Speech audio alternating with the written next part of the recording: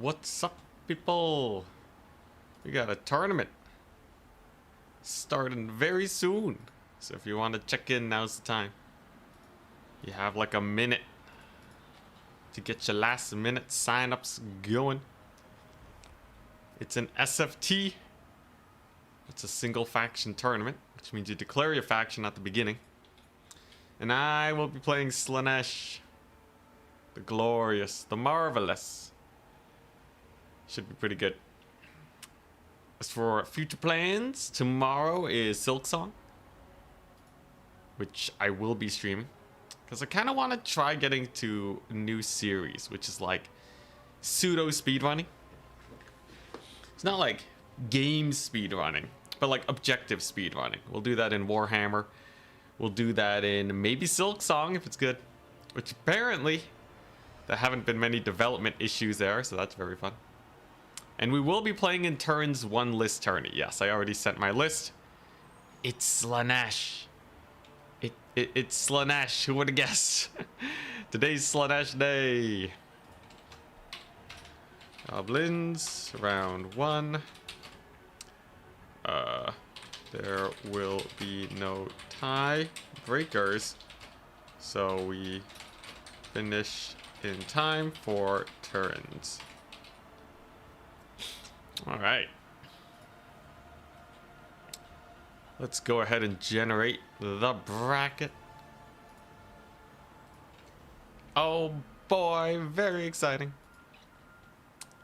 And we're up against Pontim's Claw. All right.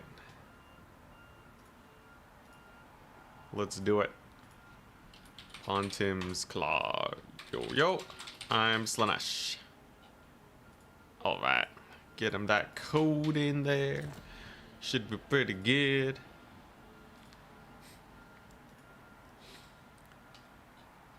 Alrighty. Gotta give this guy a Swiss point. And then I think we have everything set up. He's playing Dark Elves. Here we go. But yeah, double tourney today. Huzzah! Yo, I can't wait for the Slaanesh DLC. Slaanesh DLC is gonna be so hype. Let's see here. So, there's the maps. Your first ban. Alright, let's do it. Slaanesh vs Dark Elves. In theory, a very good matchup for Slaanesh. In theory, they do really well here. Bans Brave Alley. Let's play Altar of the Champion. It's a good one because there's trees, and Slaanesh doesn't care about trees. Yeah, no Brave Alley. He banned it. He done banned the Beastmen map. Anyways, this will be hopefully just a slaughter. Unless he's come up with some crazy build. As far as I'm concerned, though, this is pretty Slaanesh favored. Every time I've played Slaanesh in this matchup, it generally goes really well. The rough idea here is you just gotta have enough dudes to kill him. Just gotta get a little bit of murdering, right? If they bring chariots, who cares? You run them down. Kill them all. Let's see. These will be some good units. Let's see here. It's always kind of sketchy with the money spending, but we should be fine. Is this an SFT? It is. Correct. It's an SFT. It's Slaanesh Day. Rejoice. Gotta get my reps in. And then once the DLC comes out, we just dumpster people. Oh boy, you ready? Oh boy, you ready? Oh, forgot to turn on unit caps. Whoops. Let's see here. What other units do I want? So we got that. I have a bunch of those. Probably want more, right? Spending wise, it's a little awkward though. Just a little bit. I guess this is okay. Sure, why not? This'll do. Slaanesh is so straightforward though. Just only go melee. That's how you play them. ADB, what's up? Slaanesh gets dumpstered by Cathay. Yeah, but I've been dumpstered by Cathay enough where I kind of know how to play against him now. Karavthir made sure of that.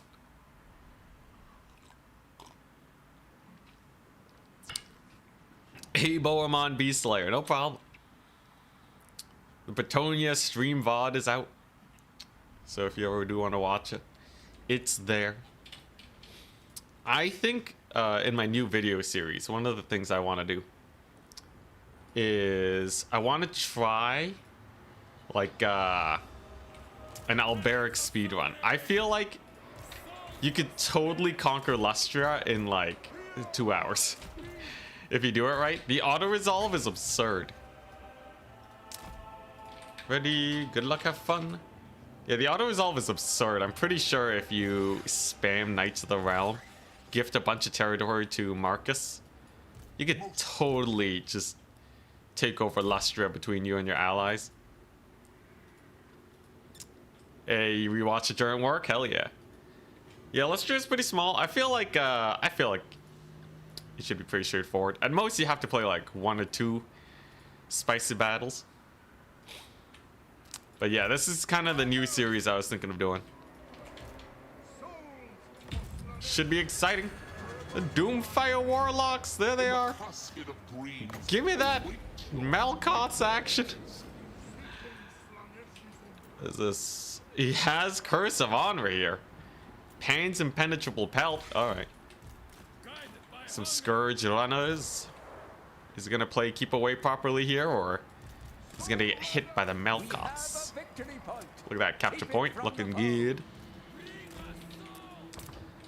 What do I want to summon in first? So he has big ol' Helibron. Lots of units. Bunch of Witch Elves, actually. He doesn't have Flock of Doom, though. So it's actually really good for us. Really? He's just gonna give it to me?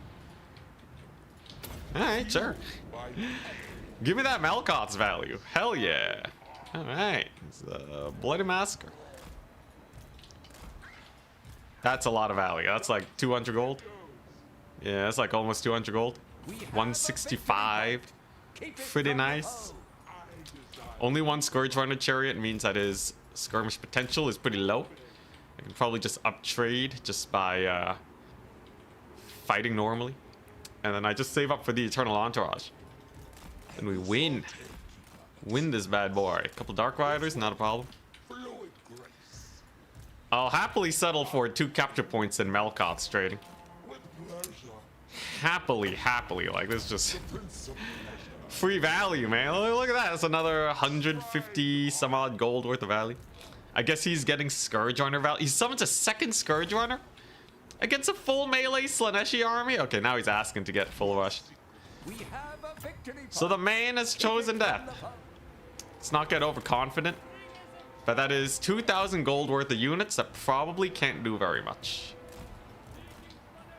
As long as we play this out correctly. If I just go for a big fat push into his lines, life's gonna be pretty spooky. We got the mega flank over here. You can see he's already trying to reposition to get his boys to safety.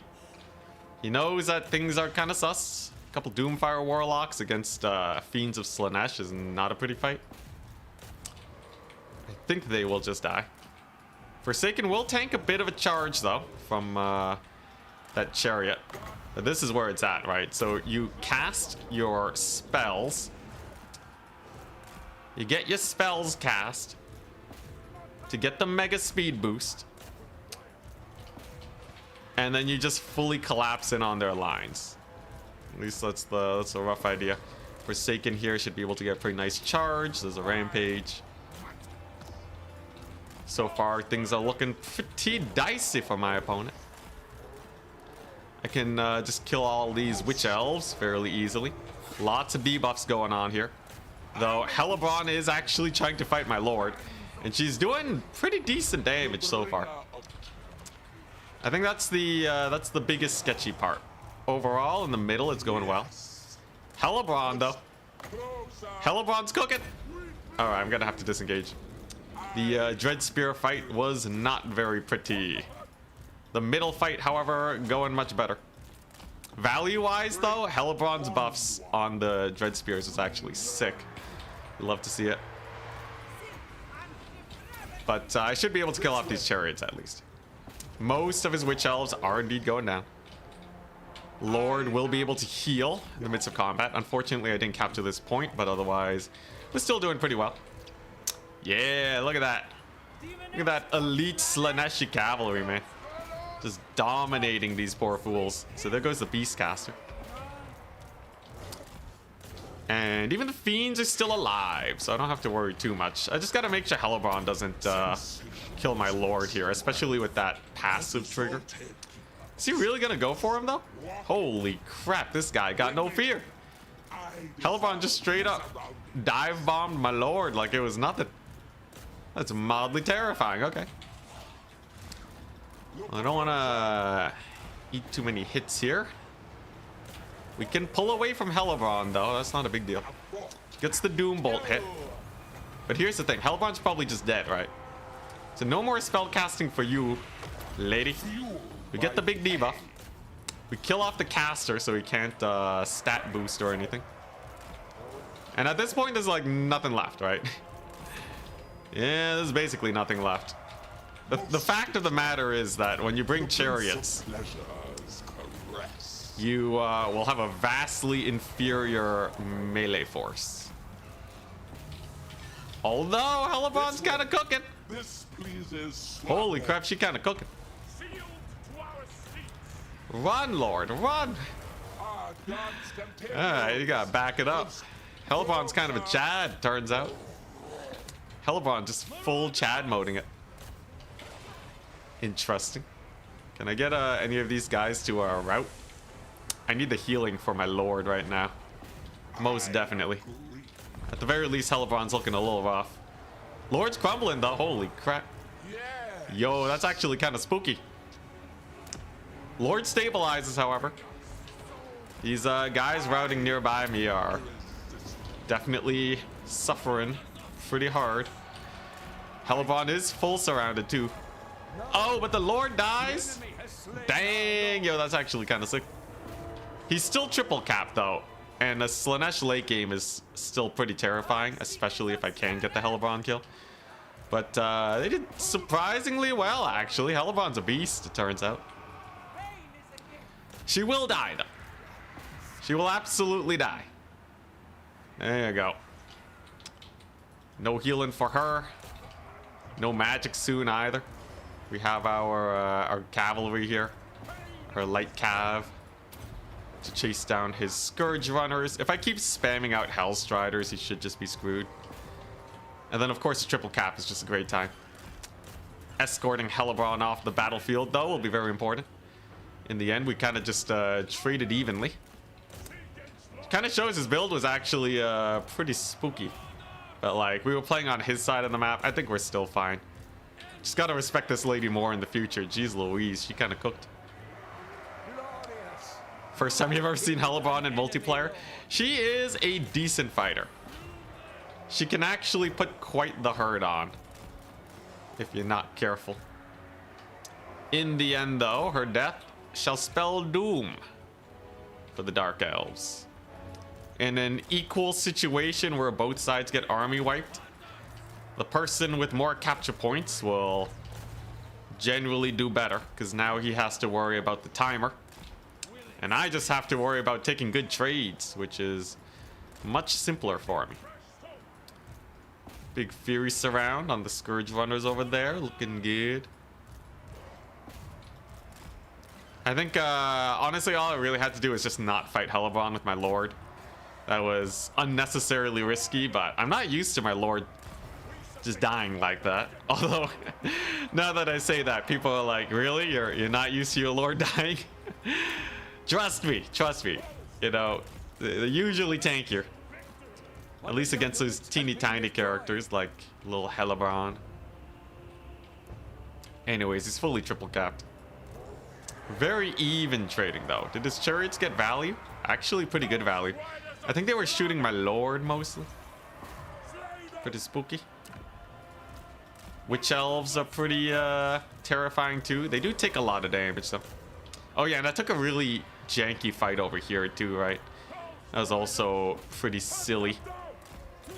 That fight put me in a very bad position because we lost a lot of our cavalry to super amped up dread spears. I believe that's what did it.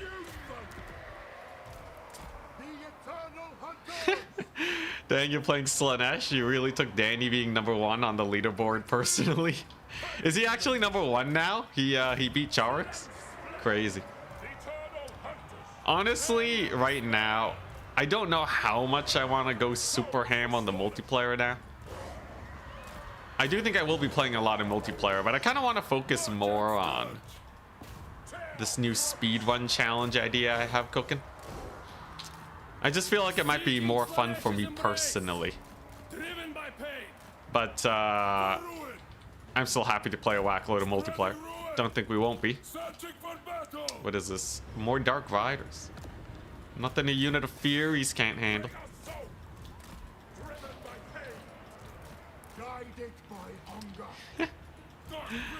Oh man, yeah, the chat BM. The chat BM, how dare you? How dare you?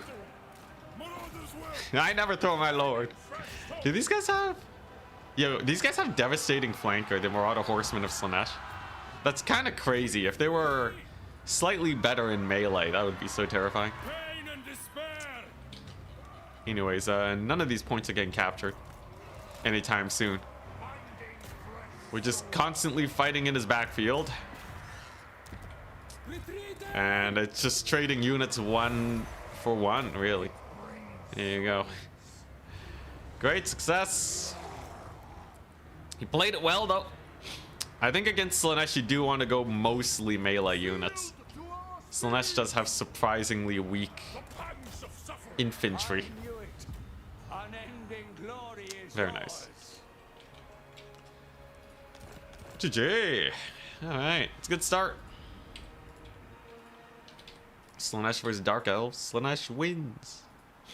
Slaanesh wins.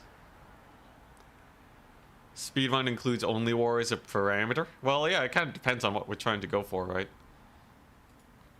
I think most of them will be regular campaigns, though, but yeah, I'll finagle it around a little.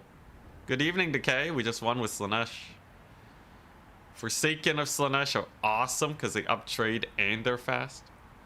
Lord got pretty good value. Hellebond, though, along with the buffs, she was super good. I think if my opponent didn't summon so many Scourge Runners, he might have been able to take a good fight. His Doomfire Warlocks also were terrible. I think you cut the Doomfire Warlocks, you don't summon Scourge Runners, you could actually give this build a really hard time. With all them Witch Elves, because Witch Elves trade super well. Sisters of Slaughter, less so, but they were late game summon. Yeah, look at these ladies. Yeah, they paid for themselves. Despite getting Forsaken surrounded. Like, I microed pretty well against them. That spear unit with Hellebond was crazy, man. Fun game. Very fun game. Still, though, we win.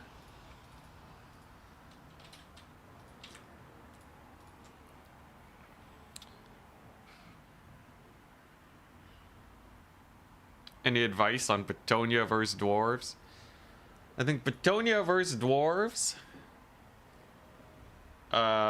you generally speaking, Dwarves, you need to kill their trains, right? So something versus trains, Alberic is perfect for that. This is the loadout that you want to go for. If you want to kill off their artillery, you don't even have to bring healing for Alberic. You can take a transformation of Kadon caster. And then you mostly just want to be able to fight their cavalry, which your Knights Errant do amazingly. I think you just want to spam Knights Errant, I'm not going to lie. Most elite cavalry can get focused by them, but Knights Errant have 55 charge bonus and they cost 700 gold. 84 speed, good amount of armor. They're a cavalry unit that can outnumber anything, like one Bull Centaur. You just surround them with the Knights Errant and you're good.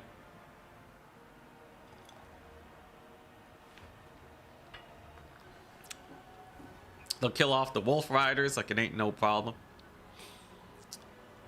And then it's just winning the frontline fight. Couple of foot squires.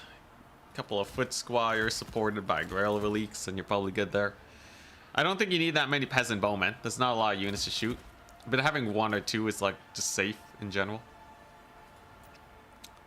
Is there anything else you really need? I guess you do have to fight Kadai, right? So, like, Kadai are probably the most annoying thing you have to deal with. You can try Men-at-Arm Polearms or, like, the Beast Slayers for them, though. Yeah. Kadai are the last ones I didn't really consider. You will really need Alberic to cook. One way to beat Kadai is to use his anti-large bonus. Okay, you know what? Maybe fewer men-at-arm. Maybe fewer foot squires. More men-at-arm polearms. These guys with Grail Relique and Alberic anti-large buffing them, they'll probably trade pretty decently into Kadai. They're also really expensive, so they're not going to overwhelm your archers with them. I think if you keep your archers alive and shoot them, it'll be okay, but yeah, they're going to be pretty rough. Might even just leave the foot squires in reserve and just go mass men-at-arm polearm. This actually could be much better versus Kadai.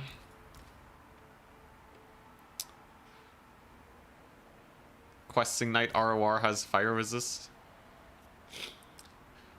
The fire resist doesn't... the 20% fire resist doesn't change that much. The thing that helps them way more is their armor-piercing anti-large. Blessing the Lady on them is really good. They can't be everywhere, but you can set up situations where they don't have to be everywhere. And honestly, if your opponent loses a unit of Kadai for free, it's already really nice. You can go for Grail Knights. They do have armor-piercing anti-large, like, that's perfect. Maybe do set up, yeah, some elite cavalry just for Kadai. And it shouldn't be too hard to rear charge them, because dwarves don't have a lot of halberds. But you gotta be super careful with these guys. I think both of them are solid, though.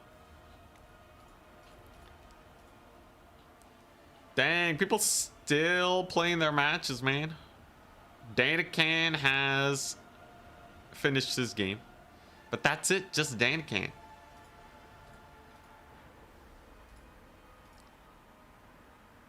But yeah, yo, Grail Knights are hype. Grail Knights are super hype. Hell, you could run Royal Hippogriff Knights. Just kidding, their artillery will kill them. You do have to manage their artillery too, but that's why I think the Beastcaster is so hype. A foot Beastcaster, summon 2 Manticores and then desummon her is perfect. The Shooty Boys with anti-large. They're pretty annoying. I still feel like you can just surround them with Knights Errant.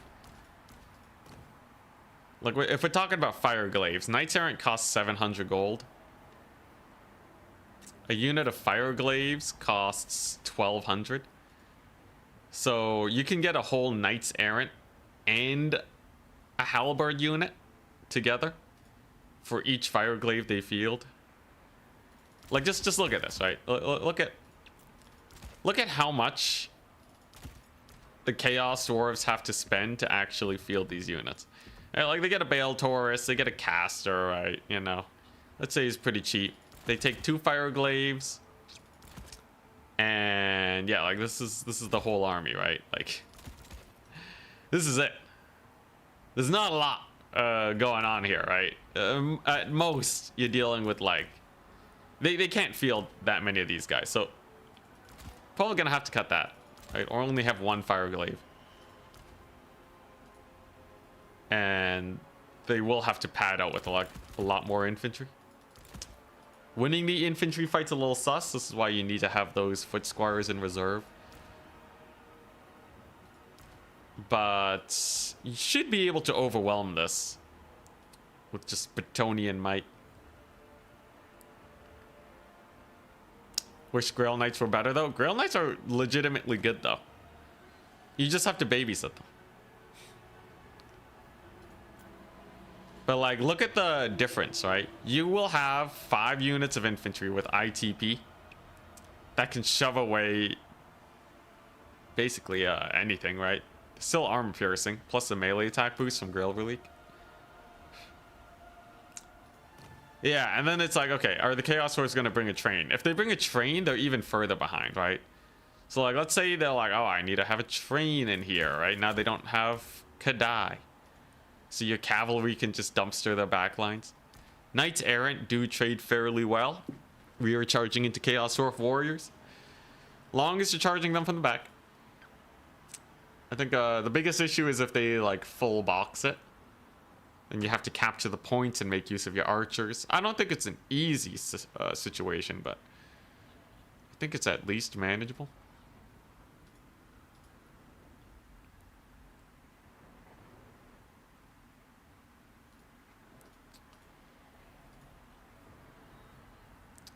Yeah. You can also summon a Manticore on these guys. Manticore is a damage spell. I think Bretonnia Manticores are severely underrated. This bad boy, you get a Manticore, he's gonna last like 2 minutes, whatever. You just yeet him into the... No, I'm not a young un. But yeah, you just chuck him into the the fire glaives. Do 1,000,000 damage, disrupt them while you kill off the rest of their army. Yeah, you can save up your Winds of Magic and get 2. Score needs updating. Thank you, thank you. Very true.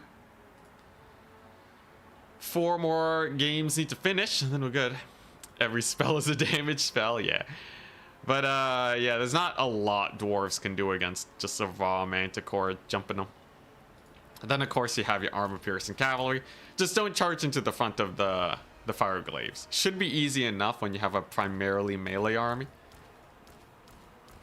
It's about that tipping point. If you just have just enough units more than their melee units, shutting down their range is pretty simple.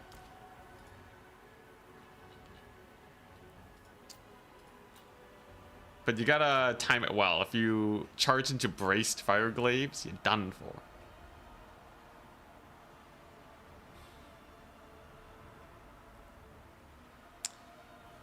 Kadon Summon is a better missile than Amber Spear. It did get buffed too. I think the Manticore lasts longer or it's cheaper or something. Either way, it's pretty nice. I don't think you really need anything else. So if they're warrior spamming, if you just take a bunch of foot squires, they'll uptrade into the dwarf warriors super well. If the Kadai spamming, you bring men-at-arms pole arms. So that puts you in a situation where you can win the frontline fight,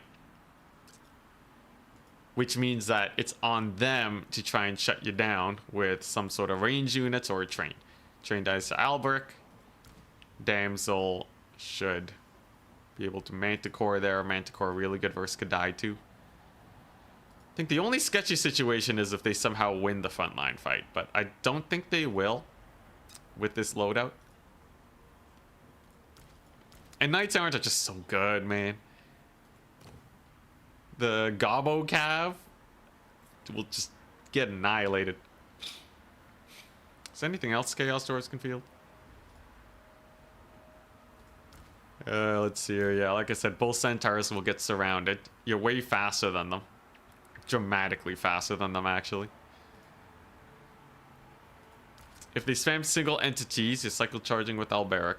Goblins die horribly to Bretonnian cavalry. Yeah, I think that's all you need. Win a game with Settra while listing all his titles throughout the fight. Win a game as Settra while listing all his titles throughout the fight. Sure. You have to read them all out before the end. With Settra while listing his full title. All right. Sure, I'll add it to the list. Shouldn't be too hard, right? Let me look it up.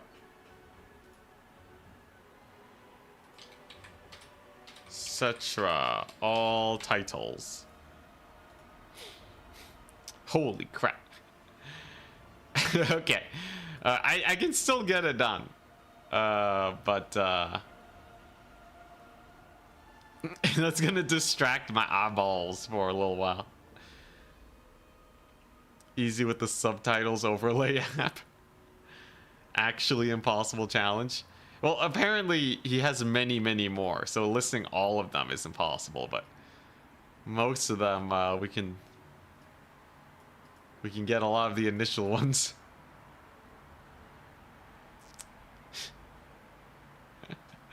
Oh my gosh.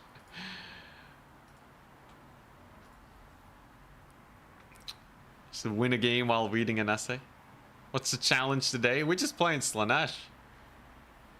I'm just playing Slaanesh. Just want to have a casual tournament day today. 3 more matches gotta finish before the next round.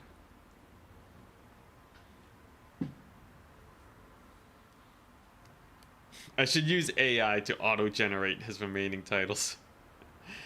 And then that way we just read off of that into infinity. I wonder.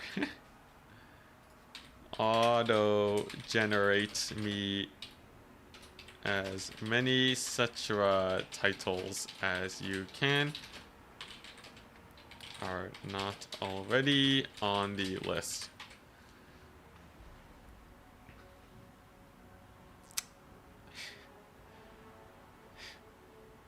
The undying radiance, the sun that never sets, lord of the endless horizon, he who outlasts the ages. Yo, this is what AI was made for, man. Just a bunch of generic titles. Bearer of the eternal flame. Yo, are they just copying from other games? The deathless majesty, the voice of forever. Some of these don't really fit Settra though, right? Let's see here. High sovereign of all kingdoms, dang. Lord of 10,000 thrones, that's a lot. Emperor of sand and stone, that one fits. Crown above all crowns, scepter of dominion. He who commands all lands, the peerless monarch. The world's final king. God dang, man.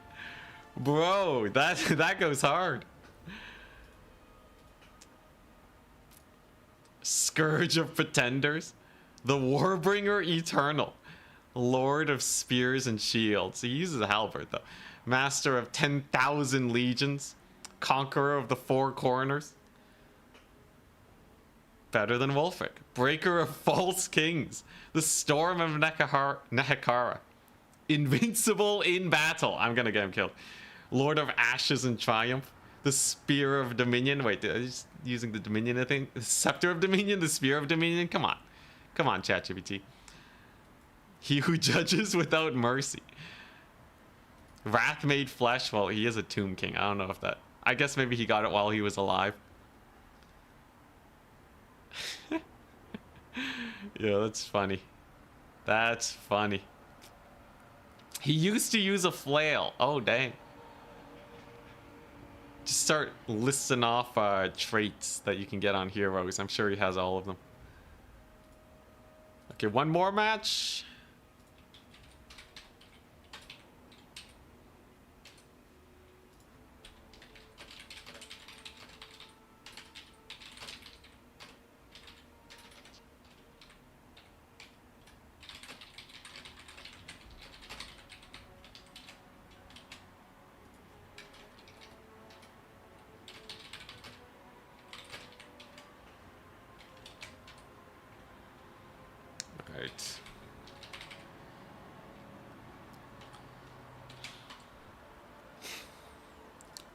Making sure this tournament goes smoothly.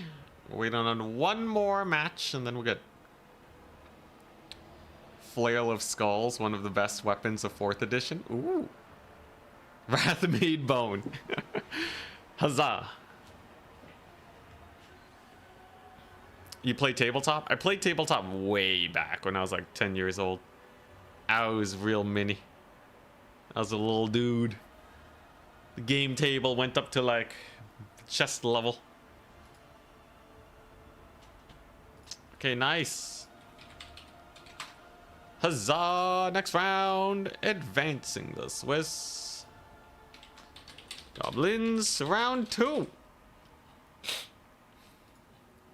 We're up against potatoes. Potatoes devil. Potatoes devil. Yo, yo. Let's get him in here. Get him in here. Let's get this going. We have a turn tournament to play after. Alban. Rift at World's Edge. Chateau.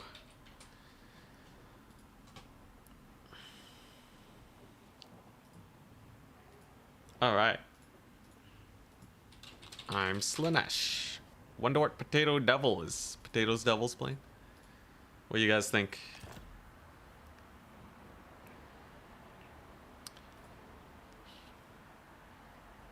Tabletop is so much easier when you have parents buying you $40 minis. Dude, they were so expensive. Just to own one army, you have to pay the price of like a bunch of games. In the end, PC gaming was just way cheaper. PC gaming was where it's at.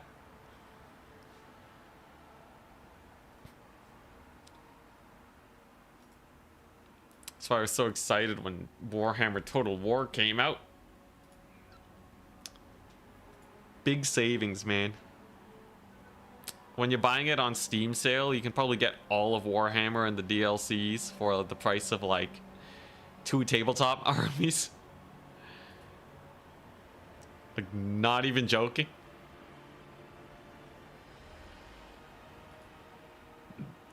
Excuse me. Alright, what's he playing? Who is he banning? What's the map? Is he Warriors of Chaos?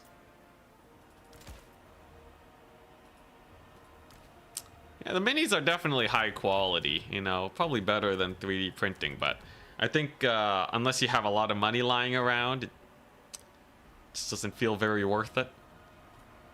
I think games, you know, tabletop on a budget, gotta make some compromises.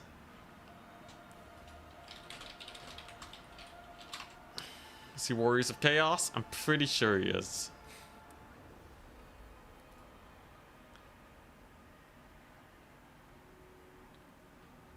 One day metallic 3D printing will be perfected and we can get back to yo, metallic 3D printing, that is a fire hazard, man. That is a huge safety hazard. Oh my god. I don't know if I like I think hot glue guns are like, you know, already slightly sus. If you gotta get molten metal in the house, it would have to be in the backyard. I think that's the only way they could possibly sell that. You know, if barbecues can exist, then metallic 3D printing in the backyard gotta be okay.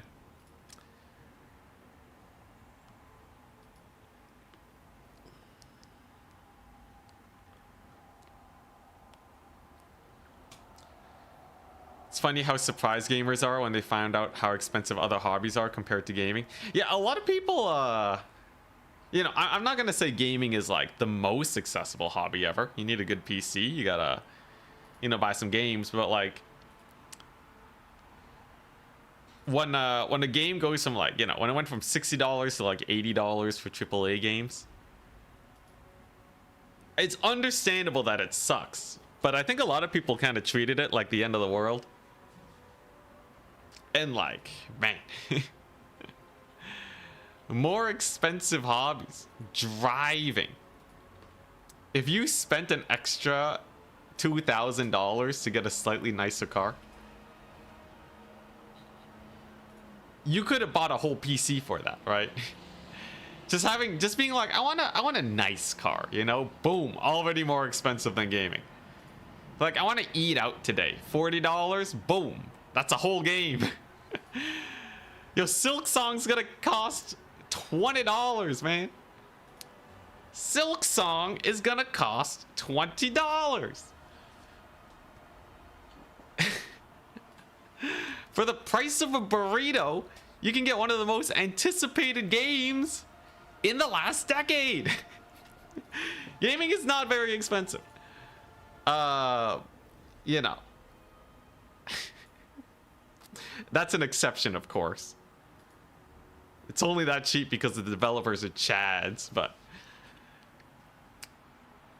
yeah, yo, I'm so excited. Tomorrow's the day we're gonna stream Silk Song.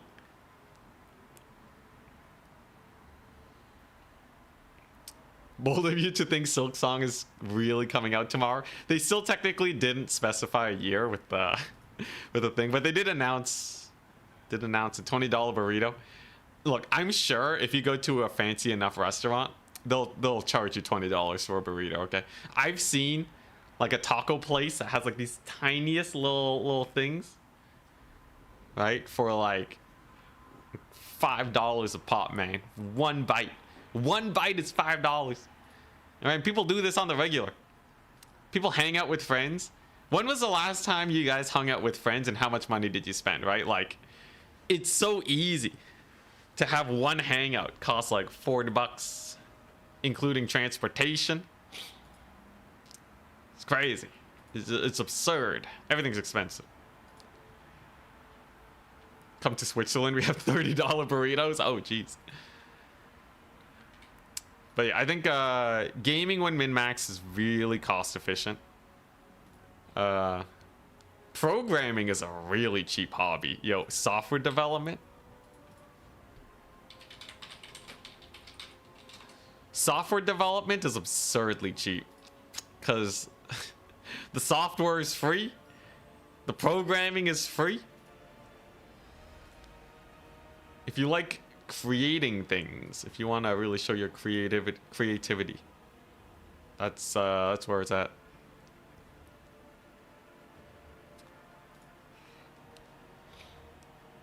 But yeah, even you know, I think all food is very expensive. Like, even if you're like, I want to treat myself out, cook a steak today, that's absurd. If you wanted to really min-max and not enjoy food, you mad savings. Mad savings. Rift it is. You want to play Rift at World's Edge. Alright, so he's Warriors of Chaos. He's a big boy. He's got a lot of... He can bring in the Hellstriders. He can bring in some elite units. He can take some skirms. A lot of skirmishers. Here's the thing, though. Warriors of Chaos, you know what they suck against? Whack loads of armor piercing. Let's take an absurd amount of AP. The Warriors will not hold, assuming we do this correctly. Let's see here. Is it gonna Lord Snipe? Warriors of Chaos doesn't have the most Lord Snipey options. It would be pretty funny if you went for like the Lore of Tzeentch, though. Like just some disc caster and blue fired my Lord to death, but that's what trees are for. In terms of a front line, what do I want? No, I could just do this. Pretty funny. I could be a funny man. Just go for a bunch of these. That's actually kind of jokes. I will not lie. Holy crap, this is a sick army. I love it. I love this army. All right. And then what? One of these? Is this everything I need? God, Slaanesh armies are so easy to make. This is what you get when the roster's teeny tiny.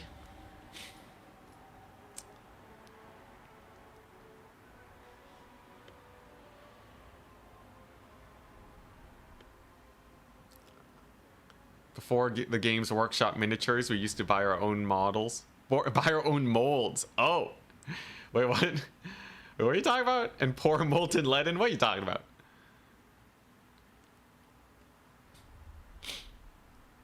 Like you would... Yo, that'd be hardcore.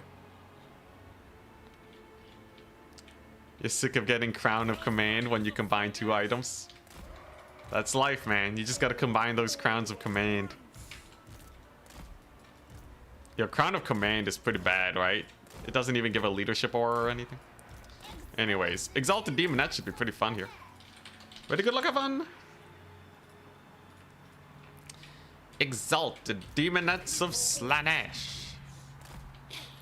They're great. So armor piercing. They're fast. 54 speed is absurd. You got the AP, high weapon strength. You got Forsaken for the chaff clearing. Got a Melkotzer. Speed boosting it up so you can actually catch your skirmish cavalry. If he goes for a skirmish max game, he's gonna be ill prepared against a bunch of Hellstriders. It looks like he went for Sartorial. Oh, just Searing Doom. Okay, Rock of Inevitability. He has a Spawn of Zinch. Okay, Severed Claw. A lot of spooky dudes. Gonna have to catch out these Marauder Horsemen. But, yeah, I don't gotta worry about Sartorial. This is a very slow army outside of the Forsaken, but... Yeah, he may have a few halberds and such, but I can play keep away. I ain't too worried. What are you gonna do? Skirmish, my guys? You are about to get caught by Hellstriders, man. Unless you start diving this way immediately. The Hellstriders are gonna get ya. Oh, they're gonna get ya. Oh, they're gonna get ya. Oh, you're slowed in the trees, son. Oh, they ain't no coming back from that. Yeah, that's why Slaanesh is terrifying. Keep it from the foe. Because you think you can run away, and then they tear your face off. It's absurd. There's the rampage. Let's block the spawn over here. Let's bully the Sartorial. Gonna keep on spamming out a couple Hellstriders. This is gonna be a big fat Sartorial fight by the looks of it. Can we kill him? We can get a little bit of damage in. Some of my Hellstriders took damage though from that initial fight, which is not the prettiest. Exalted Demonettes, I forgot about him. Whoopsies. No way he's able to win this though, right? Now with all these boys here. There's another slow to speed up my stuff. Exalted Demonettes are in the cookie jar. Sartorial's just getting beat up to high heaven. He's already down a third of his HP. Cavalry fight is indeed going pretty well overall. And his Severed Claw are miles away, so there's no way they can actually help in this fight, right? A couple dogs are not a problem. Not against the forces of Slaanesh. And yeah, he's gonna have to really cook with Sartorial here if he wants to survive, because he is rapidly losing out on the mobility fight. That was a pretty good Searing Doom though, but it's looking a little sus. What do we do here? Yeah, I think we want to catch his horsemen again. Dude, taking skirmishers versus Slaanesh, I swear it's a mega bait. I think it's a mega bait. They always get caught up. Okay, more Furies. Lord over here can just bully those Forsaken like they're nothing. Because they are. We got Slaanesh Forsaken. These guys do not compare. There's a Sartorial landing. No cycle charging for you. Absolutely no cycle charging for you, good sir. Should be able to continue hammering on his position. While the Exalted Demonettes just crush face. There is no escape from Slaanesh Hellstriders. Holy speed. 140 speed, let's go. I can make him even faster, man. Oh crap, should have Melkost these guys. 150 speed. Oh my god. That is absurd. That is absurd, my good sir. You're made out of mobility. Exalted Demonettes are cooking. Sartorial's still cooking. We're gonna net Sartorial to really brutalize him. Yeah, dude, you can't kite the speed demon faction. They're too fast. And then once I get the Eternal Entourage, nothing he summons in should be able to win a fight. Lord is healing a ton because of all the routing units, so I don't have to worry about Sartorial. I think he would have been better off with like a final transmutation or something here, because this is pretty rough. Come on, click the banner. There we go. There go his knights. Sartorial does live, technically. But everything he knows is dead. Everything he knows is dead. Let's get another Melkoths over there. Why don't we? Very nice. So they'll be gone very soon. Eternal Entourage. Or, I mean, the Bringers of Beguilement can murder the aspiring champions in the distance. Very, very nice. Just a big old massacre. Hellstriders get murdered. Yeah, Slaanesh is my favorite faction, man. Their ability to outmaneuver people is so nice. Like, they make one misplay and it's over. It's such a terrifying faction to go up against. Look at these Furies, man. What the crap is Sartorial supposed to do? He's running. But can he escape ultra speed Furies? I think not. 157 speed. Yeah, there they go. Now they're landing hits on him. Oh my god, that's hilarious. That is hilarious. Oh my goodness. There is no escape. Only rampage. Alright, now the Fury should be able to just kill him. Is there anything else we gotta do here? You know, he's actually tanking it surprisingly well. I am pleasantly surprised, but GG, well played. Feels good playing Slaanesh, man. Slaanesh is such a joy to play. Holy crap. What a power trip this faction is. Now, the Severed Claw did hold out surprisingly well. His armor, however, did not. GG. So that was Slaanesh versus Warriors of Chaos. Slaanesh wins.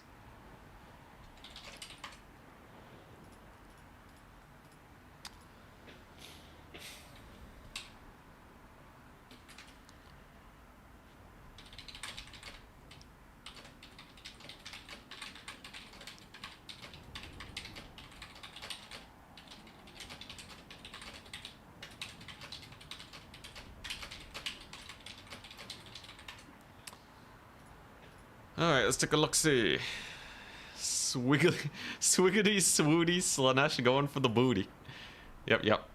Yeah, 1700? Only 800 here.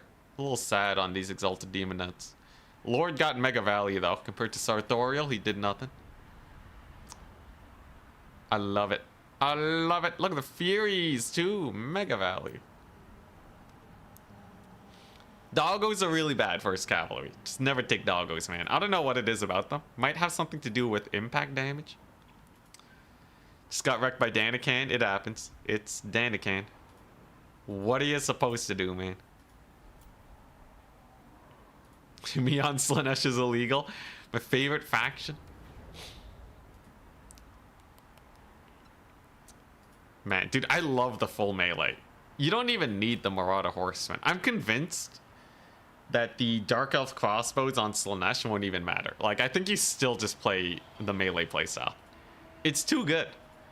Because if you bring skirmishers, your opponent's gonna have better skirmishers than you, right? You go full melee. And then, okay, yeah, maybe your opponent will also go full melee. But then it's just full melee versus full melee. What's the problem? Nothing. Ain't no problem. I think the best build, though, is you take like 1 or 2 range units. And then you hard box it full melee. And then Slaanesh will actually start to struggle if they cannot catch that one unit. But who knows how to box in domination? All of these young uns, man, they're coming in. They've only ever played domination. They haven't suffered like I have in Warhammer 2. So I don't think they'll be able to pull off a good enough box. Yeah, AP Furies is so good. AP Furies are insane, man. They pay for themselves so hard. Magic damage, armor piercing, devastating flanker. So on the charge, if you rear charge, they will be hitting for 52, almost 100% armor piercing damage. They will almost 2-shot cavalry on a rear charge. if the math does actually check out. It's terrifying.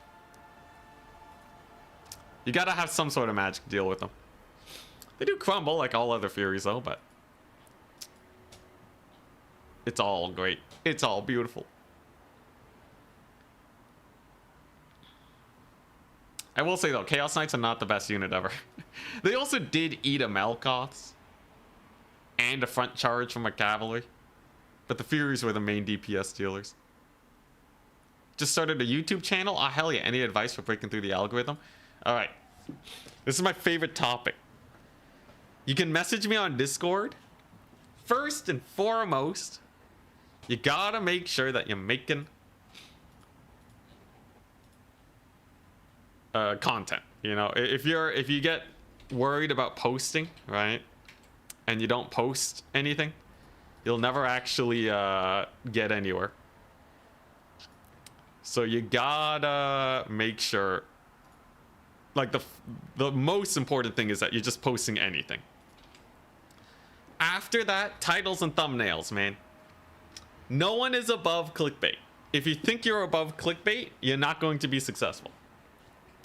There's only a few people that pulled it off at all. And that's the thing that specifically works for them. It's not going to work for you.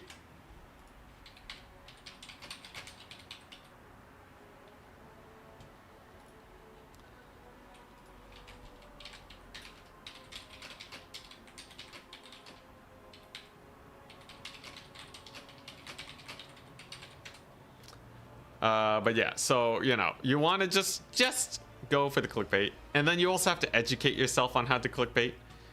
You know, top 10 best weapons in Warhammer is like 2010 clickbait, right? Nobody really nobody likes that anymore, right? If you do that, it just seems like you're kind of dated. So you have to do your research and learn how to do proper clickbait. So what you do is you go to YouTube incognito, right? Just open up YouTube, look up Warhammer, right? Or actually, no, not Warhammer. Let's look up like a big game. Let's say like Rust, right? Rust game. Oops, Rust, yeah, game. There we go. All right, let's see this. I survived 100 hours living underground in Rust. Perfect, right? Piques your interest. Seems weird, right? Seems like it's one of those challenge videos. It matches up with how other people are doing it. How long can a pro base builder survive an endless siege? It's like, oh, okay. Video's an hour long. It just works really well, right? But they're not like memeing it up. They're not hamming it up with like the old school thumbnails and titles.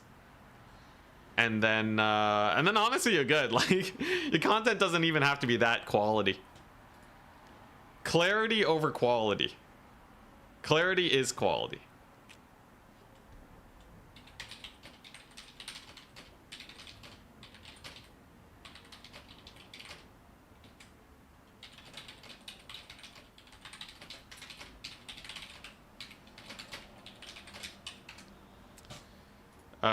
But yeah, quality, and the rule of thumb is to pique the person's interest.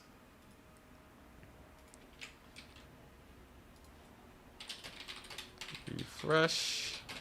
It should be fixed. You want to pique their interest with the title and thumbnail. Anyways, DM me for more stuff. I love talking about YouTube. So clickbait is the secret. It's not the only thing though, right? So like, they still gotta enjoy your content. So content isn't irrelevant, but it is definitely a much more minor part. Because I think a lot of people can make good content. A very few number of people can actually make it interesting. So there's players, right, that will make really quality content, better than my own by a long shot. But if nobody discovers them, it doesn't matter. SFT, yeah, Slaanesh, SFT. Drama farm is like, you don't have to drama farm. That's kind of just based on your taste. It's a niche that you can go for, but a lot of people do really well without it. You do have to get a lot of research done. Also, all your conceived notions of how you're supposed to do YouTube, chuck it out the window. All right. If there's something you think that you should be doing, do your research before you actually do it. Everyone that's like and subscribe, all right, at the end of their videos, first of all, not everyone does it. But if you think that's something you should do, probably not. It's probably not as important as you think. You think you need a quality, you know, editor to make thumbnails? No, some of the most successful thumbnails are made in MS Paint. You think you need an intro? You think you need an outro? Nope. So yeah, there's a lot of weird stuff. You think the algorithm is the thing holding you back? Also, no. I think a lot of people focus way too much on the algorithm. It's crazy. But yeah, first and foremost, just make videos. Just make a lot of videos, and once you have gotten over that first hurdle of I'm afraid to post videos, then you do titles and thumbnails. After you do title and thumbnails, it's like consistency, making sure that you know, you're bringing back the same audience over and over for any single channel. And then after that, it's quantity, making sure that your production process is good enough to put out a ton of videos, and that you have enough ideas to last the long run. And then once you've found gold and you're getting a lot of viewers, it's about mining that gold mine for as long as you can, while also searching for the next one.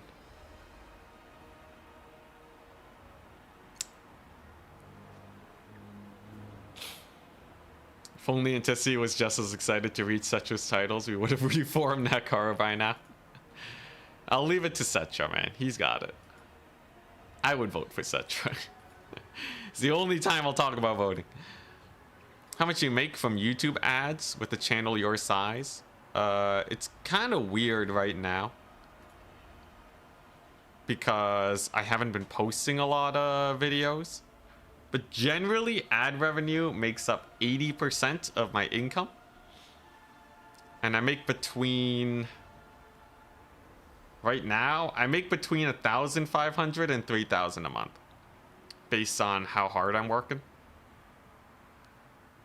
This is all before taxes. Oh yeah, also if you want to go all in on YouTube, don't go all in on YouTube unless you're filthy rich or have a bunch of safety nets, or you don't care about eating mashed potatoes for the rest of your life. What's more profitable, videos or streaming? It's actually fairly close. You know, it's just whichever one I'm doing more of for any month. Anyways, there's my earnings for anyone interested. Now you make $3 more. Join Patreon just now. Thank you so much, Noble Naldor.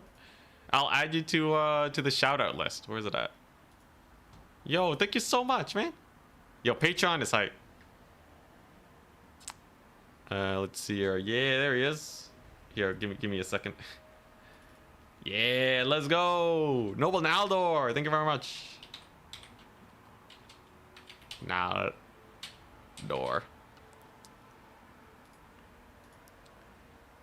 Thank you, thank you. €3. Euros is a lot, man. But yeah, I can actually, you know, I think people here generally like data. Let me look at my analytics. Let's see here. But yeah, the only reason I can make it work is because I'm going super hard on cost savings. I don't spend a lot. If I spent even a little bit more, I would not be able to do this. And even so, I still need to pursue more income. Let's see here. Revenue. So my ad revenue for the last month is $1,200. I made $350 off of supers and gifts, which is crazy that people donate that much. Thank you so much. Which only comes from streams, by the way. I make $200 from memberships. And I made $2 from shorts ads. Shorts don't make any money. They're just there to get more viewers. But yeah, the vast majority of it is advertising. Once you get big enough, though, you should be aiming to get not memberships. You should be aiming to get sponsors. So a sponsorship, if I have a 40,000 view video and I'm getting 40,000 views on the regular, right? For a like 30-second sponsor read ad, I could get like $500 off of that. It's absurd. So if you do that 4 times a month, you have $2,000. It's mind-blowing, right? The hard part is getting consistent enough views to get the sponsors going. Because unless you're really consistently getting like 60k views every video, they probably won't come your way. You need like 50,000 subscribers for them to even search for your channel. But yeah.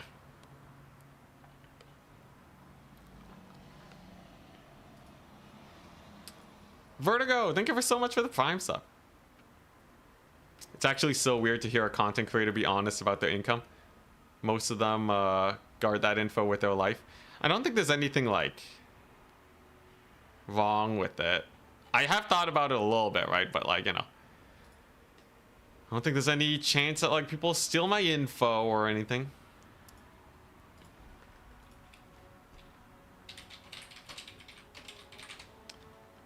And you know, I think we're clear enough where I think most people should know I'm not just asking for money when I give my info.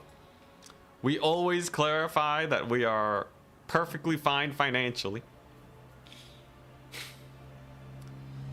But yeah. Yo, there's crazy metrics on dollars per 1,000 views. So an 8-minute video will typically get you, for gaming, $3 every 1,000 views. If it's less than 8 minutes, you can get less than $3. Although usually, let's say it's like about $3, right? 8 minutes can be like $3 to $6, depending on the time of year. If you are doing finances, if you're making finance videos or makeup, if you're making videos for rich people, $12 per 1,000 views. If you see a makeup channel with 100,000 views, they're making like $1,200 per video. 100,000 views plus a sponsorship, it's like another $1,200. It's absurd. Gaming, on the other hand, you can get so many views, and yeah, it doesn't pay out as much because we poor, man. We poor. That's how I know gaming is a cheap hobby. Sponsors ain't paying anything for your views. I'm sorry, guys, but we all poor and desperate, apparently. At least that's what capitalism says. Redeem to hydrate. Thank you. Anyways, but yeah, no, it's crazy. It's crazy. Yeah, I gotta start a makeup channel. Obviously, that's where you gotta go. That's where the big money's at.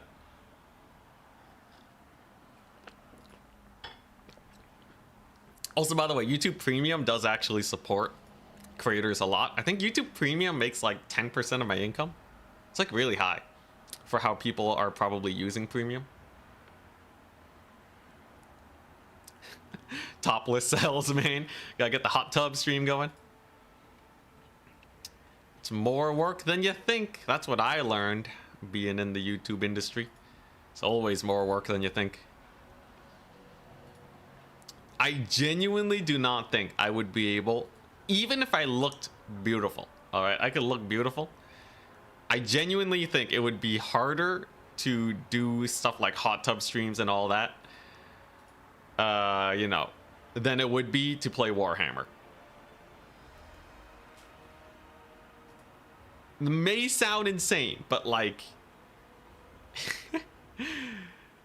it's crazy, man. It's crazy the amount of stuff people have to do to actually make it work. Not that I look too deep into it, all right? I'm not actively pursuing this career, but I'm just saying. I've done my research. Twitch is probably 1% of the revenue. Okay, so Twitch is is actually pretty decent. Despite only averaging like, let's say like 100 viewers, right, on average. You know, especially nowadays with the multiplayer patch, viewership is a little down, but let me take a look. Twitch made me $200. So Twitch is like 10% of my income. You give me about as much as YouTube premium viewers on YouTube, I guess. You guys are still great though, all right? I love my boys on Twitch. You guys are great. Okay, wait, maybe I shouldn't phrase it like that. I love all you guys on Twitch. But yeah, Twitch is unfortunately not where I put most of my time and effort into. We are equal to all of Twitch chat. Yeah. Oh man, yo, that's crazy. But YouTube just has really nice monetization stuff. He hates us. Twitch, the truly forsaken.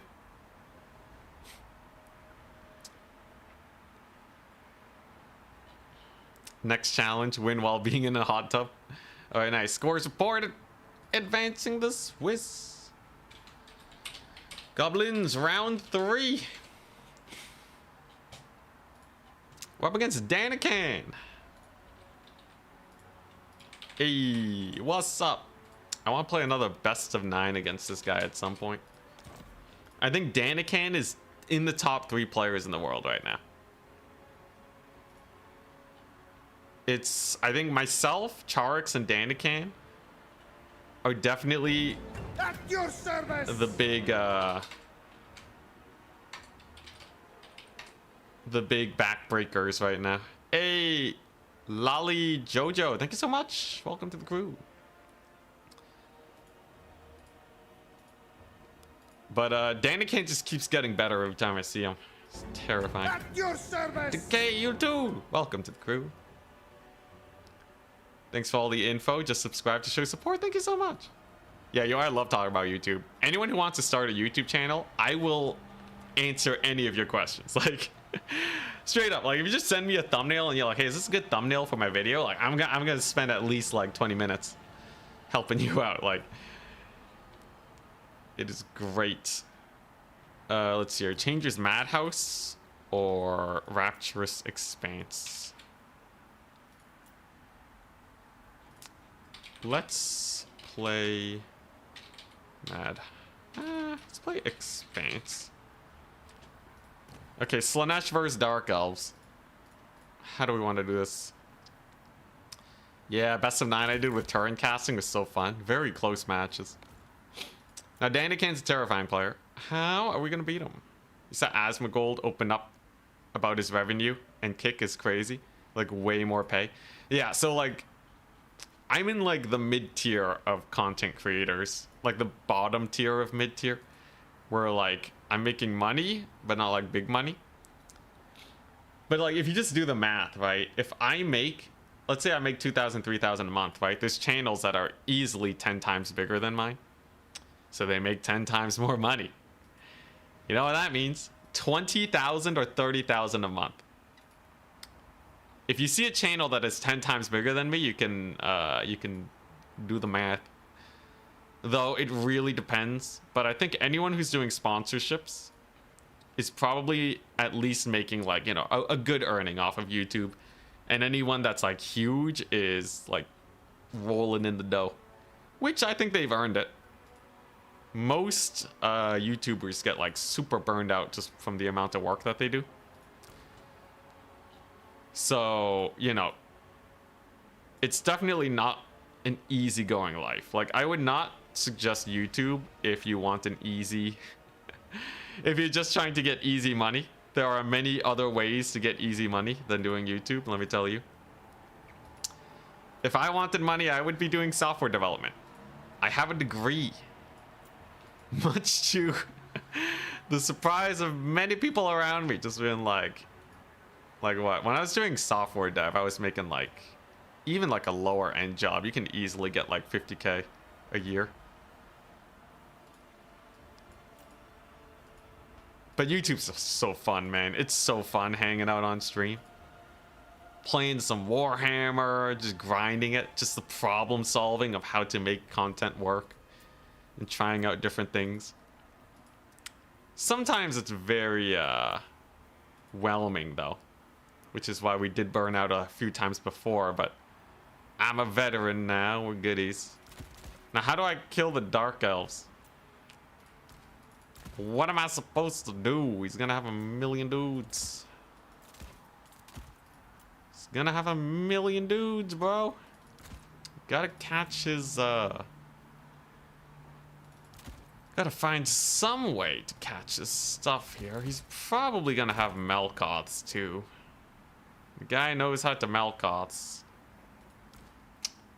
He's gonna run Witch Elves. He's definitely gonna run Witch Elves. Is he going to try and Scourge run a chariot me though? He's gonna bring some flyers maybe? Rakarth? I know he likes Rakarth. That part's pretty spooky. I guess this is okay. Sure. Yeah, a 10x bigger channel. Wait, it's probably exponential as well because sponsors will pay more for bigger channels. Well, I don't think they pay like... I don't think it's more than linear increase.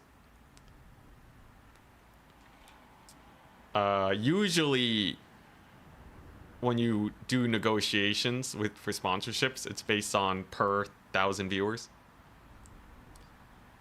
I think bigger channels are just able to find more sponsors, which is a bigger thing. Anyways, I don't think it's exponential though. I think I don't think he actually meant exponential, but that would be pretty funny if the rate of increase of income was actually exponential. It's like, yeah, no, like they actually make, you know, just quadrillions of dollars. But no, I think what you mean is like they'll make lots more. Anyways, I think it is just based per 1,000. Ready, good luck, have fun. Here we go.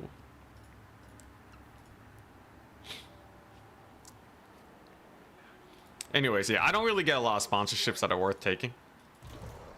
I am at the point where I do get some sponsorships actually. But they're usually like, hey, we want you to play our game and make a video on it, right? They're generally not paying that much, right? I would only really do it if the game was worth playing in my free time. A Charybdis, you mad lad. But yeah, so, you know, or like they're just random mobile games. Unless they're willing to pay the really big bucks, it's not something I'm too interested in. This guy go all melee? He might have. Not a Scourge runner in sight. I see. I see. So Danican fears the big rush. Last time he played against my Slaanesh, I overran him super hard with just a giant rush because he had Scourge runners and we could just collapse in on them completely. Footloke here. All right. We have a victory point. I didn't bring any skirmishers this fight, so that actually makes things a little sus here. I can, however, just hold a triple cap. He has Blade Wind, so he does want to play that slow burn game. Nothing to kill off these spooky elite guys, though, right? Unless he, like, summons in a Melkoths or Eternal Entourage will probably be pretty good. Charybdis don't got no breath attack. So I can just kind of chip away at the sides and spam some magic his way. And just kind of farm value, I think. Oh, he has shades. Guy has shades. All right. This guy's playing the Wood Elf style. Where, yeah, you leave a couple range units in there. And he's just going to hard box it. Okay. So it's a good thing I didn't summon in skirmishers. The shades will actually be kind of problematic. Now, Eternal Entourage is great. I could probably get some solid flanks going on here. He will be able to capture the point. But I gotta play this nice and slow, right?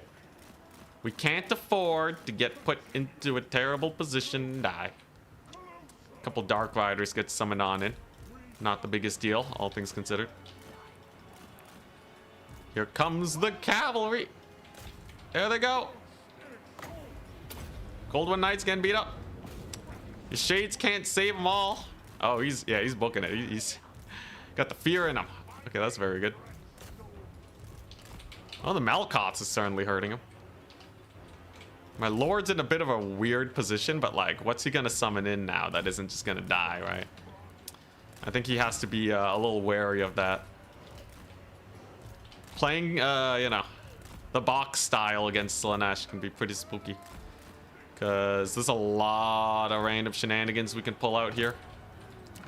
That'll give him some pain. Like, I can rampage these fools.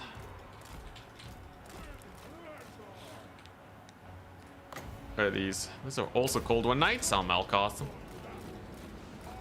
These shades can't really land too many hits on my Lord, so they're relatively okay. They just use up their volley. So there's the rampage. And then we're gonna delete his poor cavalry. I think that's the idea here. There's a Cold One Knights. We're just gonna charge him. Summons in a whack load more cavalry here. So we just want to go for this charge and then immediately back up because I don't want to die here. I don't want to get full surrounded, right? There you go, just backing it up, making sure he doesn't capture any points. It's an okay disengage. It was actually a little bit of a down trade though, all things considered. But we stopped his movement towards this point. So it ain't too bad. I can also spam a bunch of Furies, but the Charybdis does make that a little bit more difficult for me. So I just gotta keep moving my units. If I keep threatening potential charges here, he's gonna be a lot more wary and a lot more resistant to just taking a big fight, because he could potentially lose out on like everything, right? We're going to shut down those crows, those crow dudes. Here you go. Oh, I don't have my rampage. Oh, crap. Smart summon timing, actually. I'm going to have to use Furies on them instead. Well played, Danican. That's a good Forsaken charge, though, on all of that infantry. However, so he's certainly still hurting quite a bit. Summons in some Furies. Totally makes sense. The infantry fight's not going too well for him, though, because this is a Slaaneshi Forsaken front line. Which is just terrifying, mind you. A couple Dark Riders, not an issue. And then if I rampage these guys, which we will be able to do, he doesn't have a cart to save them. So they're just dead. Front line can back up too. I don't have to commit to this fight. We've already done enough damage. We're winning this fight over on the flank. There you go. There go his skirms. Very nice. Can just slowly pull them apart a little bit. Ticket wise, we're doing pretty comfortably. Could be a little bit better. I think there's you know, it's a little spooky. Oh, that's Bladestorm. Get out of there. Bladestorm pretty scary. Are those Cold One Knights? Yeah, we'll just beat them up. We still have the capture point, which is the most important part. And if the Charybdis keeps having to dance around, we're good. His shades are obviously the scariest part here, but they ain't the big issue. Bladestorm actually routed off his Crows of Cain, and I can just keep harassing his reinforcements. If he never gets any reinforcements on the battlefield to actually support his dudes, I'm happy. Look at this, look at those Cold One Knights, right? In the trees. They're gonna get beat up so hard. A couple Dark Riders are no issue. And the Charybdis can only be in so many places at the same time. Yeah. And then just that slow burn. Slow burn loss. Ah, passive triggered, I see. That does change a few things, actually. I will be able to catch some Dark Riders, though. Charybdis is a little out of position. The Forsaken continue to hold here, which is nice. And we have the Heart Seekers in here. They'll be great. And we're just slow burning it. Like, technically I'm down trading, but I've been holding 2 capture points for so long here by constantly pressuring them that he's just not going to win by tickets, right? You know, every slight maneuver, every movement that he makes, we're just putting him on edge because he doesn't want me to full dive those shades. This battle is basically him trying to sneak forwards while I'm trying to slow him down as much as possible. This will be a pretty good surround, I think.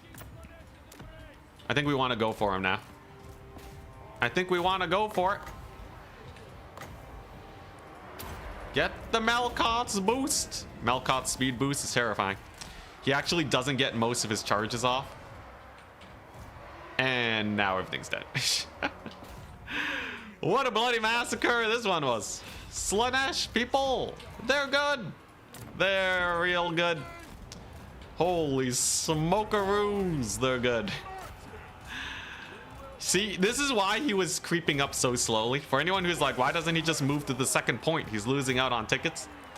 I saw that his shades were slightly out of position and that I could probably just kill them, right? And like the moment you are even slightly out of position, you're instantly dead. It's terrifying, man. So then you're just stuck like just watching the capture points fall. It's brutal. I'm telling you guys, Slaanesh is the most fun faction in the game. That was easy peasy lemon squeezy, man. GG, well played. Honestly, I think Danny can't played it well. It's just faction wise, I think Dark Elves just don't really have the teeth here. You can't really play them like Wood Elves because they don't have the range. Holy crap though, that was brutal.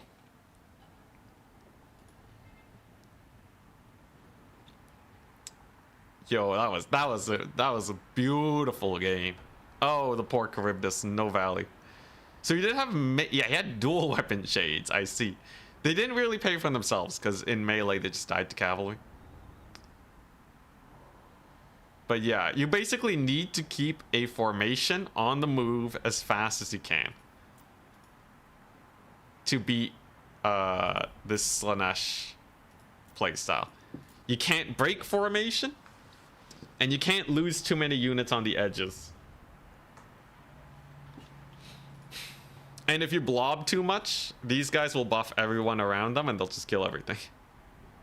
You get a chance to play Dawn of War 4 already? I actually didn't sign up to any of their creator programs or anything. Probably should, if I'm thinking about playing it. Dawn of War for early access for creators. Do they have anything? I don't think they do.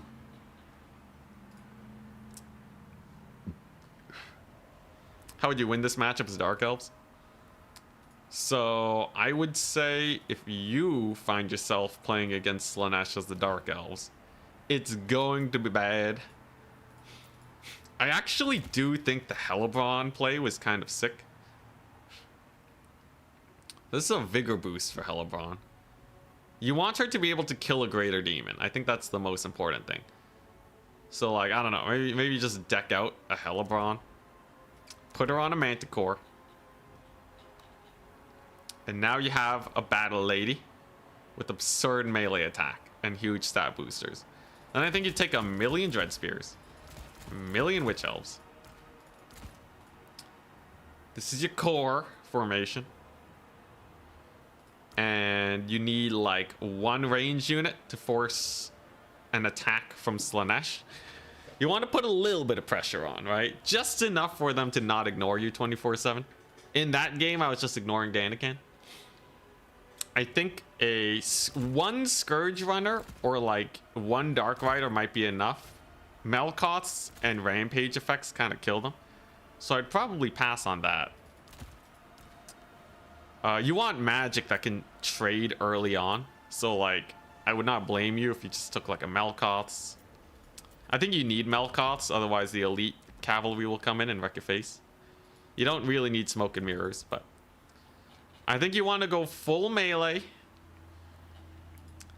with like 1 range unit. Like I think you do actually just go like 1 Scourge Runner to poke their lord And make it so they don't just have full reign over the battlefield. Make it so that their fiends of Slaanesh can get poked down a little bit. Maybe 2 if you really gotta force them to fight you. And then you use Hellebron's Spears and Witch Elves to try and win. The thing is, it still loses to Forsaken. One way you could try and beat Forsaken is to bring Blackguard. But I know that that's an option, so I have Exalted Demonettes. Not everyone will, though. So it's fine. Can you go a Bloodrack Medusa? You can. They're pretty fast. 58 speed. They are a very expensive single entity, though. So if you just start with it, Slaanesh can just rush you, and you could be screwed. I think, yeah, you got to be a little bit wary of just getting murdered right off the bat. If you do go for that.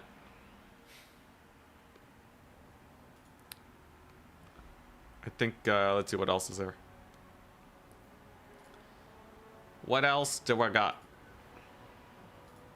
Yeah, I think you leave it in reserve. You got to wait for more summons, right?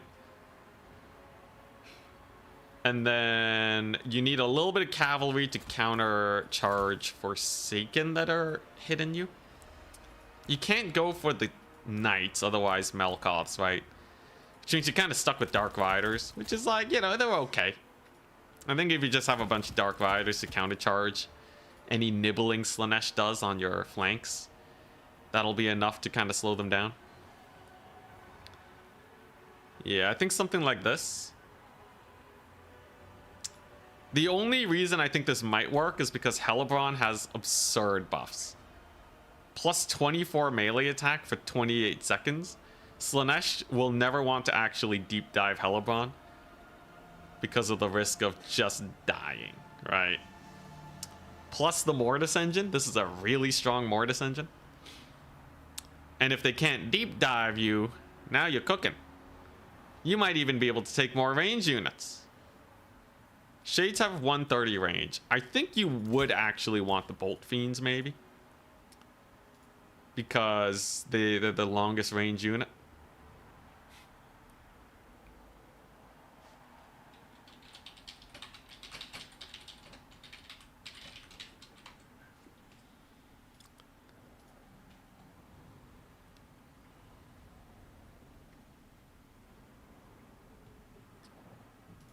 All right. Ooh, nice. Someone sent me their channel. They were asking about YouTube tips.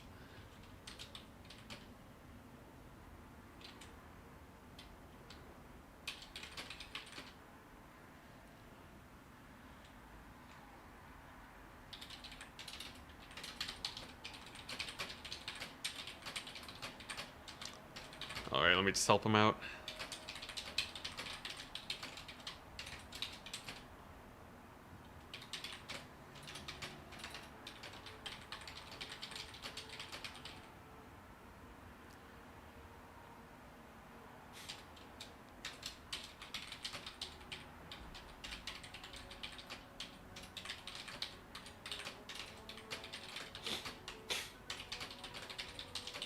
Huh?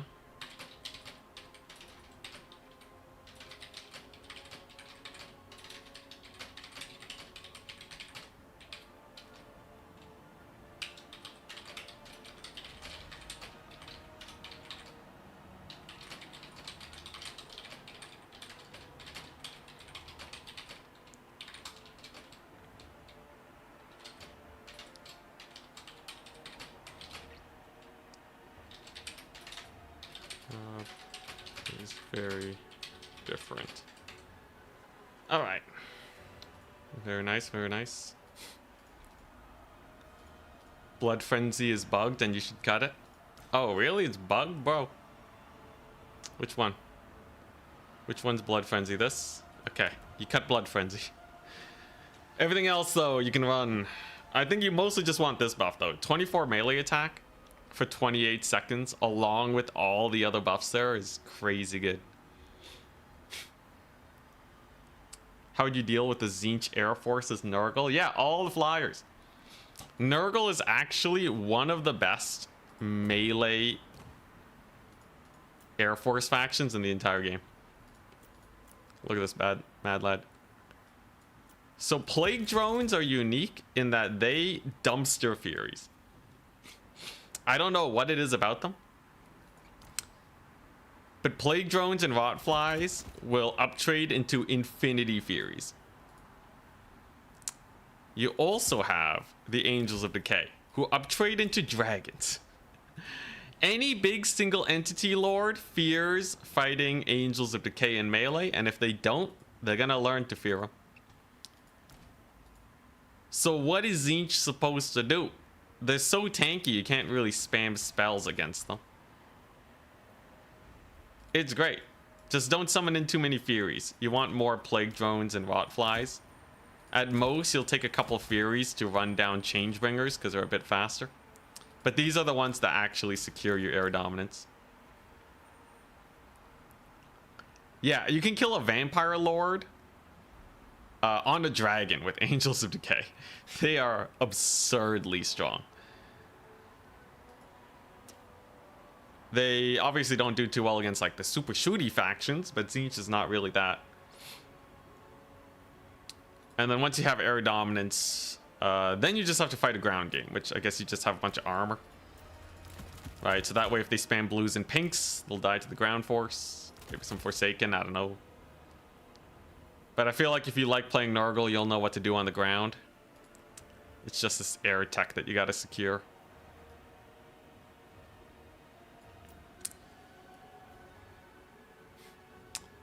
Oh, that's true. Doom Knights got buffed.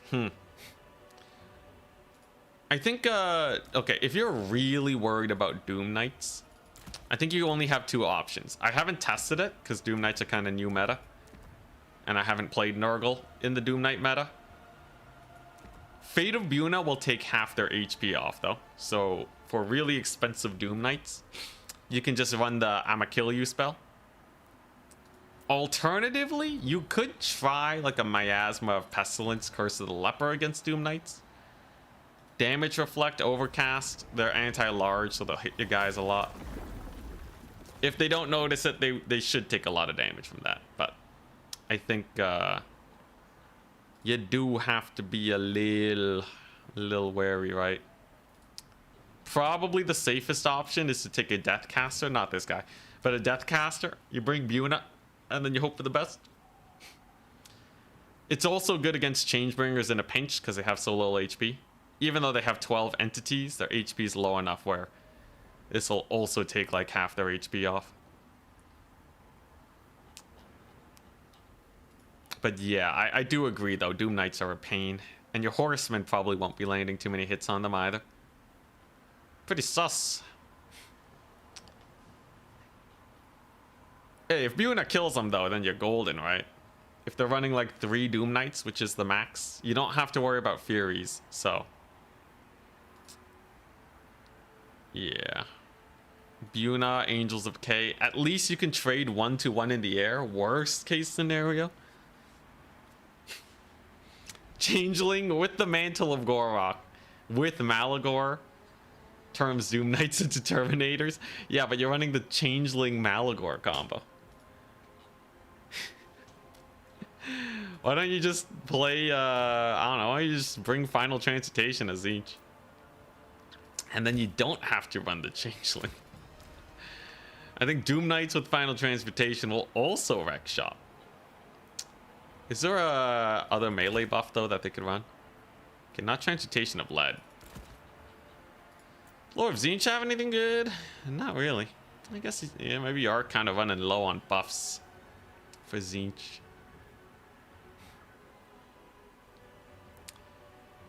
How do you deal with Slaanesh Skirmish? I feel like counter shooting is sketch because of Rampage. It's always going to be sketch because of Rampage. If Slaanesh is skirmishing you and spamming Pavane, the moment they cast Pavane on a unit, you just start running away. Fun fact about Pavane, the nerf is actually pretty beautiful on it. The Rampage lasts 14 seconds. The damage phase is 10 seconds. So when they cast Pavane on your unit, they're only running towards the enemy for 4 seconds total. Which is not that bad. Right? If you have a good direction that you can run away to. It's not as great if you run a bunch of skirmishers, but I don't think you should be taking many skirmishers against Slaanesh. But yeah, that's basically it. Just book it.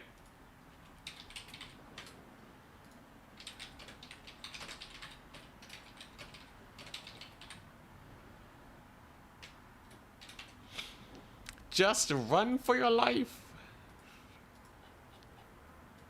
There's also like some factions have anti-rampage, but yeah. Yeah, the rampage doesn't last as long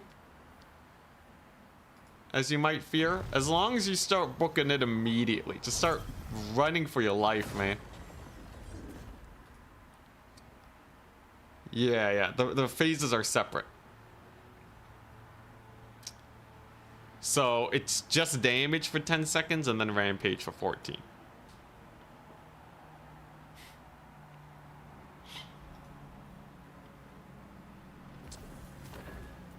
Yeah.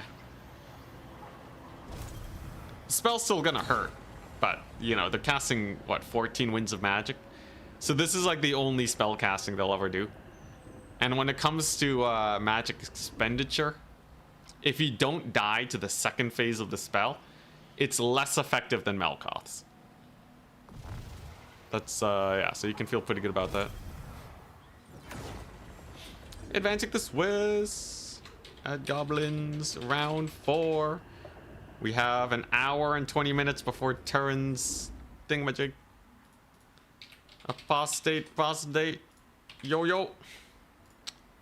Alright. Here we go. We gotta get going, man. Terran's tournament's coming up fast. I'm Slaanesh. If we win this, we definitely qualify. You're first. Alright. Does Phantasmagoria get any niche usage in multiplayer? Only so much as people try using it, but it's not really that good. The problem with the spell is that it has a really long cast time. And it's also not a really long duration. 11 seconds on Phantasmagoria when you have the Lore of Light, which is 20 seconds. So imagine I told you there was a Phantasmagoria that lasts twice as long, right? You'd be like, what? So if Phantasmagoria was good, Lore of Light, Net of Ammontok would be like, blow your brains out OP. But Net of Ammontok is balanced, so Phantasmagoria is half as good. He's Chaos Dwarves, he bans Bleakspire. Let's play... Do I want to play Proving Grounds? Proving Grounds! Proving... It's a very nice map for Slaanesh.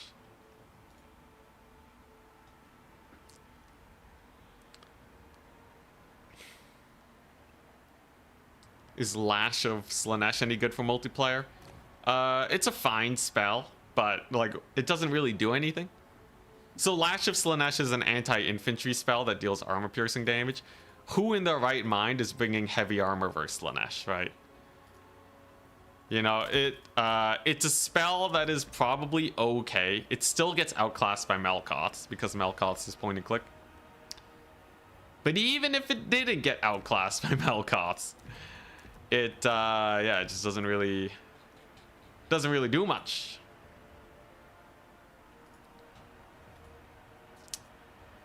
Yo, I love playing Slaanesh so much though.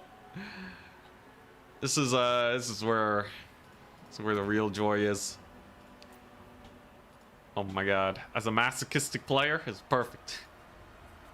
Spread the joy of masochism. If Net of Ammontok was on Slaanesh, it would feel broken. Yeah.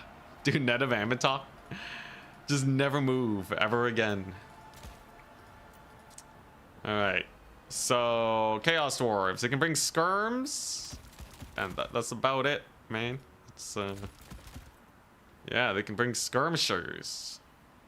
Whoop-de-doo. I guess they can bring a bunch of Kadai. That's probably the scariest thing, right? A Kadai maxed Chowie would definitely give me a bit of a run for my money. Just a little bit. Outside of that, though, the cavalry loses every single cavalry fight to mine. The trains, I do need Marauder Horsemen for trains, right? If it's a train max build, I can't afford to let them romp around with that. I've played this matchup before, though. We feel pretty comfortable here. Isn't there anything else I need? I guess I could run one of these guys. Why not? A little bit of variety. Bunch of these dudes. Do I really need that many, though? Probably not. And then when you're playing Slaanesh, just make sure you have an armor-piercing unit. Because every once in a while, someone will bring armor into Slaanesh. I think you always want to bring the bringers of... Not the bringers of beguilement. The bringers of beguilement. Just in case somebody brings some heavy armor. You have enough of an advantage where it's fine to take a little bit of a non-optimal unit in most fights. Just for safety.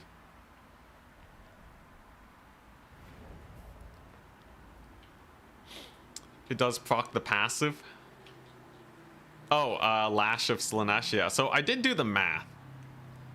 The passive can net you like 100 gold. Or, you know, it was either 100 or 33 gold every time you cast it. Regardless, it's worth the money, technically. But the Slaanesh passive is weird in that it doesn't actually do anything in terms of, like, the actual battle. Like, tactically... Ready, good luck, have fun. Tactically, it just makes your units perform slightly better. Which is great. But when you're talking about Malkoths, making it where skirmishers are no longer viable against Slaanesh because of smoke and mirrors and the slow, I'm pretty sure I'd rather have the Lore of Shadows passive. Right? It makes a bigger difference on the actual battlefield. Crap, he sees the Hellstriders. You don't see nothing, man. It's just one Hellstrider. Oh no, I'm gonna run back. I'm terrified of hobgoblin archers, man. Spooky, spooky. You wanna skirmish me, don't ya? Actually, wait, no, don't reveal these guys. Gotta reveal the one that he saw, right? Just like, oh no, I'm gonna try and stall the capture point. You wanna move up, don't ya? Dang it. Dang it. How could he have not fallen for such brilliant tactics? Now I'm gonna have to do something else. What a ripoff. What do I want? He has a lot of dwarven infantry. I'm kind of just spending my time capturing points. Gonna need a posture for a little bit. He does have the immortals there. I was really hoping he'd move forward. I wanted the greed. I wanted him to greed it so bad.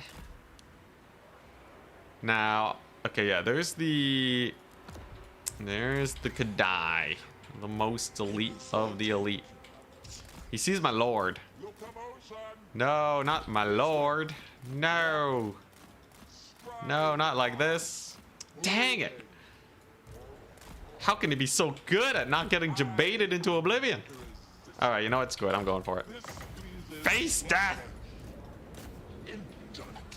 I'm getting antsy. So he's gonna pull back here. I don't commit with these guys because that would just be insta death. I'm gonna tank a shot from the infernal guard there. I'm gonna sneak through. All right, he's gonna spirit leech my lord, but that's okay. There you go. We're gonna go there. We're gonna catch him. We're gonna feast on his face. Hopefully. Hopefully. Oh, he's focus firing my lord. Crap. Oh, I didn't get the rampage off. Double crap. That's not good. If he gets a big volley with these guys, we're screwed out of our minds. Thankfully for me, though, it appears not. It appears that is not what has happened. So Lord does manage to survive. Let's get a Malkoth on these guys, actually. Because I want the Furies to just jump them and do 1,000,000 damage. Good routes over there. Blasting charges are not the biggest issue in the world. And the Forsaken are hitting up his units pretty well. So I think overall we're probably okay. Fiends of Slaanesh are doing really good. They're actually crushing the Kadai Fireborn. So I think we just snipe his Lord before he Spirit Leeches me to death, and then we're probably A-okay. A couple Hobgoblins get summoned, but honestly, not the biggest of deals. Because the Kadai are gonna die. Furies are beautiful versus Infernal Guard. So, yeah, what does he have? What does he even have left? As soon as I get the Eternal Entourage, he's done for me. Eternal Entourage are gonna cook him alive.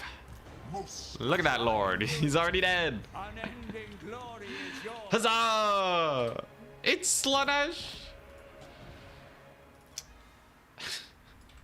Some people might say that was a premature leave, but he just lost all his skirmishers and his elite range unit. He knew he was going to lose his infantry to cycle charging. Bro, dude, Slaanesh kind of good, man. They kind of good. Oh my god. Just don't put me up against Wood Elves. Anything but Wood Elves and I'm a happy camper. His poor skirmishers, man. He even pulled them back smartly. Like, I think my opponent played it really well. It's just, he couldn't defend them. And the fact that the Kadai got nothing here. Bro, 763 to 447. They didn't even kill all the fiends. That was rough.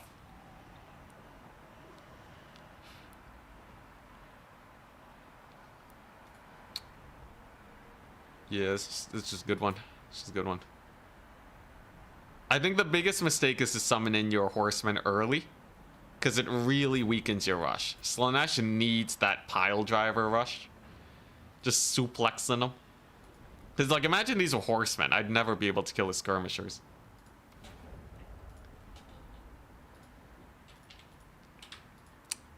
Slaanesh versus Chowie. Chaos Dwarves. I do really wonder. I really wonder if Slaanesh getting range units will actually not change their composition. Because it means that... it means that they don't become more OP. They just stay just as strong as they were. Perfect. How close are you to 40k subs now? I thought I passed 40k subs recently. Let me see. Dashboard. I am at... No, I'm at 39,925. If 70 people sub during this stream, I will continue streaming for at least the next little while. I don't know. Hey, that's pretty hype though. The big 40k, huge. Warhammer needs an avian race or angel race. Are we just gonna make this into Age of Sigmar? Please, not like this.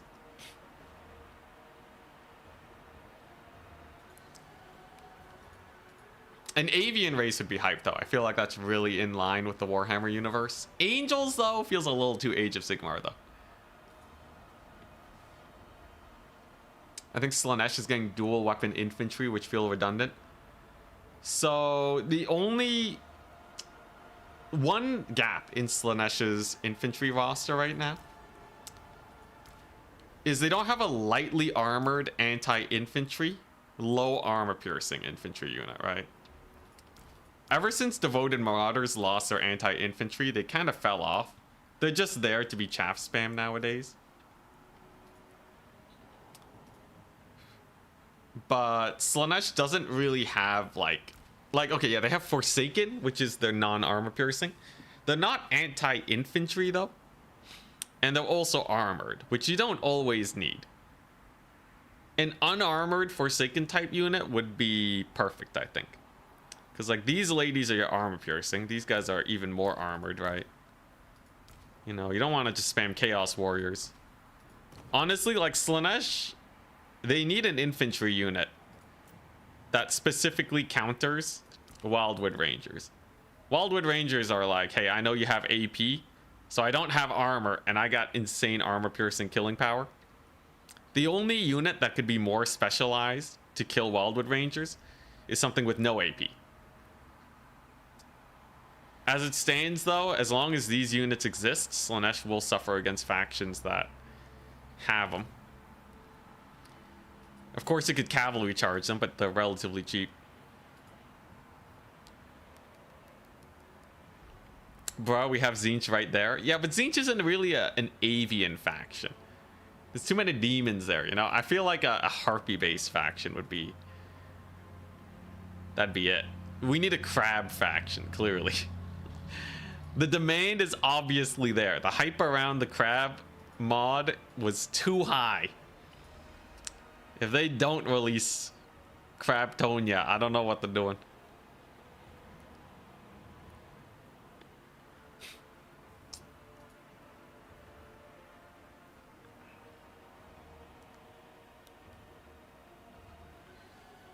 Birds are technically dinosaurs. Yeah, I guess, you know, we have lizardmen. We need lizardmen, but more of the big flying dudes. We need the fish race. Yeah, fishmen. Yeah, the crab mod. I've seen it. I've seen it. Anyways, yeah, I think Slaanesh really needs that. I think like an infantry range unit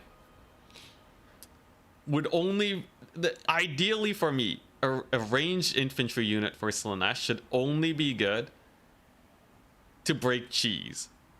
So I think in land battle, just enough where your opponent has to bring something other than a box for Slaanesh. It doesn't have to be that cost effective, the range unit. It just needs to do enough to break that box down. Cavalry's pretty well rounded. They got their monstrous cavalry. They have the non-monstrous cavalry that is more effective if the spell casting isn't there. They got armor piercing, light cavalry. Slaanesh doesn't care about that. Their chariots need a rework though. Nobody runs their chariots. The monsters are pretty good. I think their air game kind of sucks though. Slaanesh gets cheesed by air builds pretty hard. Infantry with precursor javelins. I think a marauder javelin unit for Slaanesh would make them too strong. Because then you have Norska. Then you have Norska, but like better, right? I think Norska would rather have Seekers than Skinwolves, even though Skinwolves are amazing. Just Seekers are crazy. Like Norska with Hellstriders instead of Trolls, Seekers instead of Skinwolves. A Spellcaster Lord that is as strong as Throg. And then you got the Javelins. Yeah, that would be, that'd be pretty spooky. Kind of step on the toes of Norska, but yeah. The Rampage is pretty good to counter air builds. Yeah, but it doesn't work against Cathay, does it? Darn Sky Junks. This is how Grand Cathay resists the urges of chaos. They're like, all right, before we send you up into the sky, we're gonna rip out the button that lets you land. It's gonna be good, trust me, because now Slaanesh can't force you to land. Doesn't matter if they mind control you. You can't do anything about it, man. You're stuck in the sky. Which actually does kind of make sense, because the balloons probably launch off of those floating rocks, right? So they actually never need to land? Big brain play, actually? Yo, that's kind of sick. Regardless, yeah. Slaanesh's Rampage abilities, especially with the Pavane nerf, it makes it a little sketchy. Just a wee bit sketchy.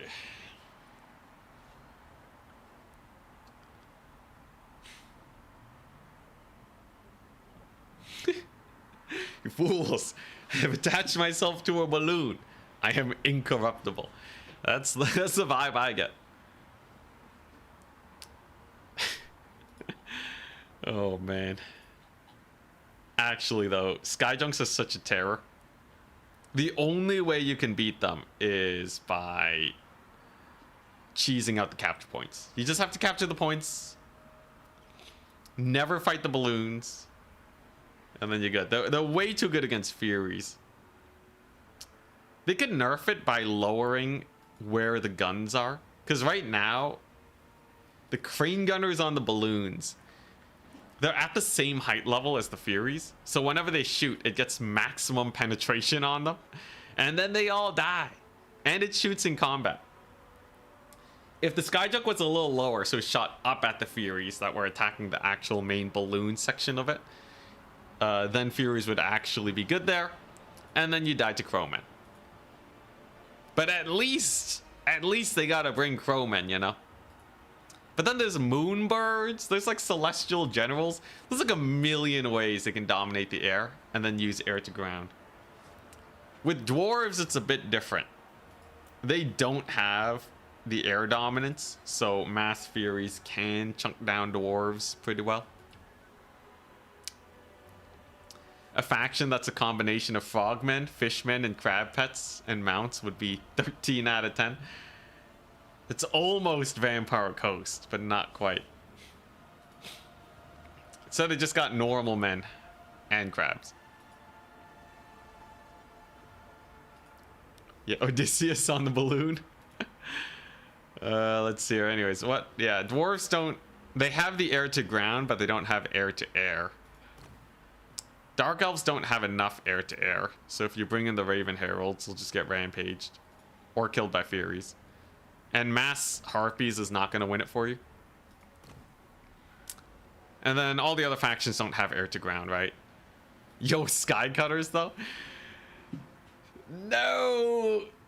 No! Slaanesh is going to lose! They're going to lose to Skycutters. Unless you can rampage them. Or if they suck. But, yeah, Skycutters gonna wreck shop, right? So I can see my lord running for their life, trying to not get murdered. The only way you could win is maybe you just full rush it, rampage the Skycutters, or they stay back, and then you kill the ground army, and then you run away with your lord. But, yeah, Skycutters will be a pain. The anti-air for High Elves is so strong. There's going to be a million filthy builds. Look at them, guys. Just look at them. What the crap are you supposed to do against a L'Oreal on a Great Eagle with Tempest healing, 4 Skycutters, and then, like, I don't know, as many dragons and phoenixes as you want? Why don't we have some skirmish archers, too, that can support their air game? Dude, the kite's going to be absurd. I guess you can man-tide it. What if you just armor max them? Maybe that'll do it. I sure hope the Skycutters aren't good chariots. Oh, God. All right. Yeah, nah, this is... It's over, man. Korn, Slaanesh, Skaven, Norska, they're all going to be crying. I'm telling you right now, High Elves are going to dumpster them. What if the shooting is as bad as bolt throwers? At point-blank range, I think bolt throwers are only bad because they can't land their shots, right? But a bolt thrower is basically Scourge Runner chariot damage, right? Let me double check. A Scourge Runner chariot does about the same DPS as a bolt thrower. It is also a chariot.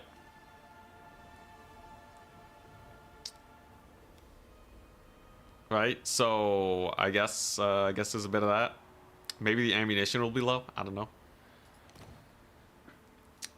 All these kite builds always rely on tipping points.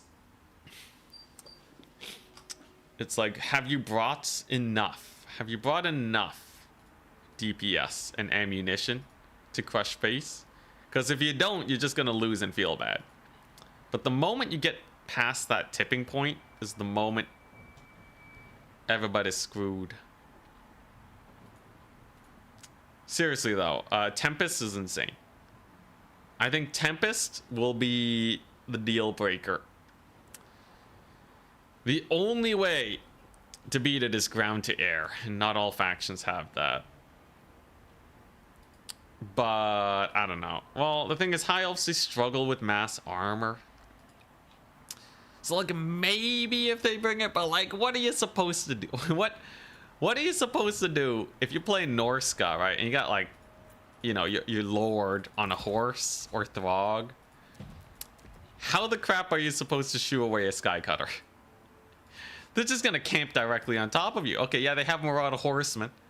Whoop-de-doo, you can bring some 70 range skirmish cavalry against 140 range. This is like double the range, man. There's no way. Ain't no way. You'd have to play so careful. Unless CA makes a unit bad. But on paper, the unit type in and of itself, like if you just gave High Elves gyrocopters, right, which I think is the closest comparison. If you gave High Elf gyrocopters, it's over, man. If you gave them gyro bombers, it's super over, but I don't think they'll be that good. But yeah, the unit type. It's all in the unit type. Holy crap, though. High Elves with gyro bombers? That would be disgusting. All right, there's not a lot of factions that could deal with that. Would it make Thunder Tusks / Saber Tusks good? What? The Sky Cutter? Yo, water monsters? Oh my god. Yeah, these units have to be good though to actually like, you know, change the meta, right? Like if the unit just sucks, you might as well not have the unit on the roster. What would make Thunder Tusk / Saber Tusks good? Oh, I see. Saber Tusks are honestly alright. Just give them a mild stat boost. But they're not bad. Thunder Tusk is still banned / restricted. It is good, man. It's just other ogre playstyles are better. Man-Tide ogres is generally the way people like to play it. Because a lot of people are starting to field single entity smashers. I think we just need a shift in the meta for the Thunder Tusk to be good. As soon as people stop running good single entity duelists, this thing will shine. Alternatively, if Ogre Kingdom's cavalry gets a lot better and they can punish single entities a lot more effectively, the Thunder Tusk could cook. But it's a little too expensive. Yo, you think the water unit's gonna have aquatic? Yo, sick. Aquatic's my favorite mechanic, man. That's my favorite. I love aquatic. You see it all the time. It's everywhere. So it looks like myself. Adler has 4 Swiss points. Dang. Dang, they won 4 times in a row. They beat Maverick Sloth. Who is this guy? Adler crushing it. All right. Apostate Prostate with 11 opponent points and B6 with 6 opponent points. Many more matches need to be played though. Just a few more and then we're good. That means Danican might not qualify. But he did lose to me in round 3. So if he wins this one, he'd beat Killian. He might make it. Ooh, Rhino mounts for the Ogre Lords? Hell yeah. Give me that.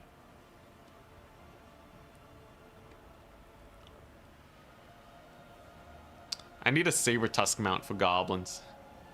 The hobgoblins, they must... Come on, that'd be sick. Just have 2 hobgoblins riding 1 Saber Tusk.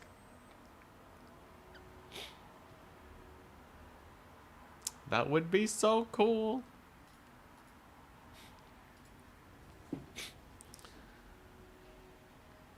I love dwarves drowning in waist-deep creeks. Yo. Is that why we don't have aquatic more on maps? Because they'll accidentally just drown units? Hilarious. Hilarious. Yo, if Greasus got the Grom the Paunch treatment and was actually a chariot lord, he would be disgusting. Greasus is Grom the Paunch with even more healing. Good God. Be terrifying. Instead he has like 2 speed. Godai Destroyer mount from a Demon Smiths. That would look hilarious.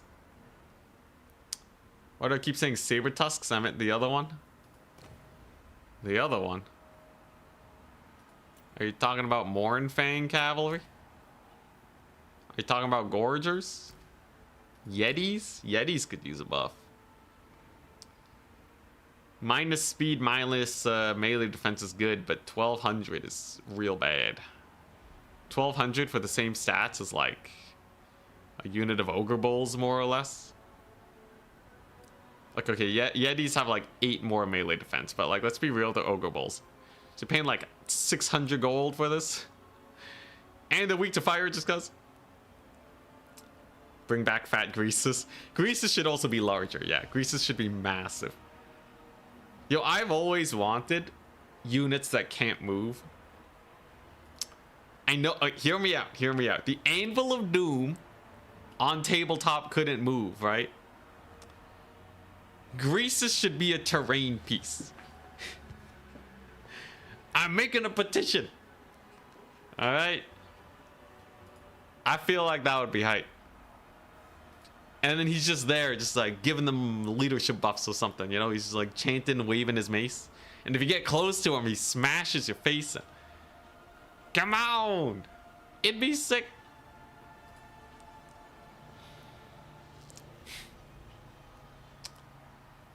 Anyways, yeah, Stonehorn, Stonehorn's fine. Like, Stonehorn's good. It just isn't in this current, like, the meta has to change. In a world where everyone is bringing a bunch of shooty stuff and a bunch of single entity snipers, the Stonehorn isn't going to actually cook. Give him like artillery movement speed. Yeah, just like have him like butt scoot, you know? He need 99% missile resist. He's a big guy. Why not? Or hell, let him get shot up. I don't care. Just make him a raid boss in melee. That's all I need.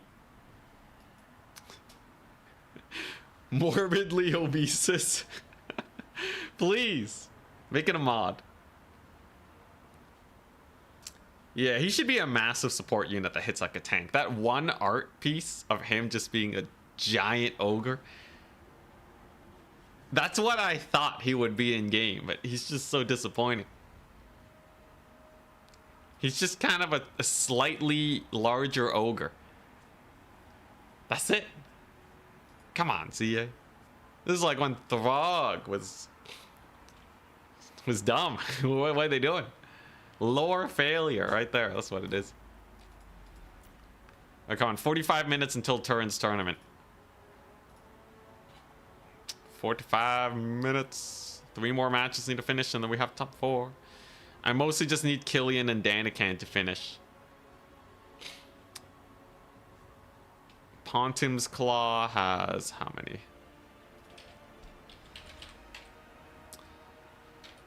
Let's see here. They have 1 loss, 1 win, another loss. Okay, yeah, actually I should see if they should let all these finish.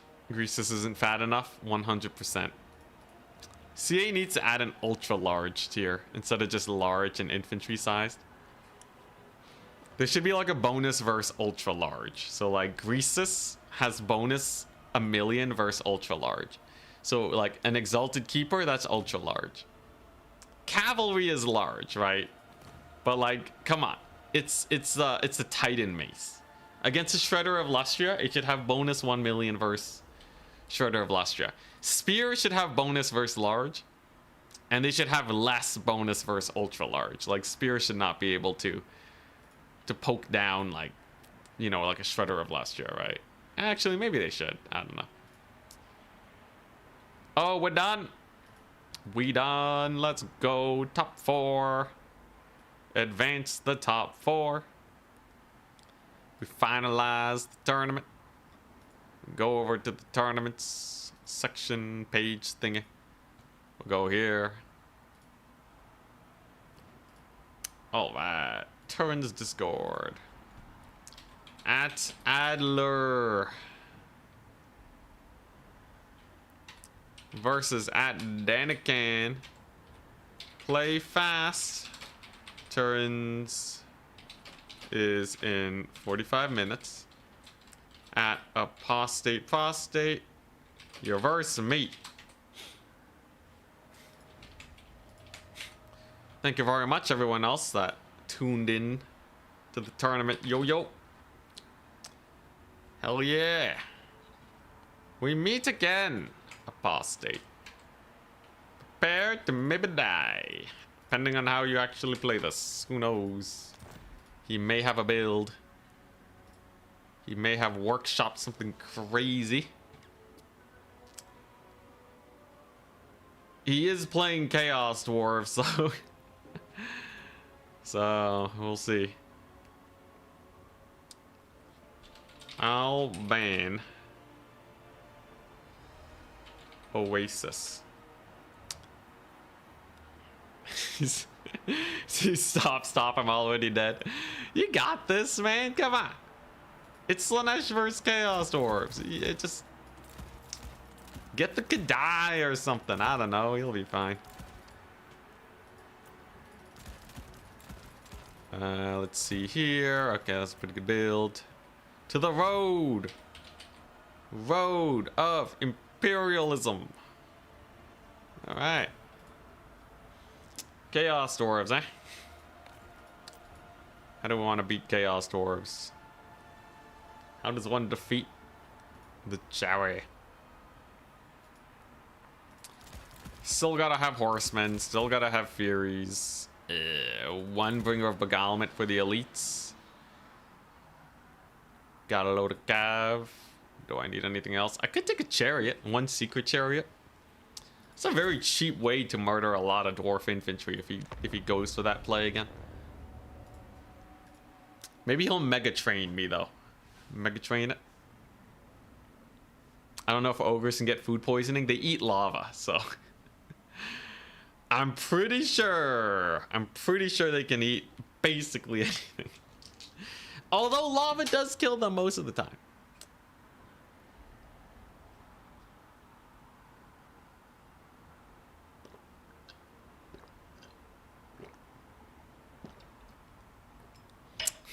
Yeah, there should be an animation where Greasus just gets shot by a cannonball and he eats it. Come on, CA, think of the potential.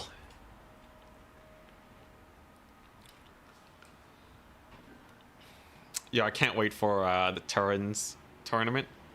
I can't wait. Slaanesh is gonna be so hype. Slaanesh in SFT pre-build too. So like people can't cheese me as much anymore. Do you know how good Slaanesh is if they can't be cheesed? The only thing I fear is Wood Elves because their typical build is still pretty good versus Slaanesh. Unless they go like mass ranged. They might have too many range actually, most Wood Elf builds. Excuse me. So we'll see.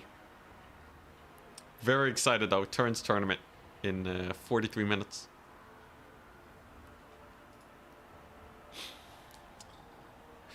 One day, the Nurgle Great Unclean One Lords will be meta. I think if the capture points were way closer, they would actually not be that bad. I think that and actually like a map change would be good. Although they still get shot to death, so maybe not.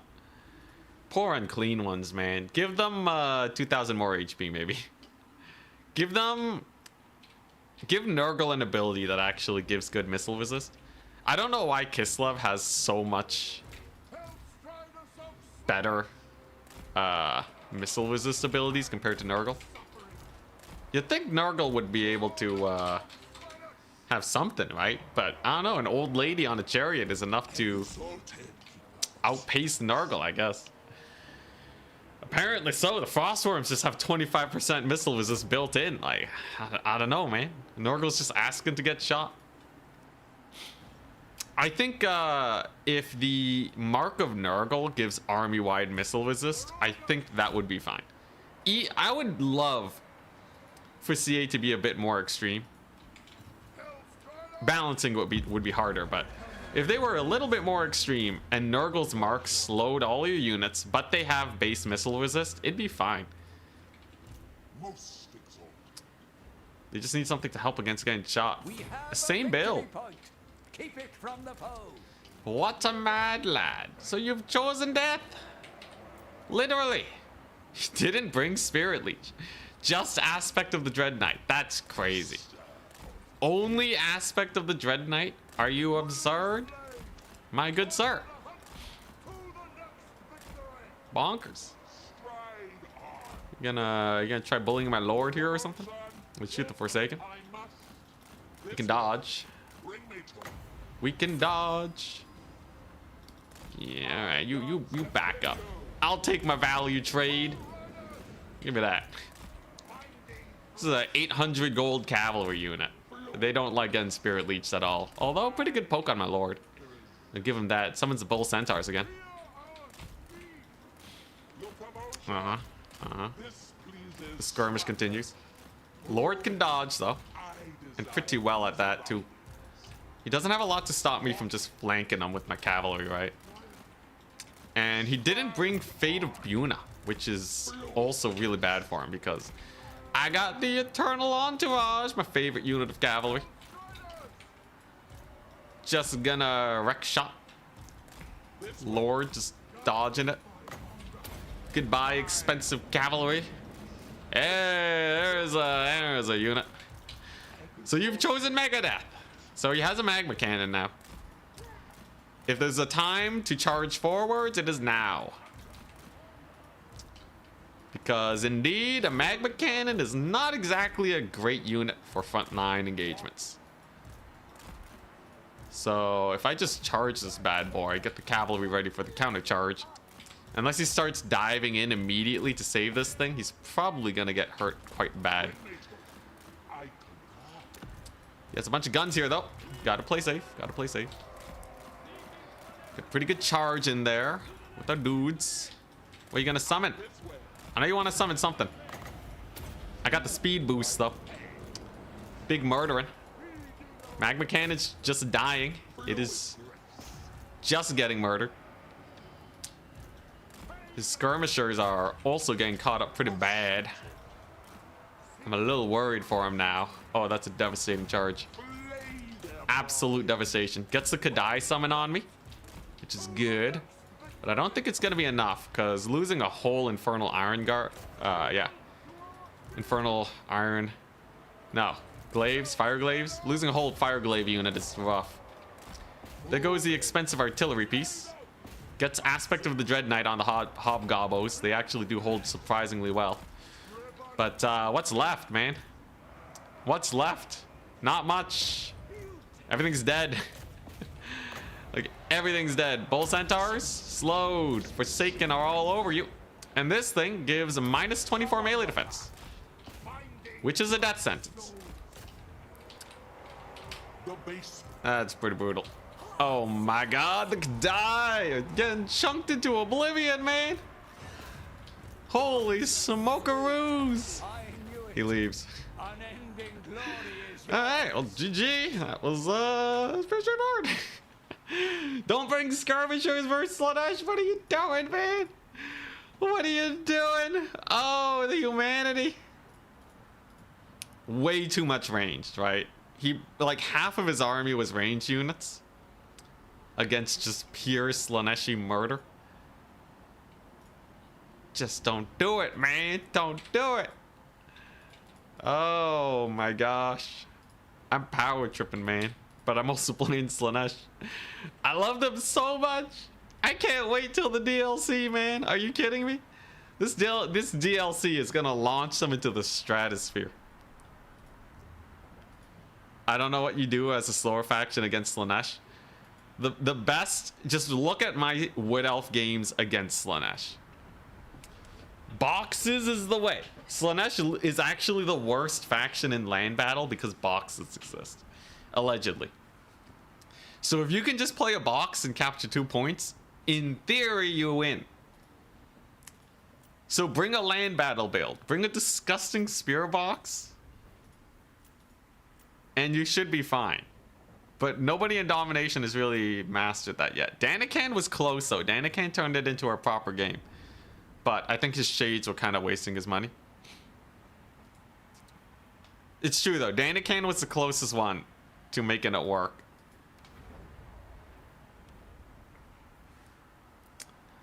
When are you going to make Dowie great again? I've honestly been thinking about them a bit. I feel like they might actually be pretty strong. Their Malachi McKayeson plays are ludicrous. DLC's gonna hit in 2026. Just wait patiently. Ugh. Nah, it should be soon, right? The double delay? No way. No way. You're getting the new Blessed Spawn currently, but no quests to give me guys to buy with it. What do you mean?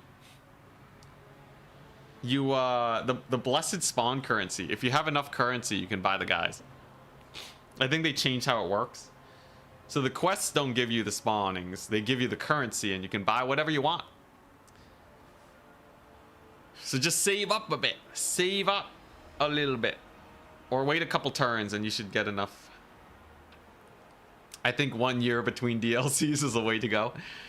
You know, honestly, with my new content schedule, I think I've gone over my slump. Yesterday I was a big Debbie Downer. Nothing wrong with being sad, but I think I've gone over it. I know what I want to do. I want to start a new speedrun series, man. I think that will ignite the passion in my heart. And Silk Song will be coming out. So just speedrun Alberic Lustra takeovers. Unite the Empire's Frayne speedruns. Get all the books speedruns of Nagash. Silk Song speedruns. It'll be great.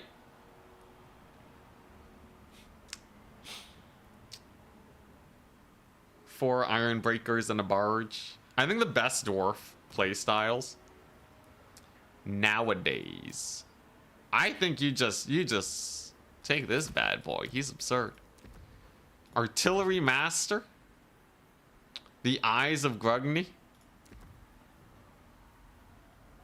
Yeah, that's it, man. You take 2 cannons, you can snipe any artillery. You can counter snipe any artillery in the game, unless they're hiding behind a hill.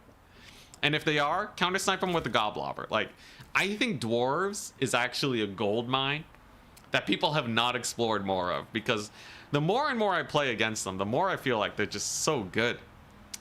You can backline defense with the Gyro Bomber, like an actual tech piece Gyro Bomber, because when they see cannons, they're gonna rush you. They probably won't have the air units immediately, and if they summon them in, just don't bring in the Gyro Bomber, you're fine. You have Slayers with 7 capture weight now, so you don't have to worry about losing on points as much, right? Just bring in the Giant Slayers. It's 40 speed capture weight. What's not to love? On 7 per tick? It's huge. You got the reserve Skyhammer Squadron. And then what are they gonna do? Rush into your Vanguard summoned miners with blasting charges? Ain't no way. What are they gonna do? Try and outshoot you against your 180 range Bugman's Rangers buffed by Malachi with accuracy? Ain't no way. You just gonna die. The only way you win is by capturing the points.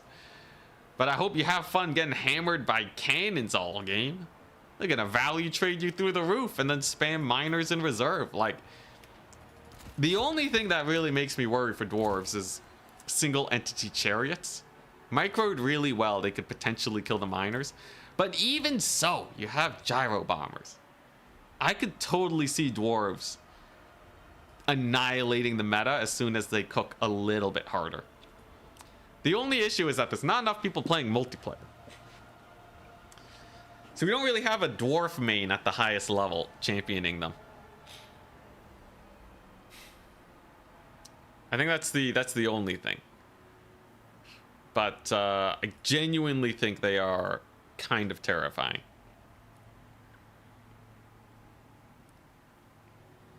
Though this is a lot of money to put into your ranged. You're putting in like 3,000 gold into your ranged. So you're gonna get rushed. But the cannons just do so much damage, man. Do so much damage. You do it? Become a dwarf champ? I would like to. Just do some dwarven SFGs. Why not? I still love the Slayer only build you did. Hilarious. It's because the stunties are stinky. What do you mean? Stinkiness doesn't draw people away. Haven't you seen Nurgle? People love Nurgle, man. Everybody loves Nurgle. Hell, Danican even played a bit of Nurgle. Yeah, he's still finishing up his match, though. 30 minutes to finish the game against Danican. We should be finished just in time for Turin's tourney. I'm so excited, man. Love them since Warhammer 2. Same, man. And now they finally have the tools to do well. Back in the Warhammer 2 days, they didn't have Doomseekers. What a tragedy that was. They didn't have Doomseekers, no Malachi, weaker air builds. Now they got Slayer Pirates, Shotgun Bros. That's really all they needed to complete the roster. They just needed a solid anti-infantry unit. And the ability to threaten air dominance even more. Actually, I guess they didn't really need that, but it's nice. It's nice to have.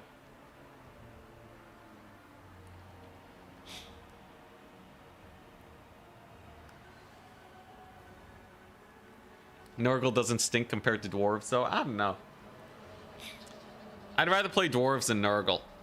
Although I can't lie, I have been slightly drawn to the idea of Cav Nurgle. This is 9,000 HP cavalry with healing. 80 charge bonus, 70 speed. Were they a little bit faster, I think Nurgle could be an absolute terror with the cavalry.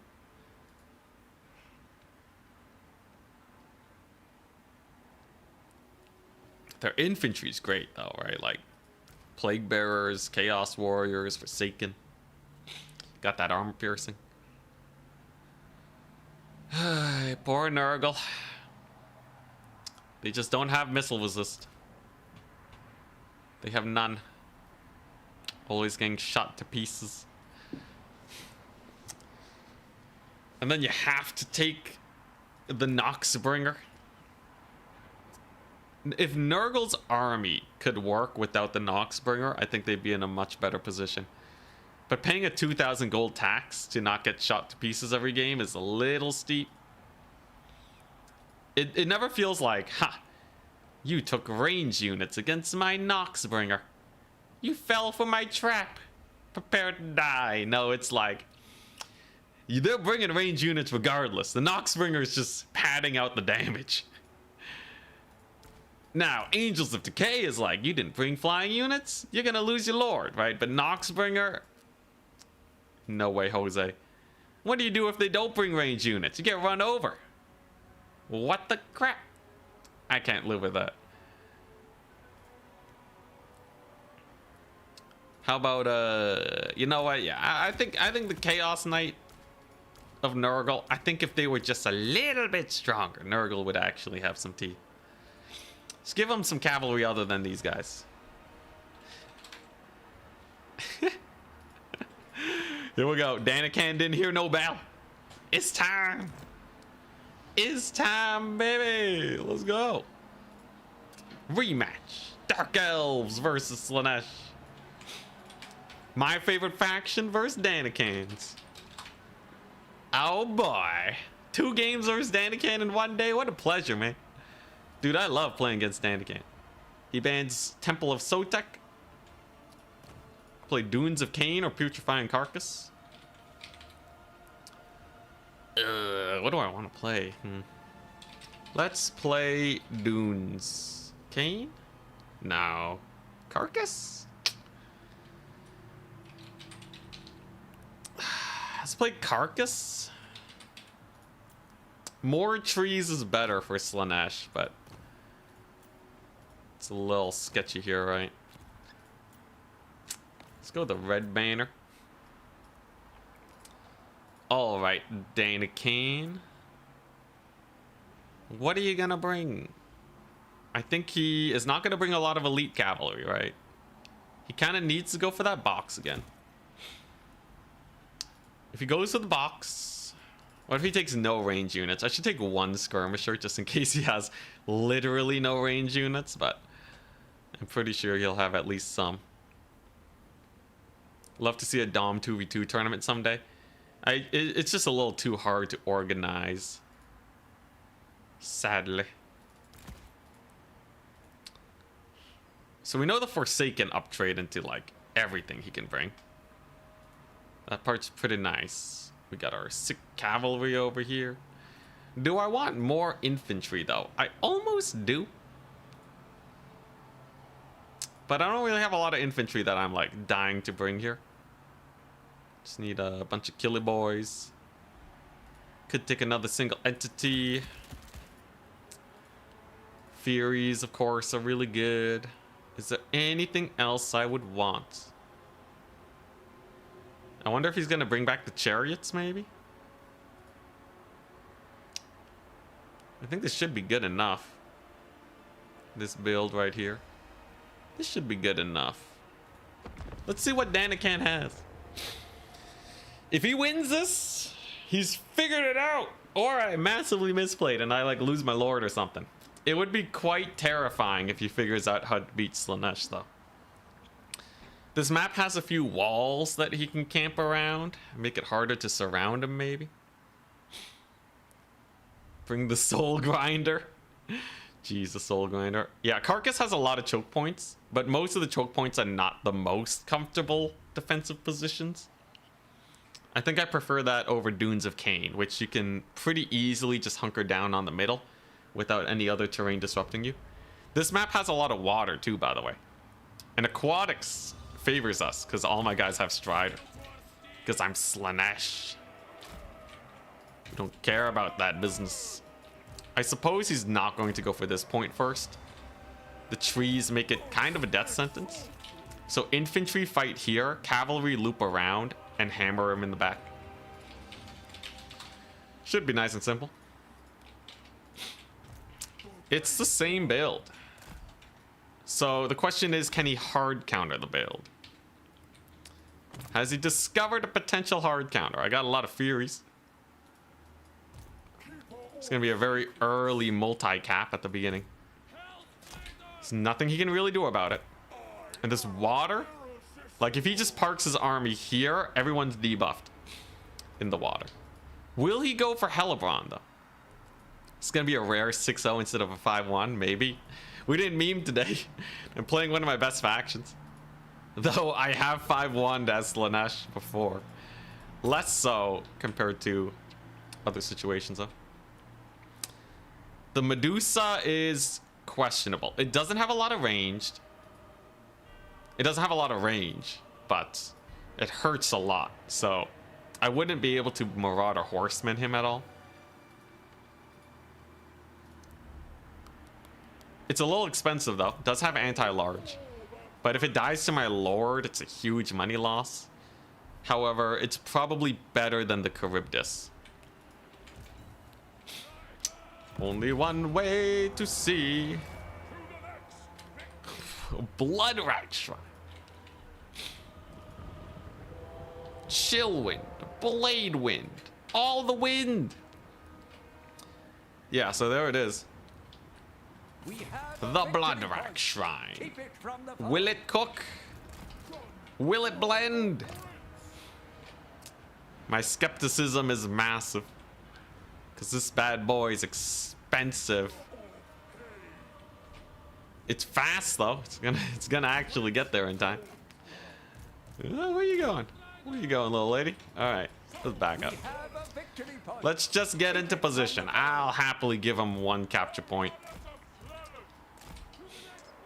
Give him one and no more. He's gonna have to eventually get over here. The full flank though is a terrifying thing to see. Here come the fiends joining the party. So what are you gonna do? He has a lot of spears, a lot of bleak swords, but that's about it, man. So my Forsaken should dumpster him. He has no cavalry to speak of. He has none. If he lets me get a full surround on this army too, he's basically a dead man walking, right?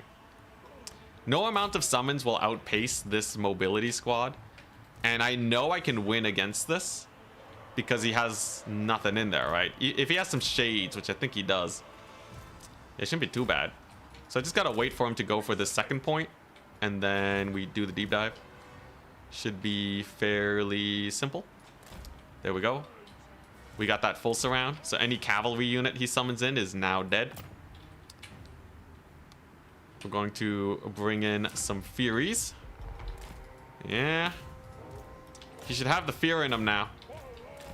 What are you gonna do? You have to summon something, man. You have to summon something. There they are. Shades. Shades are here. There's a speed boost, though. I'm using Danican's tech against him. He loves the, yeah. Look at the speed on these Forsaken. That's absurd. That's crazy speed. Oh my gosh. So they get in there real fast. Here's a big fat Fury surround. He's gonna have to deal with all that business. There's the Rampage. So your Shades can no longer actually participate in the battle. And as soon as these guys have to pull in to try and save the situation, he's gonna get rear charged. Only now does he start summoning in units, but a single Cold One Knight is not it. If I can just get some terror routes here, it's pretty doomed. There go the Furies. It's a big fat collapse of his lines.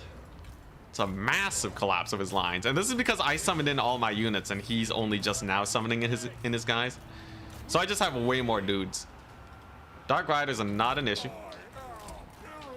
Let's go and charge these guys. Let's get the Furies in there. Fury's gonna have to get in there. Nice and quickly so. They can beat Cold One Knights. Not a problem in the slightest. There we go. And I already farmed up all my army abilities, so we don't really have to worry much. Massive death across the board. His passive triggers. Cold One Knight's trying to get in there. But, yeah, it's just a little bit...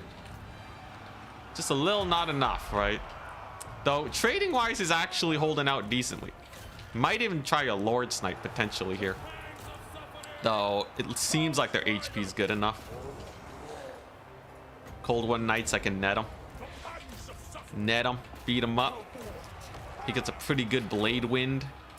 This is now when we bring in the Skirmishers to kill the Bloodrack Shrine. It doesn't really, yeah, it doesn't really do that much. Just a little terror piece. Not a big deal. And, yeah. Slaanesh! Glory be to Slaanesh. That was disgusting. Again. Yo, the full surround into you can't summon any units. I summon 1,000,000 units and then you just die while I keep building up my army. What are you supposed to do against that? I don't know. Cold Ones get Melkoths, so the charge is going to be quite lackluster.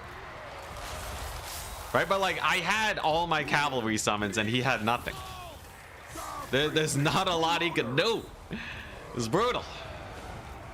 Are these Dark Riders? All right, let's just charge them. Bloodrack Shrine is not going to cook, unfortunately. Dark Riders, even with the buff. No way, Jose. Did Bloodrack Shrine just die? No, it fled. It's fleeing. Beat him up. Lokir is not going to do enough. And now we wait for the Eternal Entourage. GG! Oh, that was a fast tournament. Holy crap, that's disgusting. It's just filth. Filth everywhere. It's more gross than Nurgle, man. It makes Danican look weak, and he's like one of the best players in the world. I do think Slaanesh is not, or Dark Elves versus Slaanesh is just not a great matchup. I think if he was playing Wood Elves, same playstyle, it would be a lot harder. But Forsaken just dumpster their front line way too hard. It's brutal. GG, well played. And now we wait for Turin's tournament. With Slaanesh versus Dark Elves. Slaanesh wins. Get me back on the leaderboard.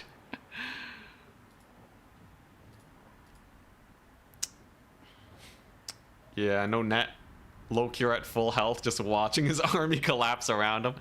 That one went worse than last time. The Shades did not really get too many shots off.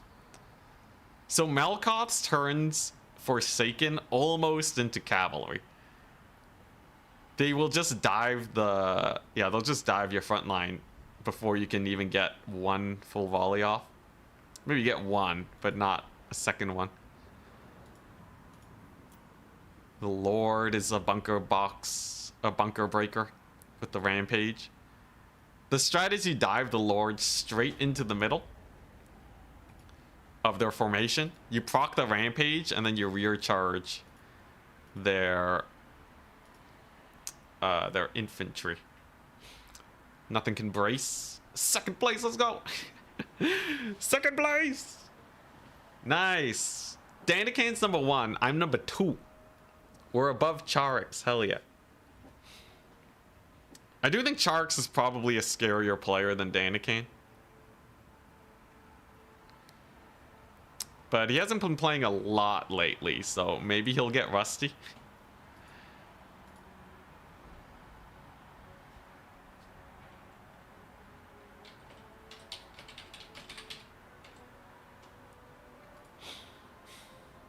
All right, 15 minutes of chilling. He didn't bring any witch elves, actually. No witch elves. I think he was worried about cav charges with them.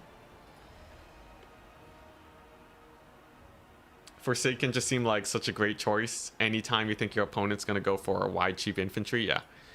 The only exception is the S tier infantry Wildwood Rangers. Not only do they fill a very important niche of anti-infantry armor piercing, but they're so good at their job. They are infantry blenders, man. And Forsaken will die to them. If the Slaanesh update gives an unarmored Forsaken unit that can actually uptrade Wildwood Rangers, Slaanesh will dumpster Wood Elves too. But that's something we'll have to keep an eye on. Would you call them cheap though? Cheap enough. My Forsaken costs 800. They cost 900. I don't shed a tier when my Forsaken get killed. I'm only going to shed like a 10% bigger tier if the Wildwood Rangers die. Like even Wild Riders are still medium expendable. You don't throw them away, but if they die, it's not instant game losing. It's at the 1400 tier or like the 1200 where you're really starting to sweat. But hey, if they eat a burning head and you have 2 more, you're fine, right? Like you can easily take a bunch of Wildwood Rangers and still have enough money to get like a ludicrous amount of ranged and a strong Lord, right? You know, you can't do the same thing if you're spamming out like Blade Singers, right? Like you can straight up, you can almost have this as your starting army. Okay, even if like we're being a little bit more modest. Like this is insane, right? Who cares if they burning head one? Who cares?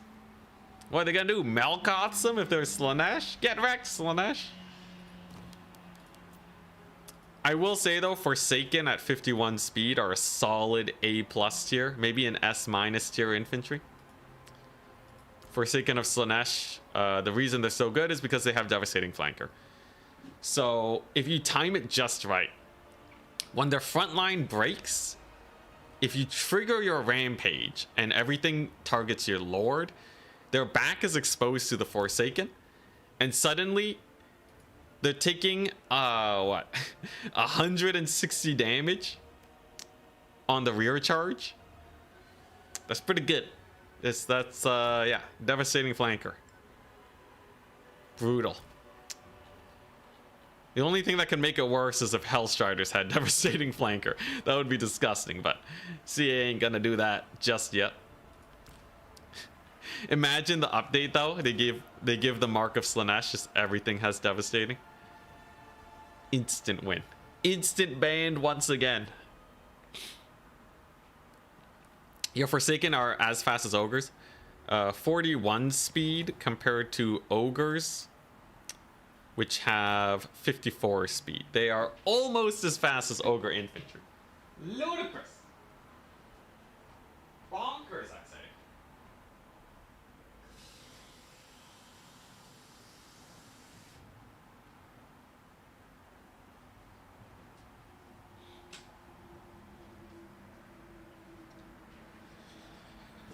Yeah, they're good. They're real good.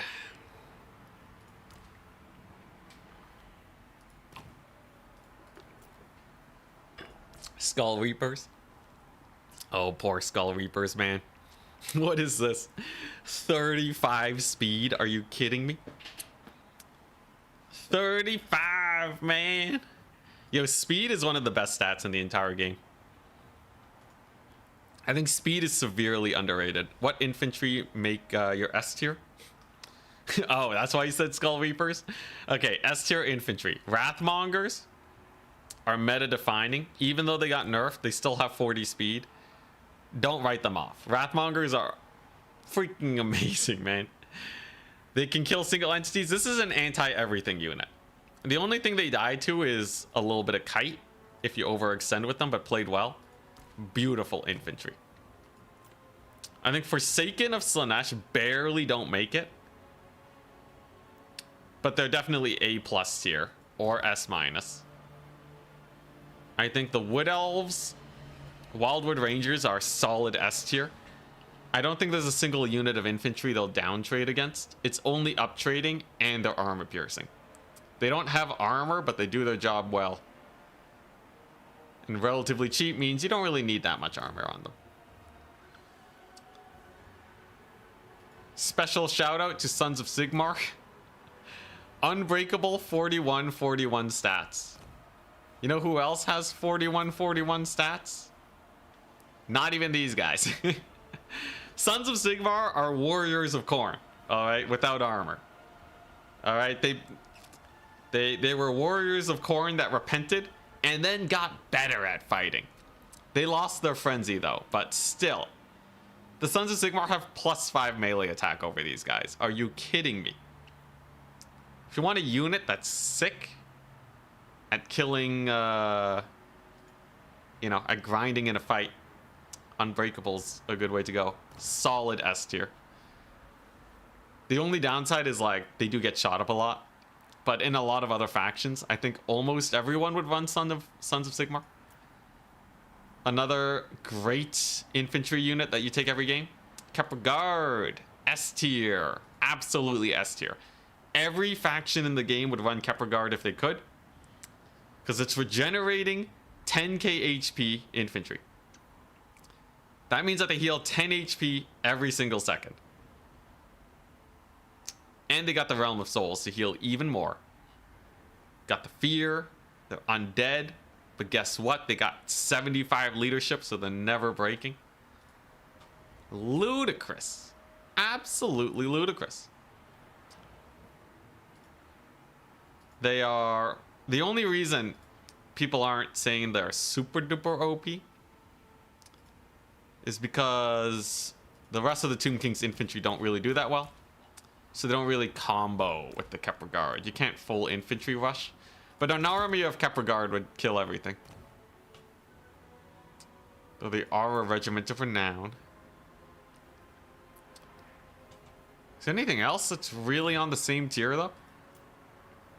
You know what? Pigback Riders are A+ tier. Sigmar demands blood. Yo, Pigback Riders. They are infantry size, so they will classify as infantry. They have an ability that few units in the game have, which is not being knocked over, ever. They are the most stable pillar of any society. Alright. They can get hit by a tsunami, they won't get knocked over. Once the DLC comes out, they will get hit by a tsunami. And they will not get knocked over. Ludicrous. Regiment of Renown, though? The ROR, where's that? This one is S- tier. Pigback Joust is Soporific Musk with the speed debuff. So they are infantry that can catch yo cavalry. And it lasts 22 seconds. And they get +8 melee defense. So you got ludicrous melee defense if the leadership is high. They can't be knocked over and they only cost 600. Disgusting. Yeah, that's pretty spooky. I think these are easily S- tier, held back by their low leadership. So if they ever get too strong, you're just gonna route them off the battlefield. Pre-nerf, they were S tier. Greenskins have good infantry, but no outliers. I think Greenskins is like a solid B+ tier, A- tier roster for their infantry. All of them are great. None of them are exceptional. Orc Boy Spears, though, like they're solid A tier, but not S tier. Similar with the Beastmen, actually. A lot of A tiers in here. Even the Ungor Spearmen for their price. Oh, yeah, I forgot, though. I forgot. The one Spear infantry that outcompetes every other Spear infantry in its price point. Spearman Shields. They're the only reason you don't run the Sons of Sigmar. This is an S tier infantry. In fact, this is an S+ tier infantry. Seems crazy, but these units, Spearman Shield, are literally the reason you don't run Sons of Sigmar. Let's compare them to other Spear infantry real quick. Ungor Spearmen, 25 gold cheaper. What do they have?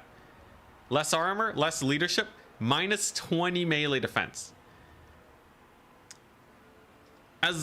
When you see Beastmen players run Ungor Spearmen, they take 5 of them. They love Ungor Spearmen. You know what Beastmen would do for Ungors with plus 20 melee defense? A lot more than 25 gold, that's for sure. That's insane. That's ludicrous. Goblin Spears, same situation, right? Leadership plus 10, 14 melee defense. All right. How about Orc Boy Spears? 450 gold. Meaty Dangler loves these guys. He swears by them. They have a bit more HP, minus 14 melee defense, and they cost 100 gold more. That's a 30% markup on a unit that's basically the same. Empire Spearmen are Chads, man. It's the absolute Chad mode. These guys are like, I don't know, man. That melee defense is kind of massive. Like, these guys can stand their ground in an infantry charge. These guys are only good versus cavalry. What else do we got? What other spears are in the game? Peasant Long Spearmen. You know how Peasant Long Spearmen with Harmony are really good versus large targets? Imagine you have Harmony pre-built in. Minus 18 melee defense, minus 5 leadership. The Spearman Shields have pre-built in leadership and melee defense. They don't gotta be close to any range units, it's just good. Similar price, but these guys have shields, so they don't even get shot to death like the peasants. Oh my god, Kislev, these guys are B tier, solid B tier. Okay, stat wise, okay, yeah, look at this. Stat wise, very similar. They got Buyer Blood, right? They got armor piercing, but you have to pay 200 gold more. You're playing a 40% markup for a little bit of armor piercing and Buyer Blood. And no shields, by the way. Just because screw you, Empire Spearmen are better. They have more melee defense than a unit that costs 800 gold. Now, obviously, Saurus Spears are good in other ways, right? Much more weapon strength, primal instincts. But if you're talking, I want a unit that will hold the line, you could take 2 Empire Spearman shields. And they will have the same melee defense, or more, than the 800 gold unit.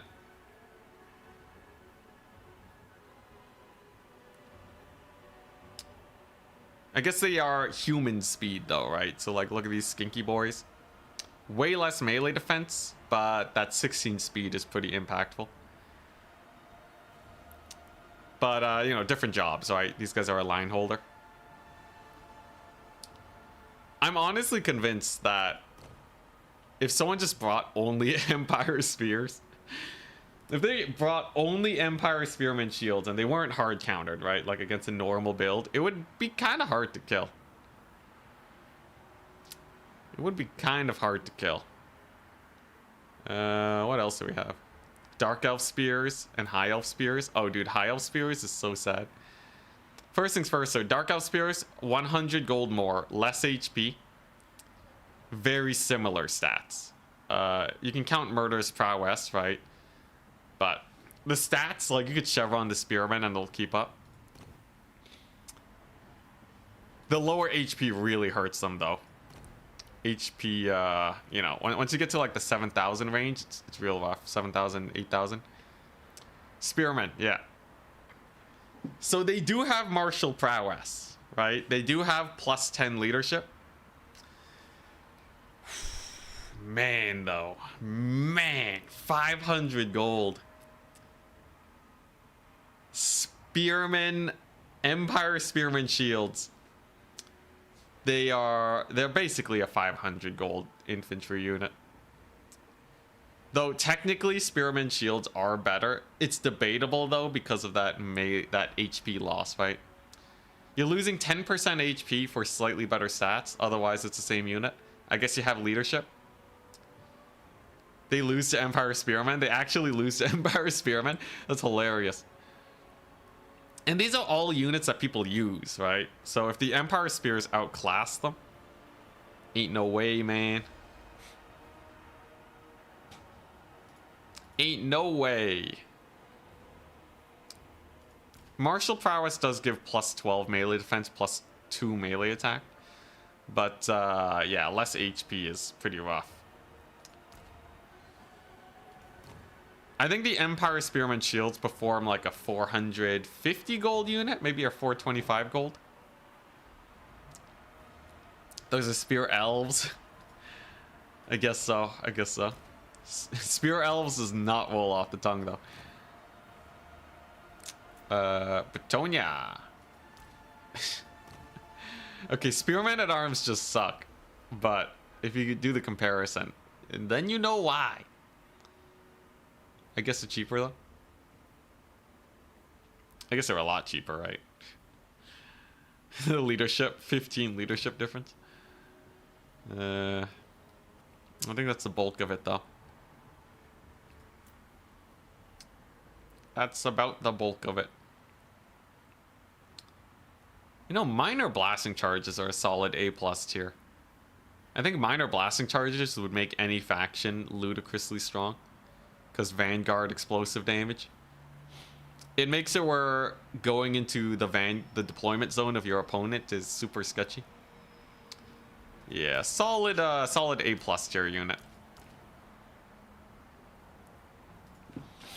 But I don't think they always perform well, unlike other S tier infantry.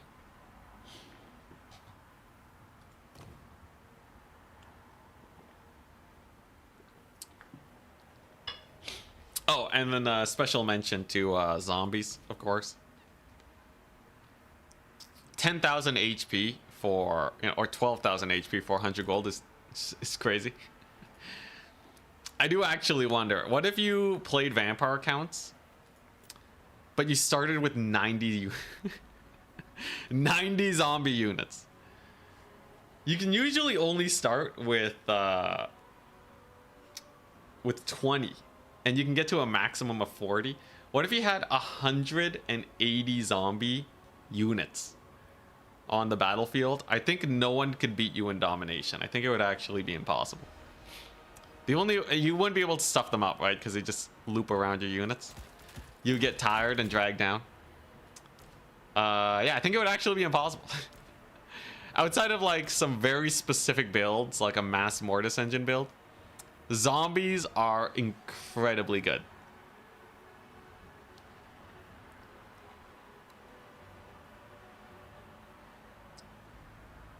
Yeah.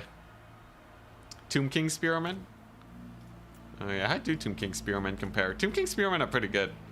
They're not amazing though, right? And they lose 12 melee attack, similar price. Good HP though, and they heal. But yeah, dramatically lower stats. The entire map is just zombies. Yo, I actually don't know what you're supposed to do against that. Because zombies will eventually land a hit, even though the melee attack is like nothing. I think zombies are an S tier. You give it to any faction, they immediately run 5 of it. That's kind of what S tier means to me. And zombies definitely make the cut. For 500 gold, anyone can bring 60,000 HP onto the battlefield. Kind of disgusting. Yeah, that's really disgusting. It's a vigor penalty that also does damage. You can hear some static. You can hear some static. Are you using earbuds? Does anyone else hear static? Von Hell. So you don't need the melee attack. All units have like a 10% chance to hit minimum. Skeleton spears. Yeah. Yo, they actually have 30 melee defense height. No static here. Yeah, it might need like, if you have a really high quality headphone. Turns tournament started. Oh, hell yeah. Yeah, if you have really high quality headphones, I could see it. Turns tournament, if it did start, I gotta wait for the bracket to load in. He moved the time to, 15 minutes up, so it might actually just be starting 10 minutes from now. Since we're waiting, you guys want to see my Slaanesh build for the tourney? Indestructible. This is the one and only build we'll be running for the whole tournament. You think they can do anything against us? Excuse me. Oh, sorry. Actually, though, this is like the same build I was running for the whole, for my whole SFT, right? If I win this, I think I'll be really close to outpacing Danican. You're playing Slaanesh in the one build tourney. What's wrong with you? They're my favorite faction. They also got nerfed, okay? They should be balanced now. You can try to beat someone with single units. Just, yeah, have a boss fight, but I'm only allowed to take one unit. Peasant mobs, zombie spam. I don't know, miner spam. Hellstrider spam. It's a lot of gross stuff. Is it a Swiss? I think it's a Swiss.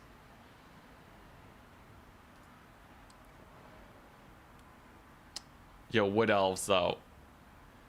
Did they get nerfed in 6.3?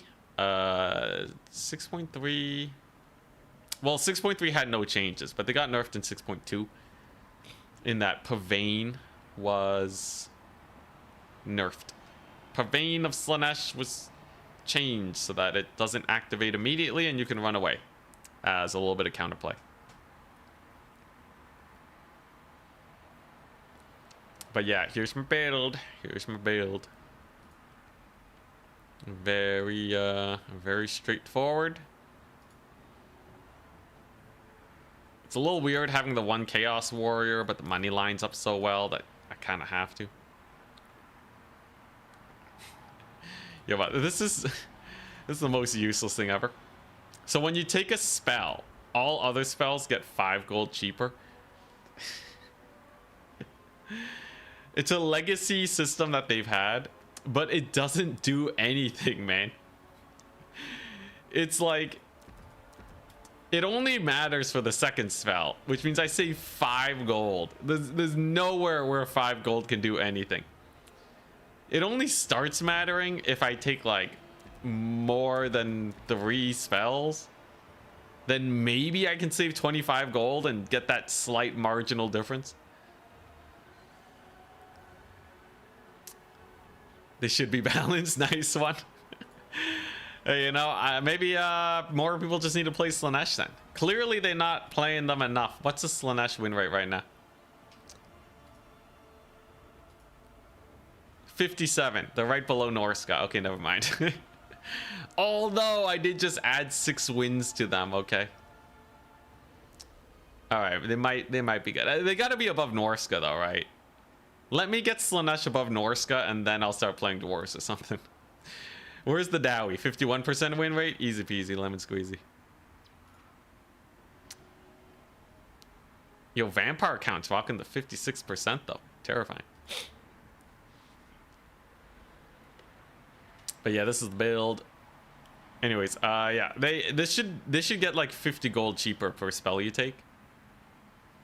and then 25 gold. Like, you take one spell, the next one is 50 gold cheaper. You take another one, it's like 25 gold cheaper. Because you already get punished for running multiple spells because you only have one Winds of Magic pool. And some spells costing 200 is a little weird. Because spells are balanced based on the damage they do per Winds of Magic, not the actual impact of the spell. Because then you get weird situations like Slicing Shards costs 200. So not only is Slicing Shards not a good spell, it also costs more. Why? Why? It's because they didn't put a lot of thought into it. It's just fine. Multiplayer continues. Slaanesh is definitely a skill expression faction. Yeah, the mobility. The mobility to punish any mistake your opponent makes is beautiful. What would counter this? What else? An infantry box. So if you box with a front line that can kill Forsaken of Slaanesh, you can beat Slaanesh. That's all you gotta do. And then you have to hope that you get a map that is favorable for box strategies. Domination maps are really spread out. But yeah, that's what you want to do. Just play it like land battle, where apparently Slaanesh is F tier. Hell, I beat Slaanesh's vampire counts by running Graveguard Great Weapons. Because they kill Forsaken. And that's it. That's all you need, right? Just kill the Forsaken, man. And then have like just a little bit of mobility in the backfield to countercharge them Slaaneshi fools. It's perfect, man. That's all you need. Just get a Disgusto box. Empire. Look, if you want to beat Slaanesh's Empire, this is what you do. You spam Empire Spearmen. You get the Unbreakable boys, right? Get some countercharge cavalry to beat Hellstriders. Get the Marcus Wolfheart to net them down. Also can't be sniped. And then you want some magic to kill Forsaken. Easy peasy, right? Forsaken. You can hit them with the Pendulum and the Malkoths. Don't really need anything else. He's super cheap. Like, seriously though, what in the world is Slaanesh supposed to do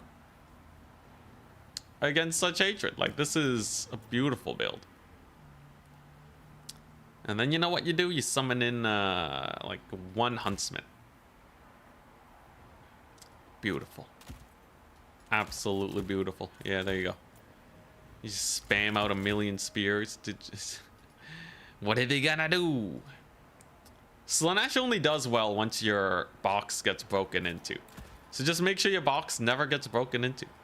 Like, this is terrifying. What are you gonna do against a greatsword as Slaanesh, right? Where you gonna flank with your infantry? You can't go into your opponent's backfield with infantry. As good as Slaanesh is, they can really only do it with cavalry. Well, you can get one war wagon. Camp it in the middle. They're gonna have to attack eventually. Yeah, no, this is a good one. This is a good build. Take a Null and Ironside if you really want more range, but honestly, I would personally recommend more great swords. One more Huntsman, a little bit of cavalry, and then, like, I don't know, halberds are not that good, but like, you gotta do what you gotta do. Like, I don't know what Slaanesh is supposed to do against this, unless it can get into the cookie jar and you misplay. But, you know, if you misplay, you're gonna lose anyways, right? So bring a box and don't misplay it. But like I said, people don't really... This works until Slaanesh doesn't go Forsaken. That's the thing. If they don't go Forsaken, like, Demonettes can get pendulumed, right? These Demonettes are pretty rough. Warriors of Slaanesh die harder than Forsaken, so... Like, this is why Wildwood Rangers are good. And what, are you gonna run Devotees? Devoted Marauders don't cook. It works until Slaanesh gets better infantry. Then you're dead. Then you're mega dead, man. It's over after that.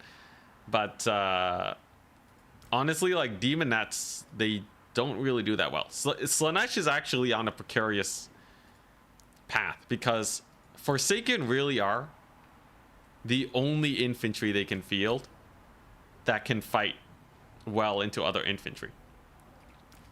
Outside of Chaos Warriors, if they're unprepared for them. But like, realistically, Forsaken's your only infantry. You run out of these guys, you're doomed, man. What are you gonna do to break into a position? You're not gonna run Spawn. They got buffed, but not enough. Demonettes eat magic for days. Low HP.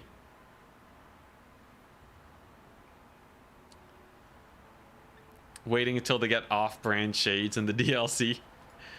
I guess, you know, if you bring the box and you get off-brand shades, I think it's, I don't know, man. It really depends on what type of unit they are. So if they're just like a normal crossbow unit, if they just get dark shards, Slaanesh is gonna be broken, man. Cause then you can just spam them, right? But if you're looking at shades, like something more expensive, it's a little bit more worrying because these guys, like, look at that HP, right? Very little range. You could easily just outshoot them. Like, if you just go with that Wood Elf build and you have 2 Glade Guard, you're just gonna shoot them to death. You got 170 range. It's the goners. It's over. So it really depends on the unit. Can it win a ranged battle is number 1. Actually, that's it, right? And can it withstand magic, I guess. It needs to be able to win a ranged fight and withstand magic. Otherwise, I don't think the unit will actually change much. I'm up against Maximillionaire to start. Hell yeah! It's Maximillionaire! I think he's really happy to see me. I think he's really happy to see me. This is perfect.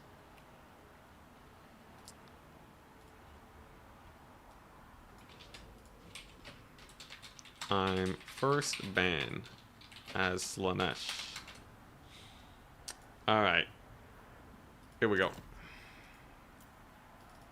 Who knows? He might have some sick, crazy shenanigans. Is he playing vampire counts?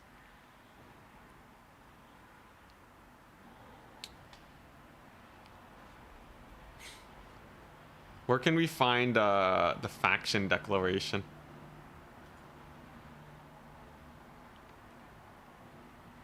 I don't know where.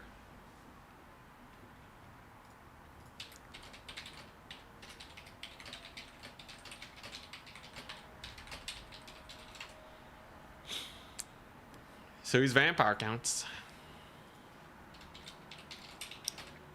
Border low landing is a little tight for me. Crystal Lake is okay. Putrefying Carcass is okay. I'll ban Crystal Lake. I don't know. Vampire counts can. I'll ban Bordello. I wonder what Maximillionaire bought. This will be a tough fight. I don't have a lot of horsemen. So potentially we get murdered.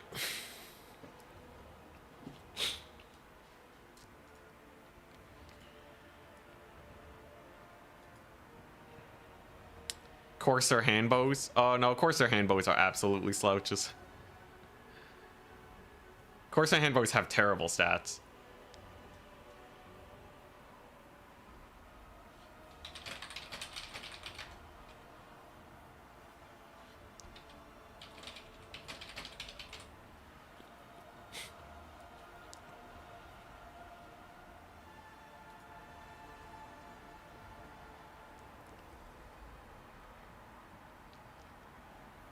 Alright, let's see the map. Forsaken are pretty good versus vampire counts, but Hellstriders are much less so. Bringers of Beguilement I'm happy to have. Eternal Entourage shouldn't have too many counters too. I want to play Crystal Lake. Let's do it.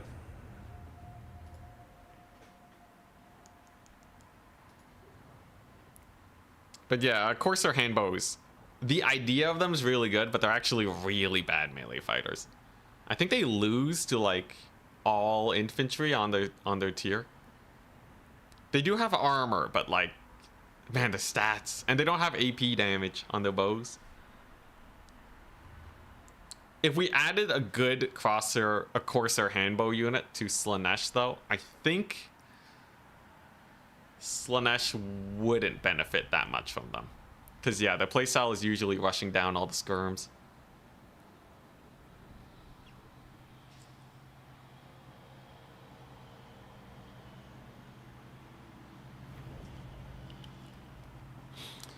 This is a good hybrid unit. They all seem weak. Yeah.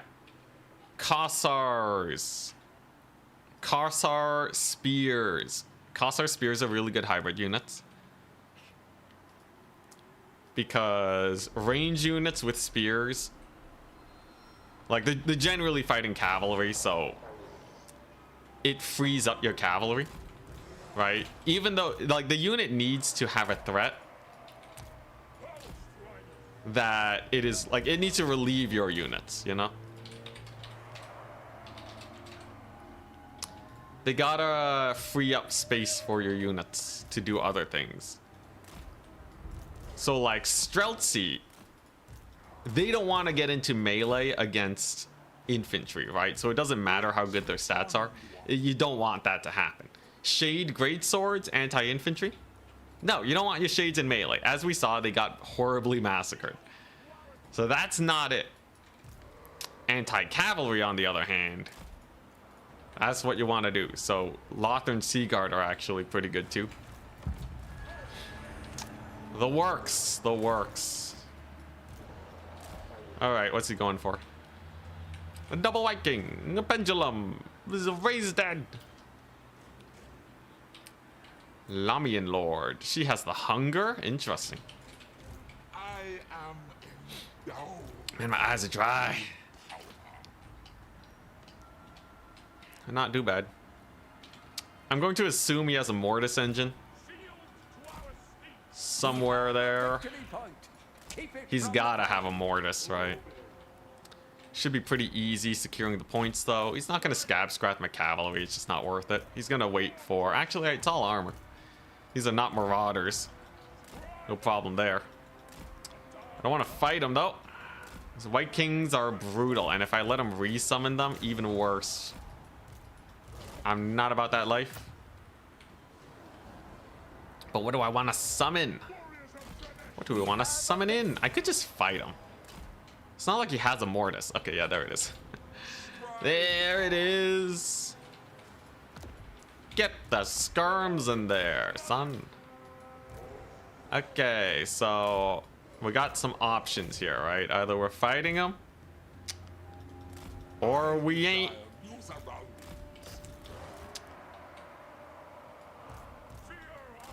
I think I can fight for a little bit while the Mortis engine is dancing around.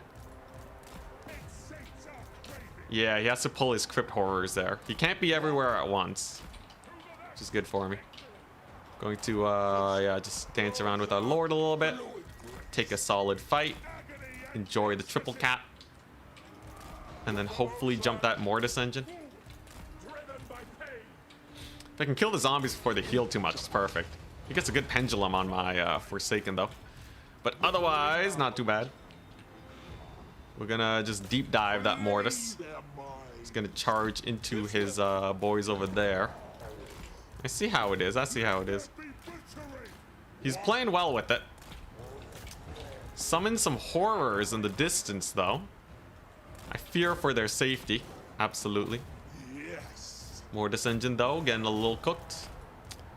Crypt Horrors. He just summoned the Mortis, so he shouldn't have enough money to get much more work done here. That should be pretty difficult. So they're just dead.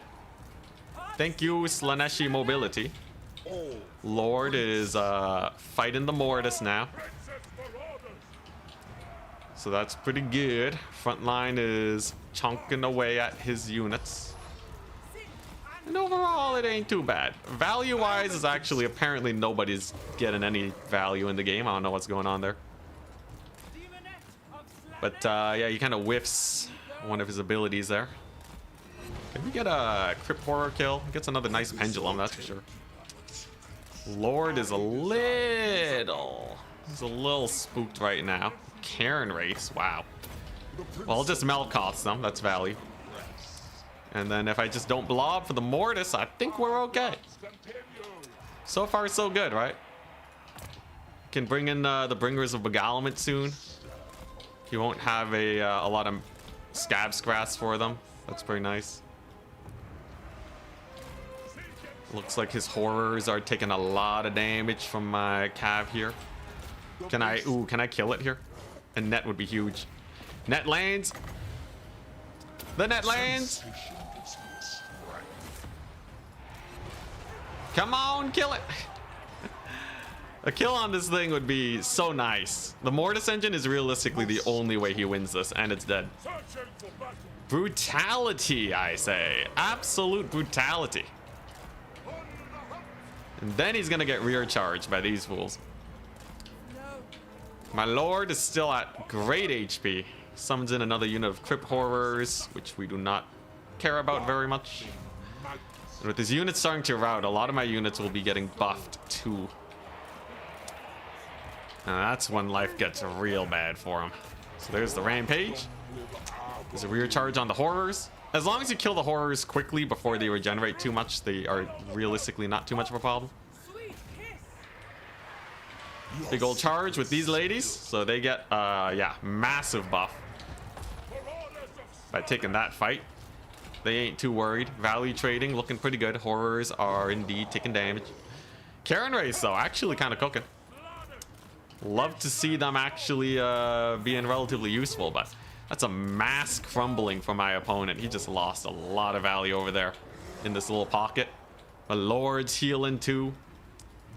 And for what? Not even a capture point. He doesn't have the capture weight. Terrifying. Karen rates though are participating in the battle and actually being a little scary. Can the Horrors cook though? Pretty sure with Hellstriders it's a no. We're gonna get that sick flanking charge on them. That should do well. He's now triple capped too, so time is of the essence. And yeah,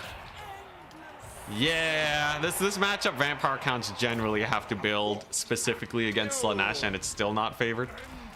Whereas for me, I'm just bringing the same build that I always do. And he taps out. GG. Unending glory is yours. It's a bad matchup for vampire counts. What is there to say? That's brutal. Alright, that was Slaanesh versus vampire counts, and Slaanesh wins. No, Pavane seems a little crazy. I've been really liking the Lore of Shadows passive instead of Pavane. It gives you the speed to catch skirmishers instead of rampaging them. You can get your cavalry up to 150 speed. You can go twice as fast as enemy cavalry.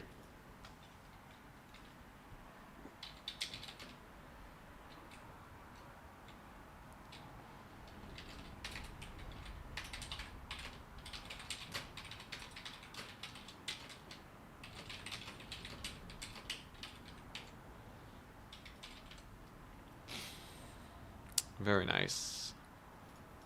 Very, very nice. Ooh, 1,300.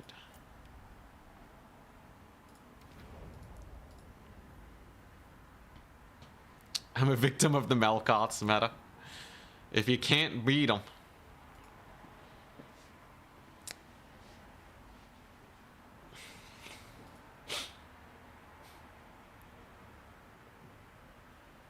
It'd be Blood Knights and Black Knights against Melkoths, and we'd have twice the speed compared to him. There's no way. I'd have way too much speed.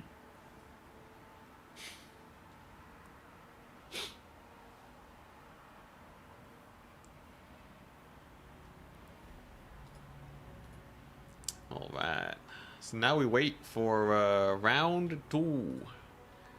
Which will be a bit. There's a lot of signups. Take a quick rest. Relax. Is Turin playing today?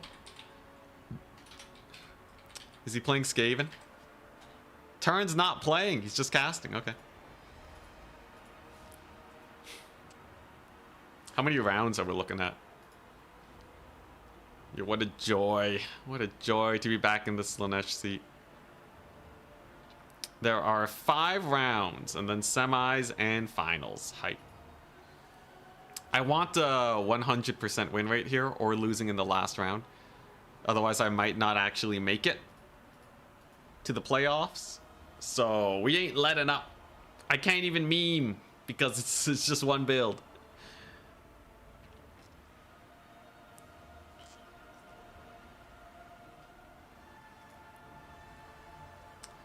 Shadow walkers are surprisingly effective in melee. Yeah, usually you're killing off the skirmishers with cavalry. If you just jump them with super cheap infantry, it can get pretty sus.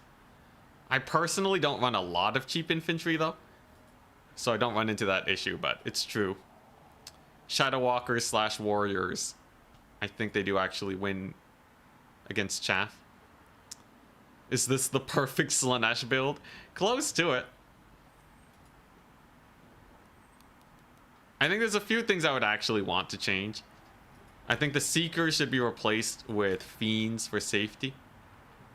I need more Marauder Horsemen in case it's just like a silly Dreadquake mortar build or whatever.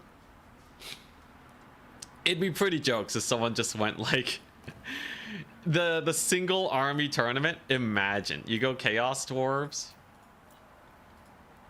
and then you go for where's it at? Yeah, Iron Demon, Dreadquake, Hellbound, second Iron Demon, Hellbound, Dreadquake. And then you get like a Drazi on like Cinder Breath. Like this would legitimately just annihilate a lot of builds. But if you ever run into a ranged build, you're dead. It's just high rolling for infantry styles. But that's kind of what everyone does. So like, you know, it's probably fine. What a glorious build this is. I'm sure you guys are loving this. This is so gross. This is a real gross one. Imagine you're like greenskins, you bought a standard build that works against everything, and then this shows up. The other thing that would be hilarious is to play Dwarves and then go Thunder Barge, double Gyro Bomber. Not everyone will have an answer to this. It also hurts a lot. Your Lord's gonna die. Thunder Barge is gonna cook. If I start playing Slaanesh. Karabthir, if you play Slaanesh and just use this build, you're probably gonna do well. Assuming you have the micro. And the decision making. I think that's the scariest part. Because you really have to get the Malakoth Smoke and Mirrors proc right on your infantry. You have to maximize the Seductive Glory. And you have to keep your cavalry in the right position. Because one wrong move and you just lose all your units. I think it's all on the decision making for this build. And then there's the fact that Wood Elves are really meta. But that's a separate issue.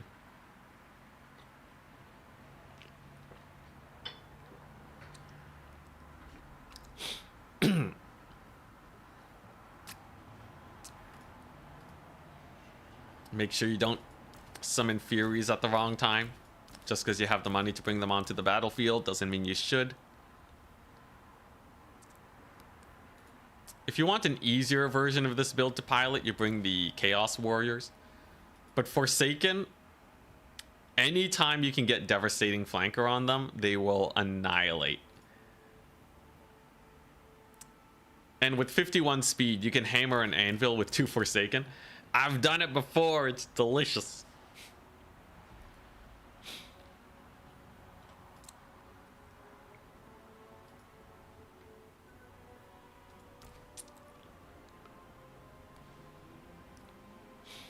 Should have been playing Slaanesh instead of Cathay. Here, Karavdir. You can learn Slaanesh. I'll play Cathay against you for good practice. How does that sound?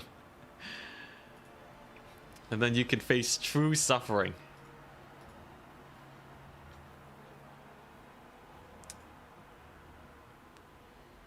Slaanesh, Lord with the Rampage, is the most meta thing. Unless you're saying the generic Lord, like the Herald. No, she don't got no Rampage. This guy. The Rapier of Ecstasy. It's a 17-second weapon that rampages. Okay, yeah, but like, why would you take that over Seductive Glory? Seductive Glory is 15 seconds, and it's AoE 35 meters with a 90-second cooldown. This thing is the same cooldown, but you have to hit them with melee. It only lasts 17 seconds, which means he's gonna land like 2 hits. And that's it. He's gonna land 2 hits. He's also not an Exalted Keeper of Secrets, which, yeah, I didn't want to bring it up, but yeah, I don't know. Maybe you could hit ranged units if you put them on a chariot. There's no way. Ain't no way, man. Ain't no way. Maybe if they remove Seductive Glory off these guys, but until then, absolutely not. Anyways, I think Slaanesh's 2 worst matchups is Wood Elves and Cathay. Top of the ladder and bottom of the ladder. Outside of that, I think they are favored into most everyone. Although, Charix... Never mind. Bretonnia versus Slaanesh. Yeah. I think it is not favored if you run Bretonnia because there's a lot of halberds. Although, no, yeah, no, it's the Knights Errant. You can't beat Knights Errant. They're too good. Bretonnia has always been the best cav faction in the game.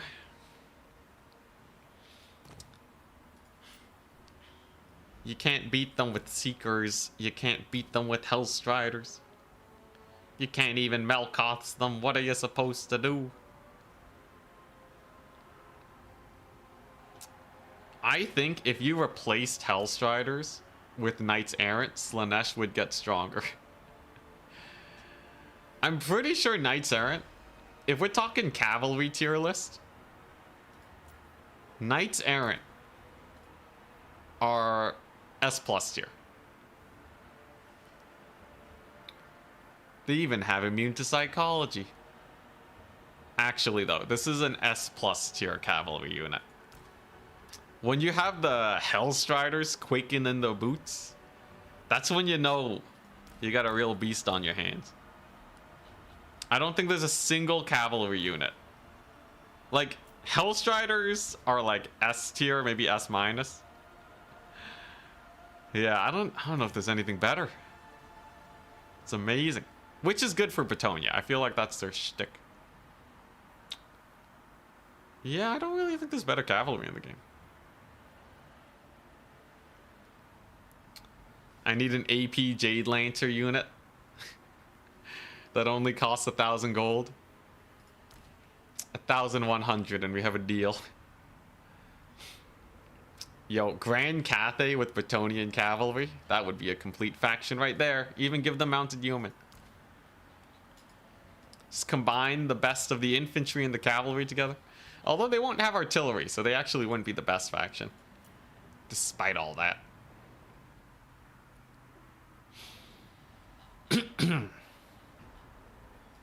I do think you can beat Bretonnia though, despite it being Bretonnia favored. The big thing is catching their yeoman archers, but 92 speed is really good for a skirmish unit. Yeah, it's the same as elf skirmish units. They only cost 500. Yeah, no, there's just no way to beat the Knights Errant. Ah, man. How does one defeat them? Seekers don't do it. Unless you start with like a bunch of fiends versus Bretonnia. But I'm pretty sure one fiend loses to 2 Knights Errant. I guess you could just spam armor. Armor spam versus Bretonnia is a hard maybe. They've always struggled against that, so you can like Forsaken rush them, I guess. Maybe, and then you just win the front line? I don't know. I think that's yeah. I think that's the best idea I can come up with. Oh, this ain't it. This is an old build. It's a very old build. Yeah, Slaanesh versus Bretonnia. I think this is what I would want. So you still got to get the big boy, because otherwise you don't have terror. And I think you want to pendulum their front line. Yeah, I think that's what you want. So you want to pendulum the front line. You take 1,000,000 Chaos Warriors of Slaanesh. You march in, you murder their faces. You don't go for Forsaken, because he's got a tankier, right? That's important. You take Fiend of Slaanesh and Seeker of Slaanesh. This still doesn't feel very good, does it? Like, the Chaos Warriors will probably win their grind as long as they don't get rear charged. Is there anything else to do, though? Furies died to the Bretonnian Air Force. I guess you do just spam Seekers. Like, Hellstriders are never going to trade up, realistically. So you actually want to go lighter on the Hellstriders, just to chase off the Yeoman, more or less. The other option is to just run Chaos Knight Lances. But I still think they get outmaneuvered by Knights Errant. Desperate times call for desperate measures, though. Nah, Fiends for sure. Stick a bunch of Fiends. You have a whack load of armor. Bretonnia does suck against armor. Do you take the Hell Scourges? Just armor max them, maybe?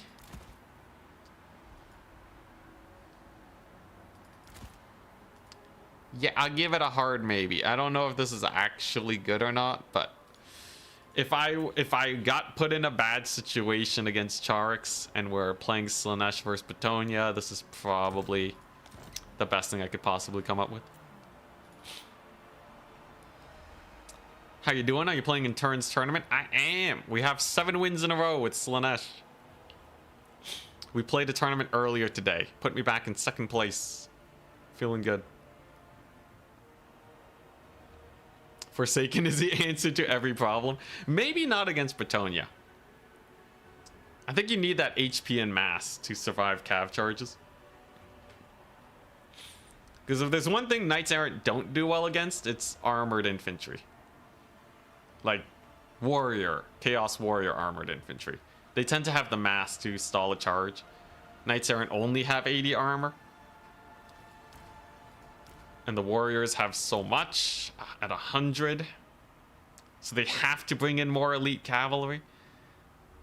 So that's the best. Is this the finale? No, this is a 2nd tournament. How can I join into City to play? You can look up turtletavern.com. It's Turin's website. And you can just sign up for tournaments.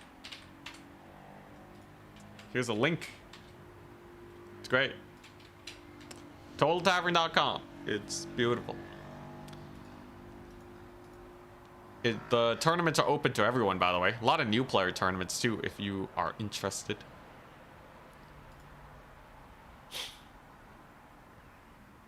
What does tabletop style tournament mean? Is it different rule or something? I'm a newbie here. Don't be sorry.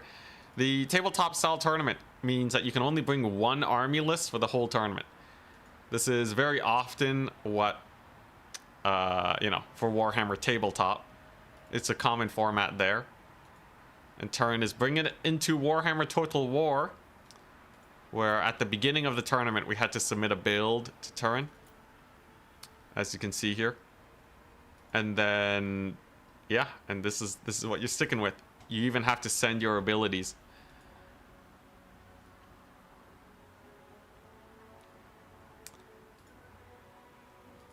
Anyways, I'll be back in a second. We're waiting. The problem with these games is that they're too fast. I need to win slower. Or lose slower. Then we have more content.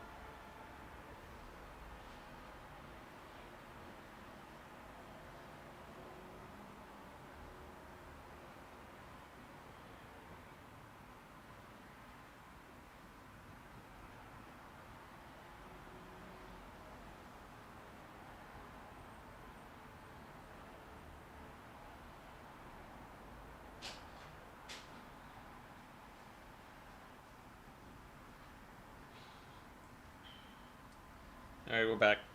Yeah, I feel like I might be coming down with a cold. That's not good. The back of my sinuses feels like itchy. I don't want to be sick, man.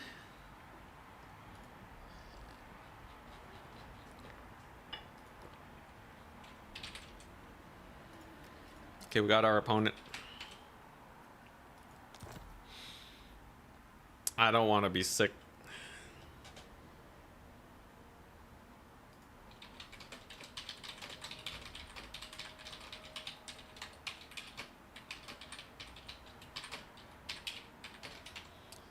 It was a little itchy a couple days ago, and then it went away, and now it's back. I've been getting a lot of allergies, though, right? So, like, the allergies have been hitting super hard. So I can't tell if it's like that or if I'm actually getting sick. I do feel slightly fatigued, but not that fatigued. Please tell me we're not sick. I'm Slaanesh. Are you Dark Elves? I think he's Dark Elves. Ban Eastern Isle Colony. Are we gonna play Norscan Rise? Probably. Oh, I really hope I don't have the flu.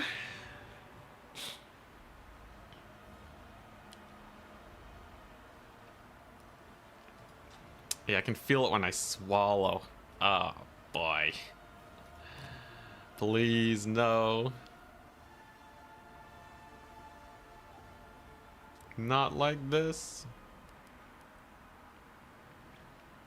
Nurgle got him. Nurgle loves you. No. I devoted myself to Slaanesh. Okay, we'll play Norscan Rise. Here we go.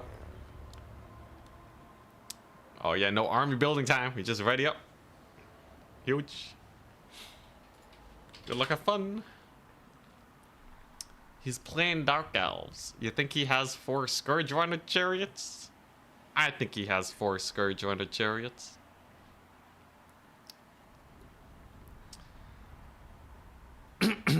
Except Nurgle's blessings. Yo, I do not have enough antibodies, man. Or I think that's what it was in my blood work. I'm very prone to getting sick. And when I do get sick, it sucks, man. Oh my goodness. Dude, I got COVID. It was really bad. I was bedridden for like 2 weeks and had a rough time for a 3rd week after that. You know, still fatigued. It was really bad. Not as bad as a lot of other people, but it was real bad. Alright, I'm gonna see if I can just murder him. With a bit of a cat flank. The huge.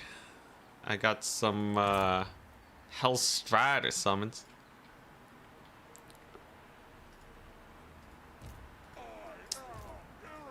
should be good. Unless he brings like 6 Blackguard of Nagaron somehow. Impossible, he wouldn't. He wouldn't dare.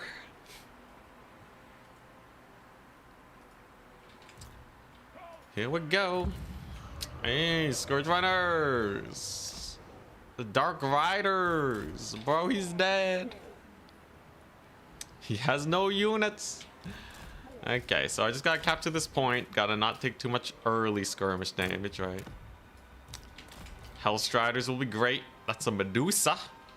Little blood rack Medusa over there. Alright. We'll give him some early capture points. I'm not particularly worried here. And this Hellstrider flank should ward him off from this point. Should be good. There's no way he stands his ground, right, against the Hellstrider charge. Surely he runs for his life here. He does have some Cold One Knights coming in. Let's see who blinks first. I blink. I blink first. Alright, I see how it is. He has great confidence in his little mobility core here. I need enough cavalry to catch his Scourge Runner chariots. That's the thing, right? If we can catch them, we're golden. Yeah. Ouch. Ouch, ouch. He's shooting my lord. He's shooting them up. Alright, yo, if you're gonna overcommit here, you're gonna die.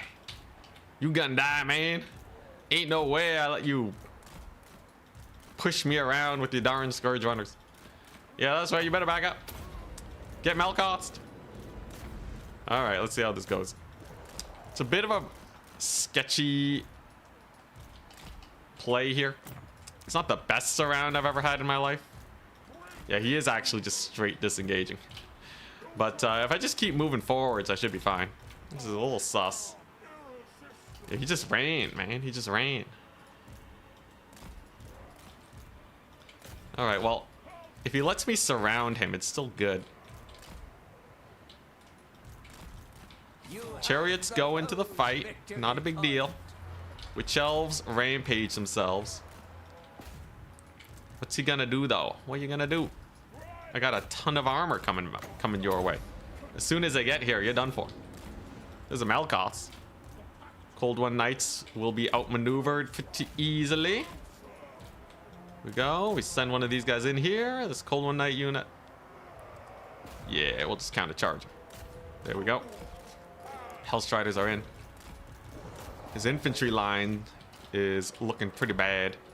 His Scourge Runners are getting really messed up too. Very nice.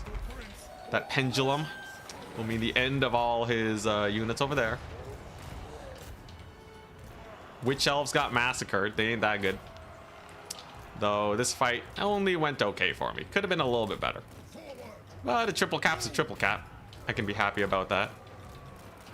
He certainly lost a lot of cavalry in the big fight. Dark Riders. I'm just going to do this for the speed boost. And then we're going to chase off his range. In the end, he just doesn't have enough to fight off all the infantry that we have here. We have a lot. What is that spell? Purple Sun? Ow. Alright, I see how it is. Still, though, his units, they rout. I have more Furies coming on in. His natural response to this is going to be summoning in cavalry, right? So the Furies are perfect for shutting them down. There's the rampage. Goodbye, little wee chariots. Gets a doom bolt on me. Doesn't matter. Because, yeah, you got nothing left. They all dead. There you go. All I gotta do now is kill a Medusa. But yeah, that was just a massive armored infantry push. Very difficult to handle. Very difficult. Oh, look at those chariots, though. They're kind of cooking. Never mind. Never mind. They just died. Nice. Dark Riders are getting bullied. I can bring in some more cavalry. Doomfire Warlocks or whatever, man. Yo, it's it's rough, man. So when the Dark Elves can't win the cavalry fight, they tend to get massacred. And their infantry are not helping at all. Infantry are absolutely not helping. For those of you who are hoping the Medusa would do well, it does not. Army abilities are through the roof now. And he is effectively tabled. Nice. This is a very Slaanesh versus Dark Elf day. Yeah. Getting a lot of that. Love it. Summons a little bit more infantry. They shall not be enough. Still have loads of infantry too. Gets a purple sun on me, but doesn't matter very much. Medusa is dying. Nice. Alright, so who are we killing? Let's kill this guy. Nothing like a little, yeah, click and murder. Against Hellstriders, there's no way he survives a full surround. A complete and utter Hellstrider surround is underway. They used to be even better against single entities, but they did get nerfed. But those are executioners. What a mad lad. Yeah, there he goes. You served well. What are those? Dark Riders? Gets us Spirit Leeches the Furies. My goodness. Okay, yeah, executioners do dumpster Forsaken. If there's something to kill Forsaken, it's that. Master's dead though. And I can summon in the glorious eternal entourage. Yeah. Get him. Will these guys even be able to fight a Forsaken rear charge? They might not be able to. Yo, take a look at this. The Forsaken will have devastating flanker. Look at the value. So they're at 500 right now. As they make contact with them, the charge goes, yeah, 100 gold value. So that's 10% damage on the charge. That's, yeah, 15% of their HP gone. Despite not even being the best unit for the job, it's still good enough. Guess I'll pendulum him. Hit him up with a little pendulum. You always thought Hellstriders had devastating flanker? Dude, that would be so crazy if they did. Did they used to have devastating flanker? I don't know. But yeah, they do not. They're just good. They just have anti-large. Actually, I can charge these witch elves, man. They're witch elves. Whatever. Whatever, man. Yeah, I took like no damage from that. And then we rear charge them. Holy crap, that's half their HP gone. Poor witch elves. All right, we're on the hunt. I want me a lord trophy. Give me that lord. I can speed up my cavalry here. All right, look at that.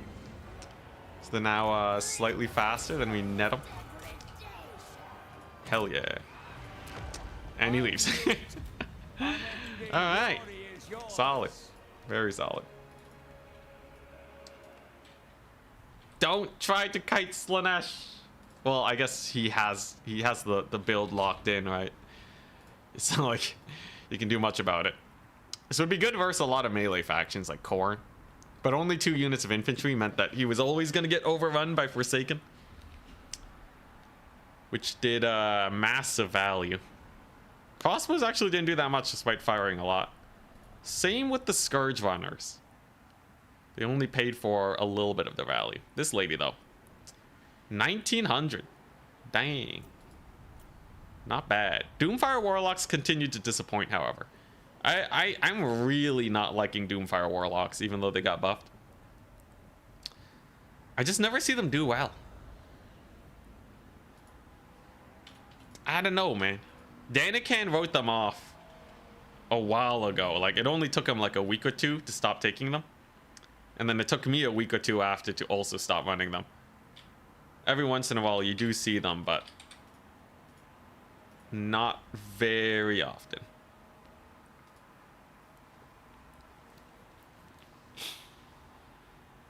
Yeah, Hellstriders don't have devastating flanker. They have Soul Hunters, they have bonus versus large, and that's it. Which is really weird because Marauder Horsemen of Slaanesh have devastating flanker.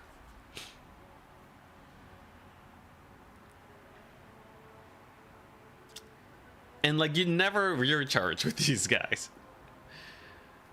But they do have it. Seekers have devastating flanker. Heart Seekers have devastating flanker. Chaos Knights have devastating flanker. This is the only Slaaneshi cavalry that doesn't have the juice. Actually, I'm a little surprised these guys have devastating flanker. I remember someone mentioning it, but I would have thought they wouldn't have because they're mortals. But there you go. 160 charge bonus. Kind of terrifying.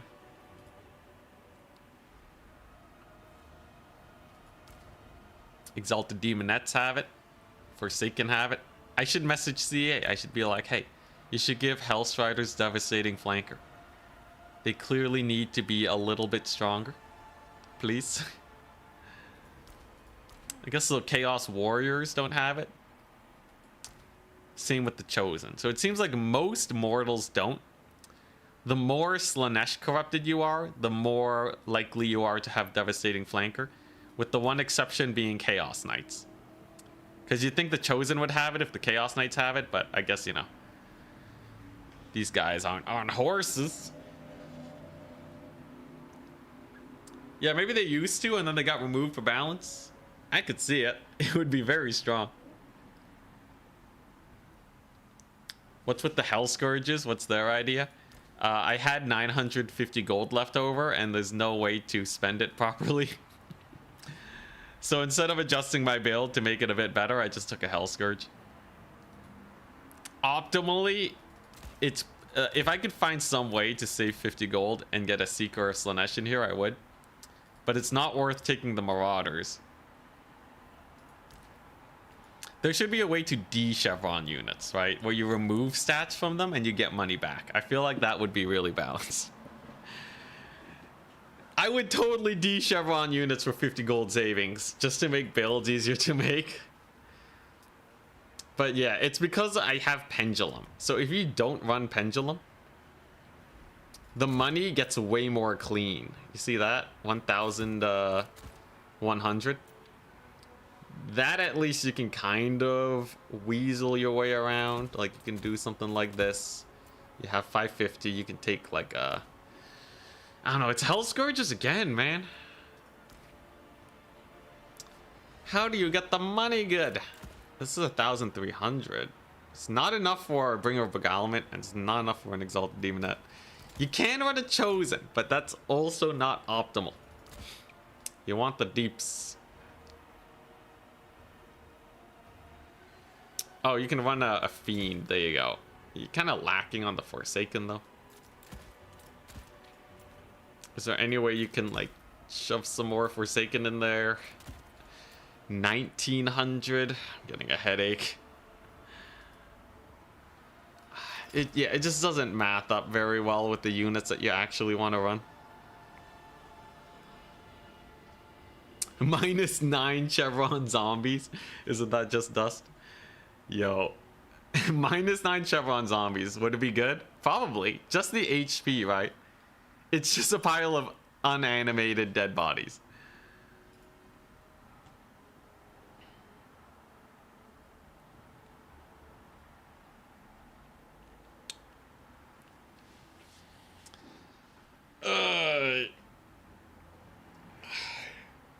Yeah, I don't know how to make good Slaanesh builds.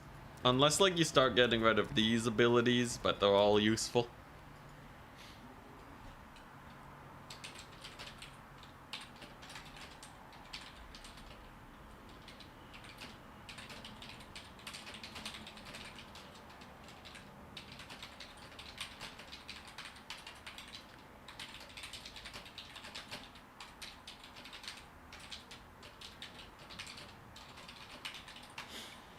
Alright.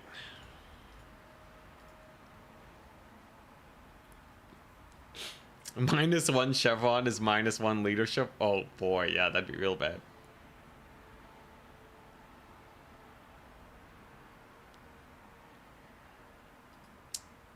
Yeah. How do you make this work? Like, taking a random devoted marauder, it's fine, but like, it's really not worth. Compared to the Forsaken, who have +70 armor, they just don't cook. and they cost almost the same amount of money. But like, what do you do with 955 gold? I'm maxed out on Forsaken too. If I could just take a 6th Forsaken, it'd be perfect. 280 gold. Chariot doesn't do anything. You're on Total Tavern. You already signed in. Now, what do I play? You just have to find a tournament that is hosted at a time that you can play. Currently, all the tournaments today are running or finished. But if you go to the tournament section, you can see when they're being hosted.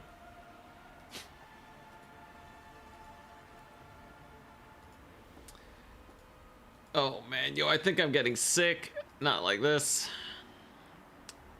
Warriors with chevrons. The warriors aren't that good though, right? Like you can just take the Hell Scourges. At least they give poison, which is a nice little debuff. Would love to see a Tomb Kings tournament. Just like, oh, like me playing as Tomb Kings? Yeah, they're pretty fun.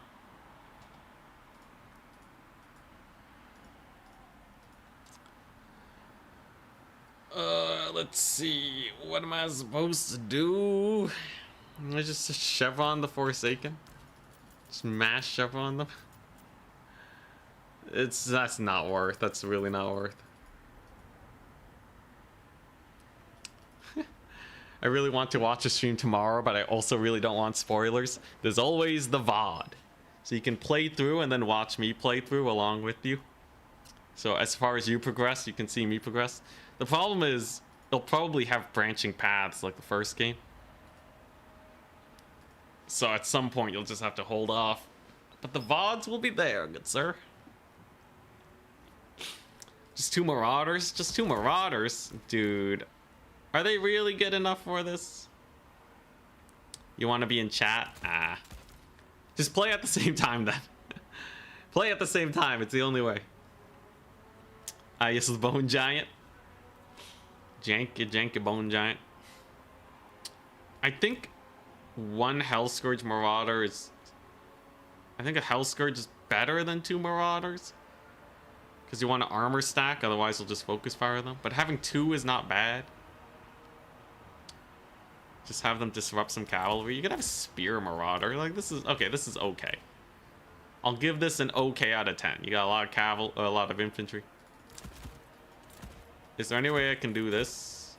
400 gold. Yeah, see, this is the worst. What are you supposed to do with 400 gold? 1200 does not line up well with Slaanesh. It's all because of this pendulum. What do you do?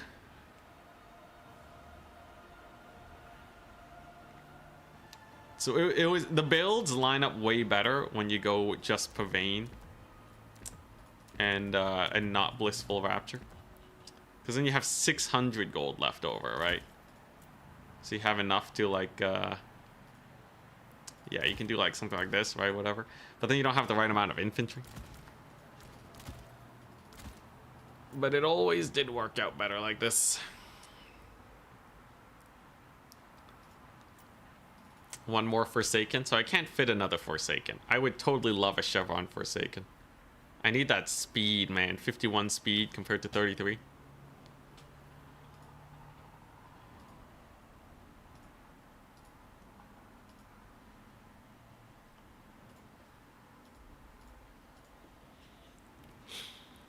Change a Hellstrider for a Seeker. Okay, now what? Seekers are risky because Malkoths. And now I have 630, which is a disgusting amount of gold to have. You could do this, have 900 left over. It doesn't work.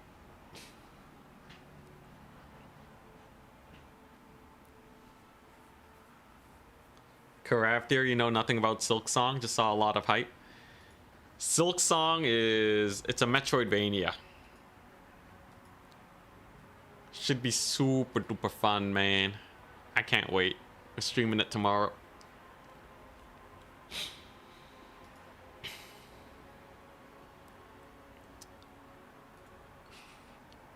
This is the worst time to get sick, though.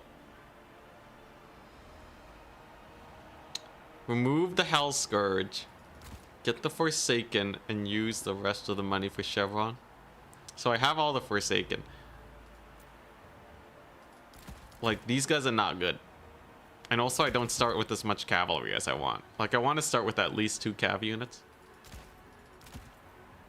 I know my requirements are harsh, but I want it to be like 30% cavalry and the rest of it to be Forsaken. What crimes must I commit to get this? Use a Soul Grinder. It slots in perfectly.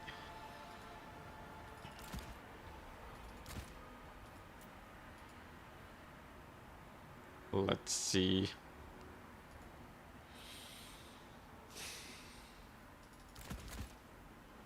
Just take health layers. Okay, now I have 200 gold. This is close, though. This is really close. Or Hell Scourges. Hell Scourges are actually really well statted, so they don't really need the bonus versus large. And they'll hurt infantry slightly better.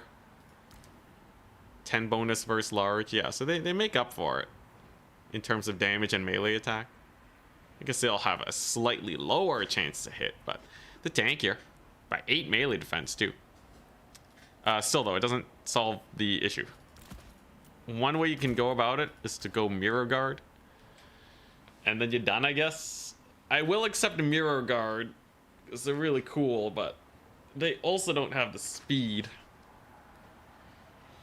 Simple, we remove Pendulum. Okay, if we get rid of Pendulum, right? I think the optimal is 4 Forsaken. And then, what was it? 550. If you remove Pendulum, this is not the worst. It gets the cavalry in there, it gets the infantry, and I have 550 on a Marauder, which is not optimal, but also, like, livable. I still have the 1225. Barely not enough for an Exalted Demonette. Is it this ROR? Are they the secret? Okay, 3 Hellstriders. The ROR Spear is actually not the worst. The 40 speed, right? Maybe this?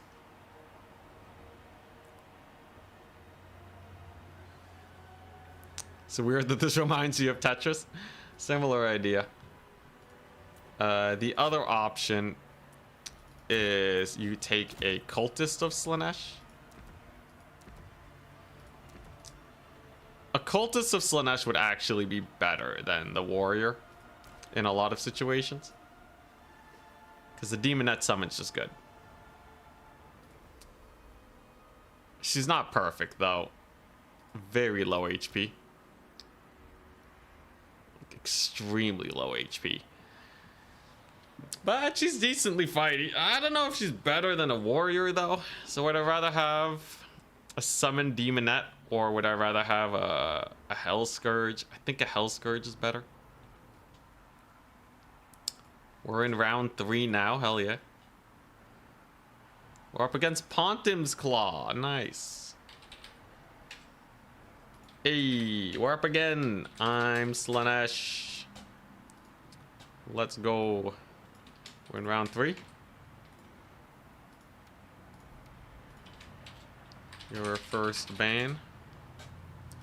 He's Dark Elves again. Why is it? There's so many Dark Elves.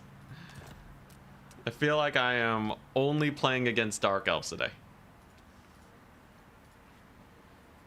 Is Slaanesh Daniel useful? No, he doesn't have the Rampage. He has Pavane. No Melkoths though. And his price... Yeah, he doesn't have the healing either. Yeah, no, Slaanesh Daniel sucks. Brave Valley Bane. Haunted Vale or the Blazing Ramparts against Dark Elves.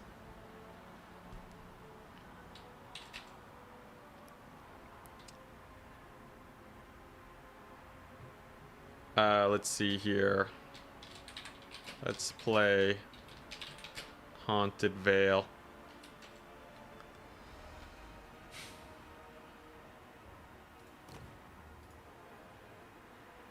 Alright, Dark Elf time. He'll be back in 3 minutes. Yeah, Slaanesh Daniel he's a flying keeper of secrets, but he loses out on like everything that makes him good. No soul siphon, no feasting on fear, no seductive glory. If he had that and he was flying, he would be not bad with the mixed lore, but unfortunately not.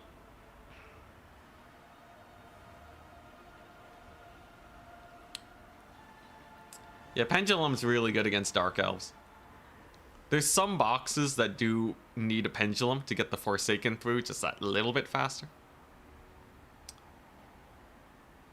What can Ogres do to counter Slaanesh? I find Ogre Kingdoms, the best unit they can take against Slaanesh are Powder Guts. Then you naturally want to max out on Pigback Riders. And you don't want to take too many bowls because mass routes are really bad. But this is a really good start. Golg is really nice. Healing, shoot the Lord and all that. Good fighter. Excuse me. Did that feel like an allergy sneeze or an I'm sick sneeze? I don't know. You do want to go Lore of Death, Spirit Leech, and the Maw Shard.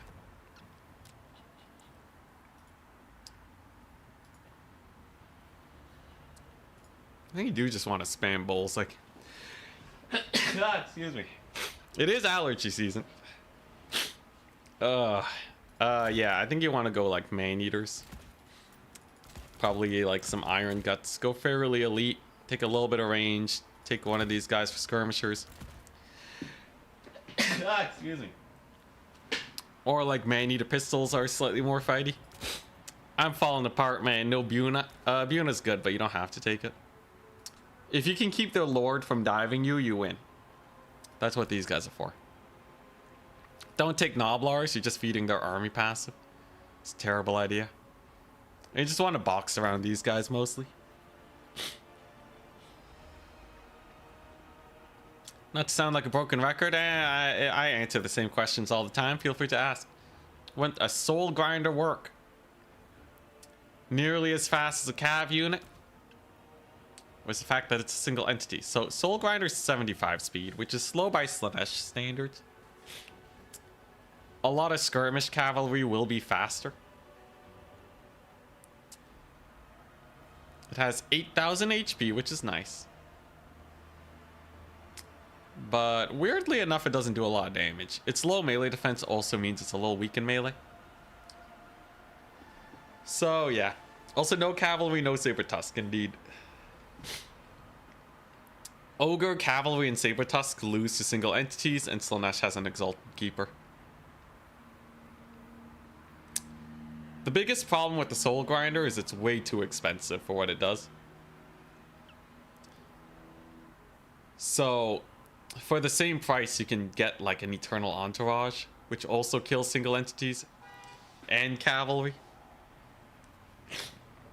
The unit itself is not bad, though. I think it is just the price. And the fact that it has too many weaknesses. If you're spending 1,800 on a unit, you want it to have almost no weaknesses, kind of like Wrathmongers.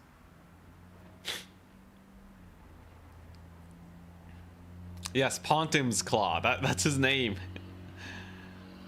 How else are you supposed to say his name?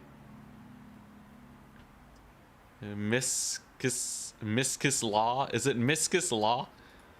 I'm gonna call him Pontim's Claw. That's what I'm used to.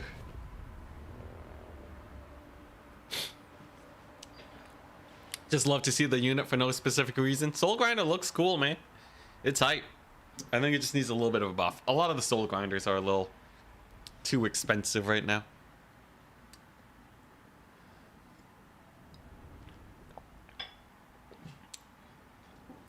Ponty Miss Claw. That doesn't sound good to my ears. So Saber Tusks don't really pin down cavalry well because they have low leadership. They tend to route Sadly. Ready. Good luck, have fun. He's playing as Harkonneth indeed. What's he gonna have? I'm going to guess a bunch of infantry. 12 units.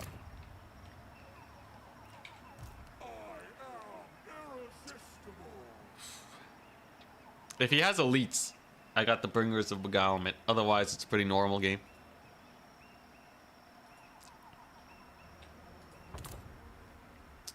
Can Fury spam him. Cold One Knights get annihilated by this.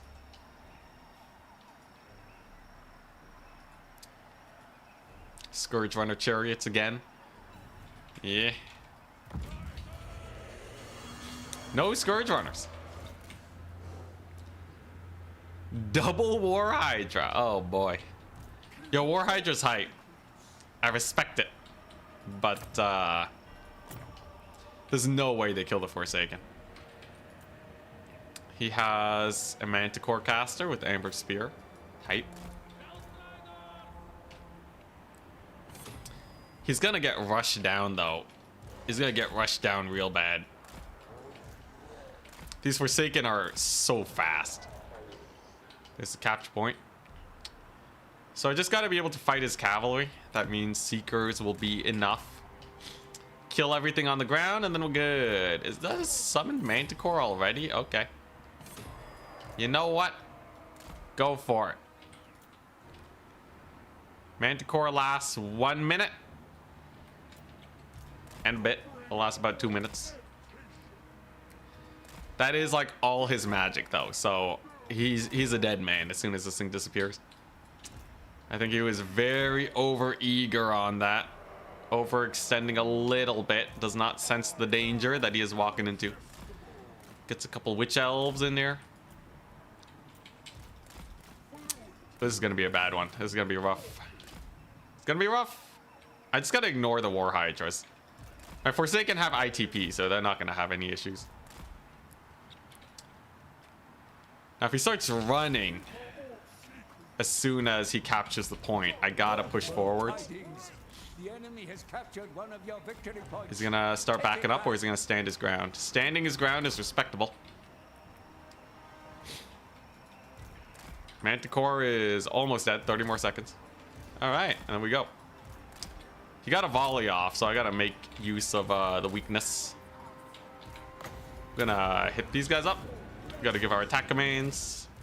Our units are thundering in at the speed of light. We go straight for his undefended lord, who is now dead. Yeah, no way she survives this one. So that's yeah, that's a big old Forsaken charge. It's a nasty pendulum right on top of those Witch Elves. Oh my god, the timing. The timing on that was brutal. Rear charge over here. Get that set up. Get a few Furies in here. Get the, yeah, get that rear charge. There we go. Should be able to kill off those ladies. Get another speed boost. The Slaanesh charge is so terrifying with that speed amp. It's so terrifying, man.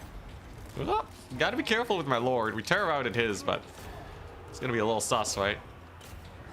Cold One Knights are there. I can kill him though.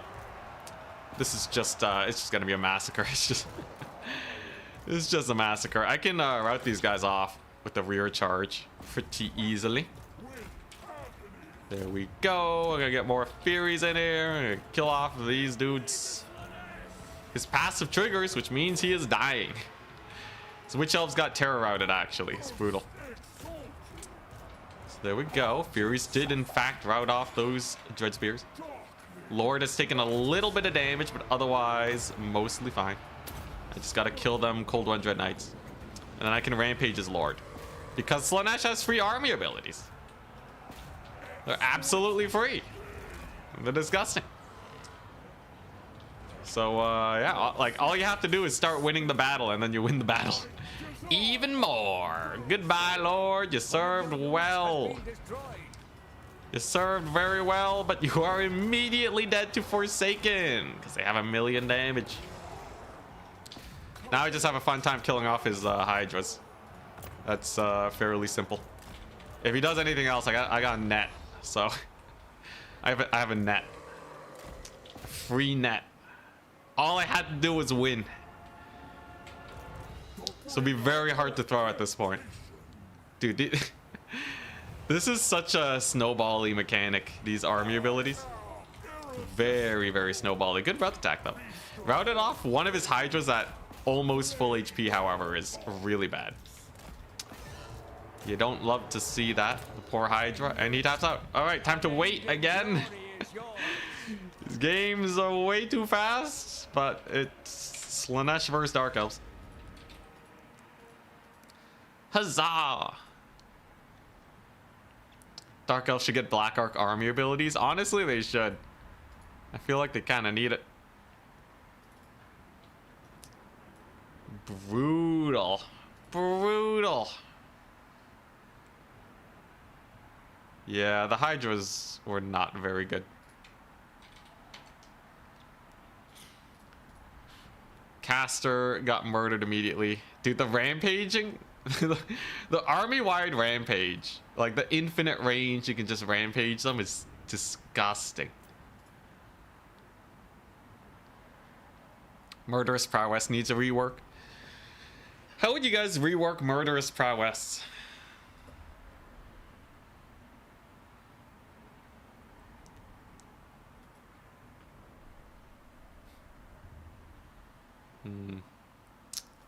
Man, that's brutal. That's brutality. Alright, well, I'll BRB. I'll be back in a second. Give me a few minutes. Oh, I really hope I'm not sick. I'll be back.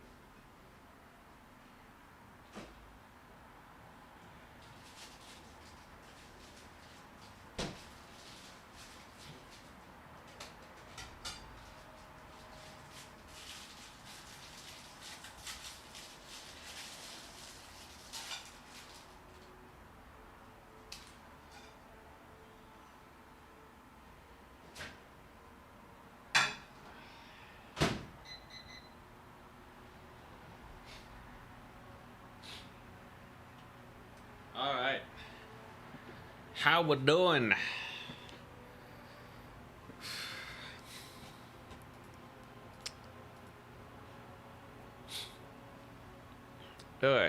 Maybe make it an individual buff. Oh, that'd be cool. So like all Dark Elf units have a kill threshold that when they hit it, they just become ultra strong. That'd be cool. It'd be like the corn killing mechanic, but make it like better. Because it's also a leadership boost. So then you're really incentivized to kill them before they get murdery.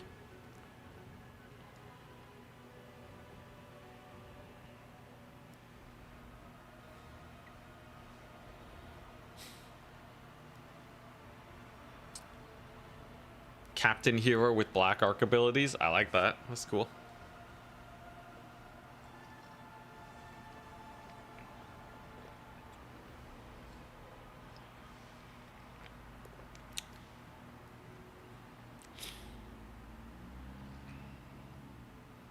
If you want it to be different from the WA, could be a bonus that stacks up slowly with kills. Oh, that's cool. When it triggers, all units get leadership debuffs removed. It'd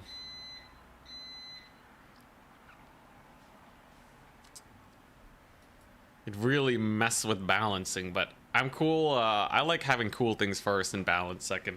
I'm gonna get some food.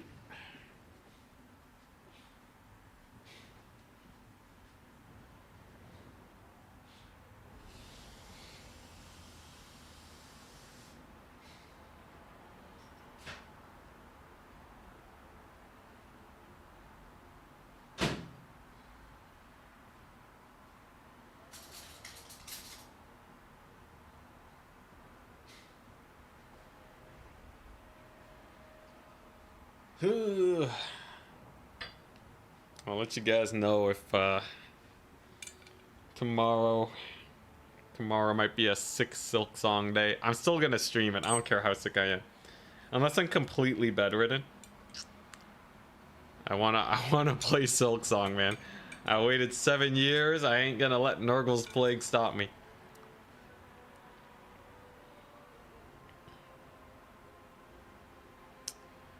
I think a lot of people don't play Dark Elves properly. I think if it was flipped, me playing Dark Elves and them playing Slaanesh, I know all of Slaanesh's weaknesses really well, so I could exploit that as much as possible. And people generally don't practice Slaanesh because they were banned for a long time. But I think if it was like a Daniken or Charix, I'd probably get murdered.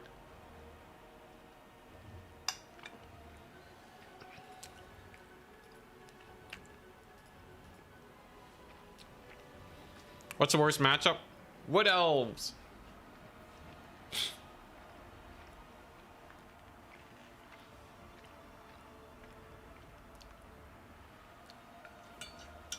Any faction with the front line that can kill Forsaken effectively wins versus Slaanesh. That is how it be.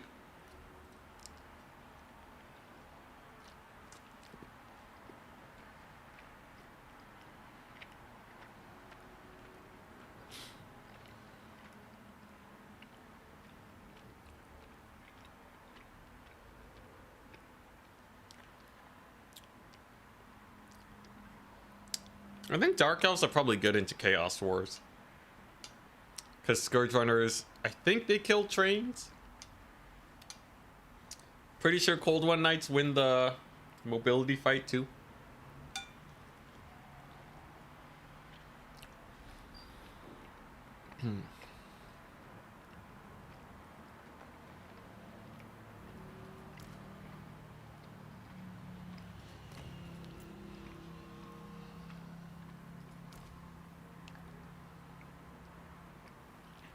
Scourge Runners can't keep away from Slaanesh.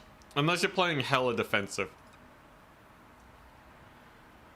But when you stack Melkoths, it's very sketchy. What about White Lions? What about them? Yeah, will it get 2 tournament wins in a day? With Slaanesh, maybe.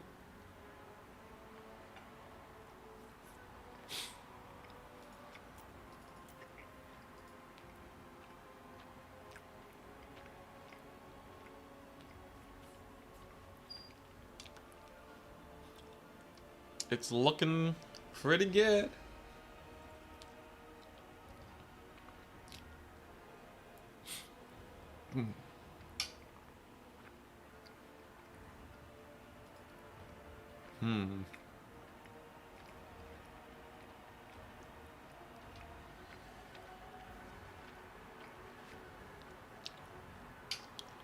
Been thinking about speedrun campaigns.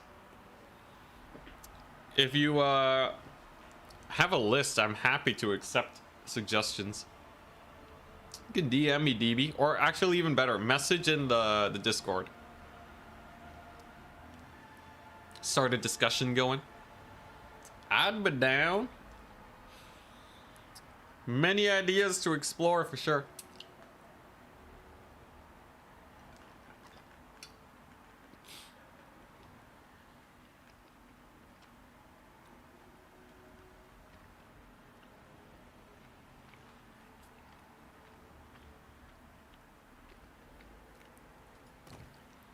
So Tomb King Scorpions are actually pretty bad in multiplayer. Low HP, so they lose to the this guy. The Exalted Keeper of Secrets will win almost all single entity fights. And if you bring a lot of single entities, like you go for something like this, you have no infantry to defend them. They get calves surrounded and then they get murdered one at a time. The rampage specifically means that you can't really 2v1 the Lord, as long as they have like a unit of cavalry near them. It's a nice little strat.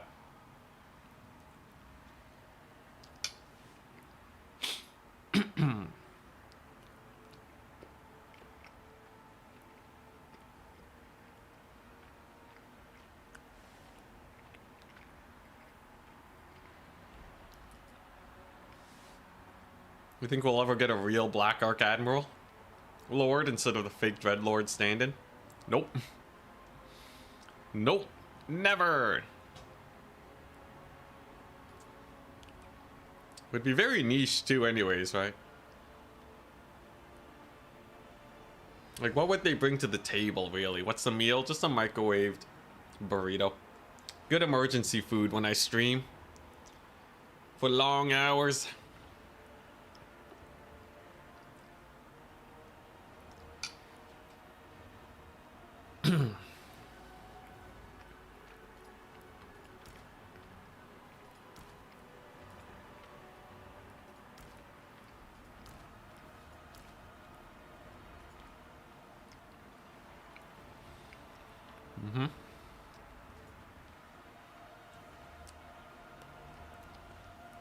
Bringing up Necropolis Knights and Stalkers. Fun fact, Necropolis Knights are actually overcosted. So they're not worth even bringing in situations where they should do well. So they're kind of out of the table. Stalkers are better though. Support cool Stalkers are really good versus Slaanesh. The big issue is winning the infantry fight. If they spam a lot of armored infantry, these guys can't kill them fast enough, and they'll get overwhelmed. So you got to be a little wary there. I would not take Necropolis Knights though. They are garbage.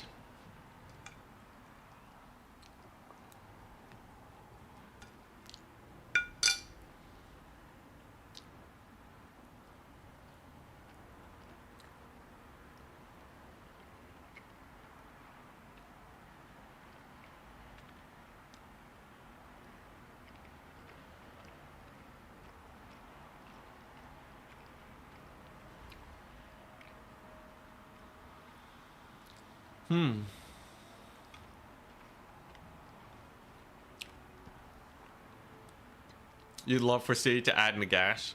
I feel like Nagash makes a lot of sense in the same way 40k makes a lot of sense.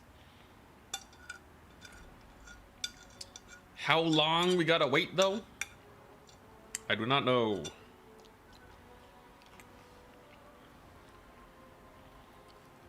It would be pretty crazy though to not have like Thanquol, Nagash. What other big names are there?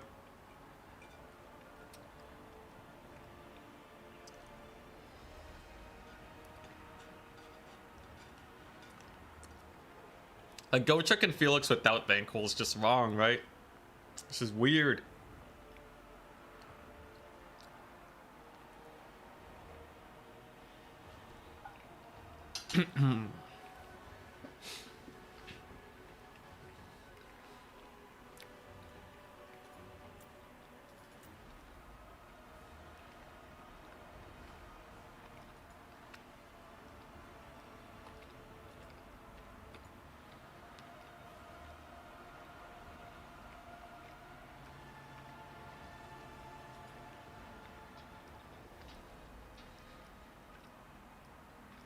Mm-hmm.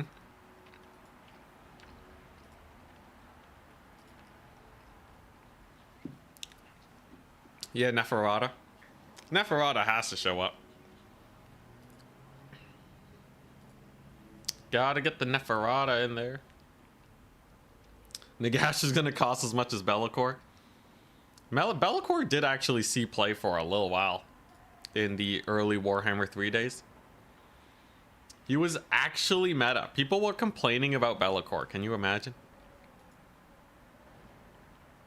But he did fall off as soon as the other factions got added.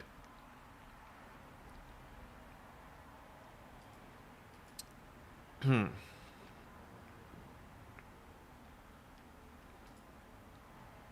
Sea Dragon or the Monkey Guy in Cathay, maybe. Indon Koresh. Indon Koresh? Oh my goodness. Indon Koresh would be so hype. I don't know if they'll ever add it. But I also said the same thing about Cathay. I thought Cathay was not coming. I was convinced we were going to see on launch was going to be Chaos Dwarves, Ogres, and the Chaos Gods. Well, actually, I was hoping for Chaos Dwarves, Ogres, Demons of Chaos, and the Dogs of War. Dogs of War. I thought Dogs of War was coming on launch. Sad times. Sad times. Dogs of War feel so far away now, don't they? One DLC a year. What is this? Alright, whatever. Whatever. We got Silk Song tomorrow and some cool speedruns. I'm so excited. Excuse me. I'm very excited for some speedruns.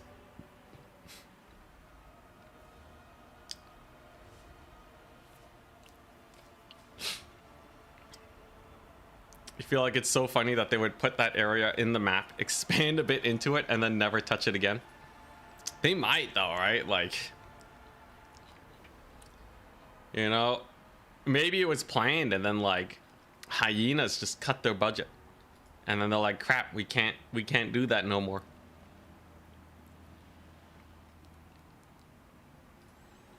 You never know, man. The multiplayer patch is playing. That got cut, right? Anything can be cut. Traumatized. Ogres are playable in multiplayer, yeah. They're actually one of the stronger factions in the game. Very powerful rush faction. Maybe one of the best rush factions. Because they're immune to kite with the man-eater pistols. These guys are so good, man. Man-eater pistols are so cool. I love them.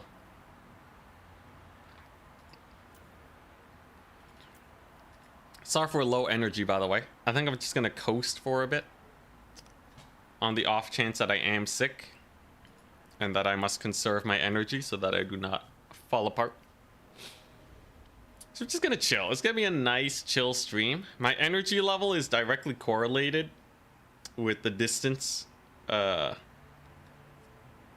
you know, my chin is to the bottom, I guess. That's how you know I'm slouching. Ugh. It's a long day, man. Gotta use some gold man-eaters again. Yeah, they're real good. We must hold fast for Silk Song.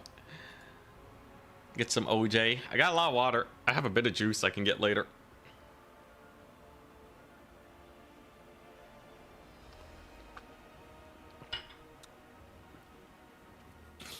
My sinuses do feel a bit better, but the fatigue is a bad sign. I usually don't get fatigue when the allergies hit.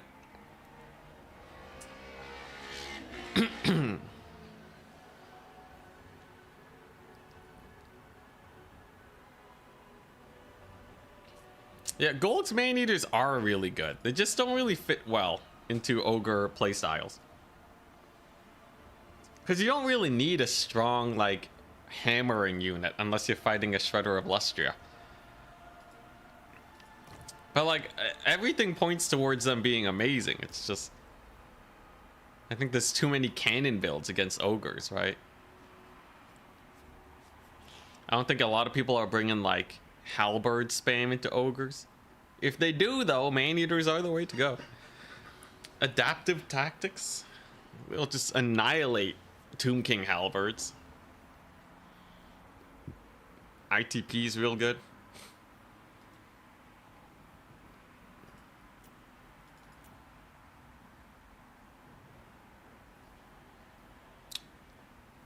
Don't do OJ, just eat a fresh orange. I'll settle for any calories I can get my hands on. The 3x gold build. One day. But I'm not hosting as many tournaments anymore, Craft here. I don't plan on hosting that many more tournaments. I think we'll mostly be doing the Warhammer speedruns. I don't think I can keep up with all of this. Just the vitamin D. I took my vitamin D supplements. These are not, you know, I know supplements is a bad word on the internet because a lot of people sell random supplements. But no. Doctor's orders. I did not have enough vitamin D. Who would have guessed? Canadian up north, never goes outside, does not have enough vitamin D. It's good now though. My blood work says that it's all good. And apparently I don't need to go outside of the health benefits. Mental health benefits from going outside though, actually, yeah. Yeah, that's where it's really OP. Darn, I wish I didn't need to go outside though. Then you gotta put on sunscreen if it's summer. Gonna be out for more than 15 minutes.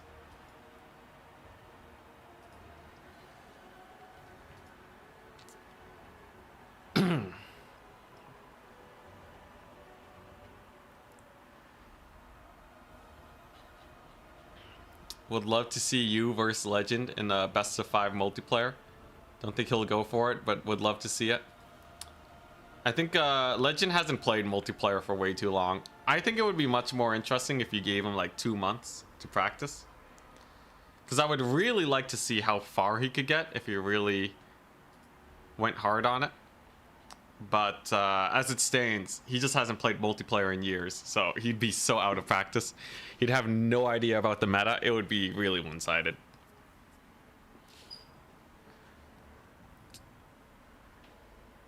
Because, like, it's, I think 75% of early learning and, like, you know, early learning multiplayer is just knowing which units are good and which units are bad. And playing campaign does not help you with that. Not at all. Round 4 has begun. Let's go. It's Martin. Hey, I'm Slaanesh.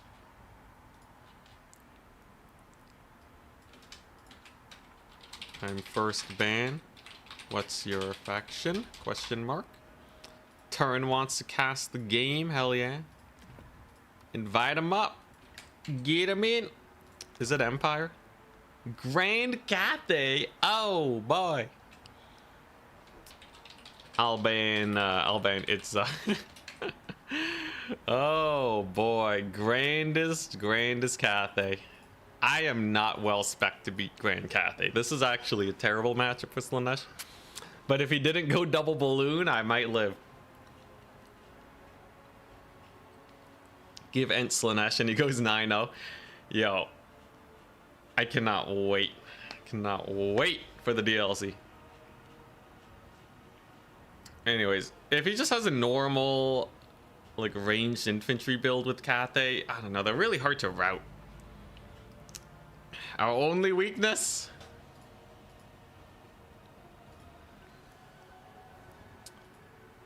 Alright, what's the map? He bans Edge of the Darkwood. Whirling Maelstrom it is. Give me your worst. Give me your worst Grand Cathay build. Oh boy. Whirling Maelstrom's an okay map for Slaanesh against Grand Cathay. It really depends on what units he has. He can't kite me. That's the big mistake most people make, bringing skirmishers against Slaanesh. I do have the Eternal Entourage. They can fight Celestial Dragon Guard okay. And I do have a lot of Seekers, thankfully, so. Higher chance of skew builds in this style tourney, in this tourney style. I feel like this tournament, you can try to bring skew builds, but I think the people who have already won 3 games in a row are less likely to bring skew builds.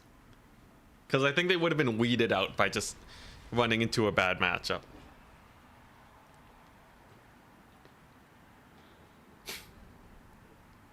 Have we ever seen 9-0 before on any end stream? This is a good win streak. It's a pretty nice one. All right. Crowmen are a problem. If I can rampage them or Melkoths them, it ain't too bad. They are still pretty expensive, especially the ROR Crowmen. I think the goal for this game is to not overextend and just go for the victory ticket win. I think it will be too easy to feel like we're in power mode and then we accidentally throw. If I just play this one ultra safe, we'll be okay. Unless, of course, he has the balloons. But yeah, just don't take a dumb fight. Like, don't even take a fight that might go well. It's too risky. You can easily win by capture tickets.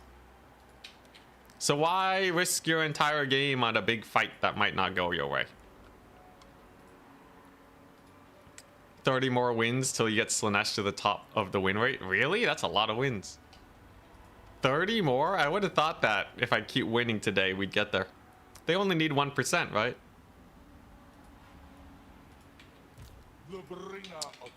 It's pretty jokes though, adding 10 wins to the Slaanesh win rate today. If we win this. Pendulum will be good. I like Pendulum versus Cathay. Furies will be okay. 12 units is a little sus though, right? What does he have? Does he have a lot of crossbows? Maybe some artillery? Could have done the math wrong. We'll see. We'll see. If he has the Hell Blaster, the Hellstorm battery thing, that could be bad. He has 1 Grand Cannon. Zhao Ming with this breath attack. So no elite units for now. Yeah, so the cannon's a little annoying. There's not a whole lot we can do about that. Some cavalry backline dives will be nice and all. But yeah, we're just gonna capture the point. Okay, he's actually turning to shoot at my cavalry, which is actually really good. I can line of sight him soon. We have a victory point. Keep it from the foe. Line of sight him. That'll give him a big issue. I just need a bunch of cavalry to dive those guys, right? Ouch, ouch. Keep line of sighting. Just get that early triple cap. Suffering. It's Cathay's worst nightmare. Just getting triple capped into oblivion. Alright, nice. And then I pull back. We're gonna loop around. Force him into a bad position. This crane gunner's hurt, but we'll live. So I need to just get a massive cav flank here to force them to not go for the capture points. That's a rough idea. We're taking a bit of heat, but it's okay. Now is Zhao Ming gonna land or what? What's he gonna do? We got some peasant horsemen over here. They're not particularly good. What's it gonna be? Just some peasant horsemen? I gotta get my lord in there though, right? You gotta get in.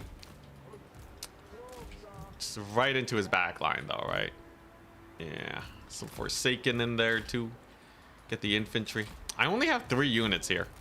I don't really need more. Because if I kill the back line, I know we're golden. This should be a pretty nice pocket to kill. But I gotta play it out right. We gotta do this properly. Yeah, he's still contesting the point. He's leaving his crane gunners really exposed. I don't know how I feel about that. They are awfully exposed.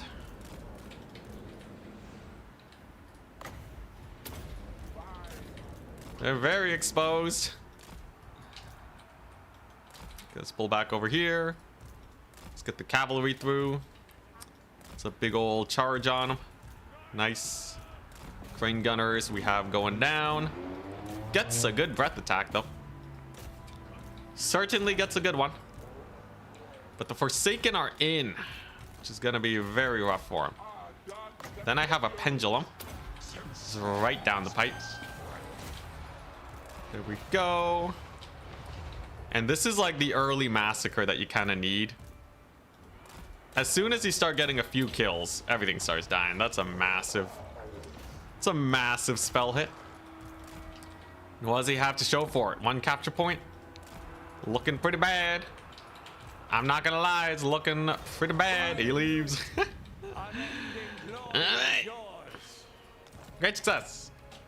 Gee, was anticlimactic.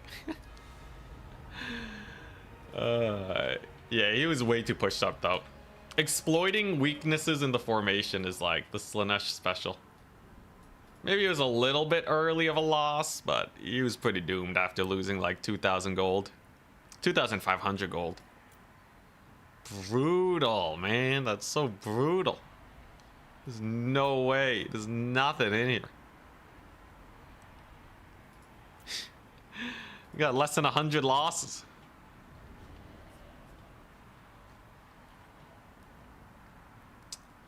Rip my Cathay, bro. I was really hoping you'd have the double balloon. But, yeah, dude. Slaanesh is one of the only factions that can go into your reinforcement zone and bully you. If you are unprepared. Turn's already gone, god dang. Yeah, that game might have finished faster than some people even played their games. Turn could actually cast another game. That was so fast. That's what I bet that's what he's trying to do right now. Oh my gosh. Slaanesh versus Grand Cathay. Slaanesh wins. Yeah, ladder streams we can win a lot, but that's ladder, not tournaments. We've been playing against like Danican, Martin, Pontim's Claws, I like to call him. Maximilianaire. Of course, we're getting good matchups, but yeah, speedrunning Slaanesh. Well, I guess we're waiting another 30 minutes. Hope you guys are having a good time. We're chilling. We're chilling.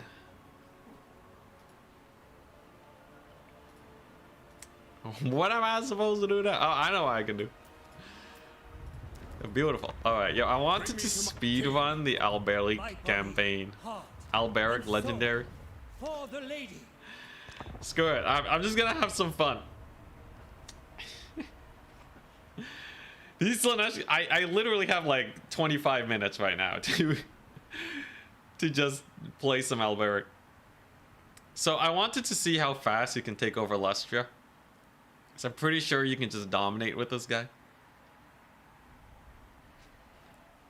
Knights of the Realm Doom stack is like easy peasy lemon squeezy, right? We're getting the series started early.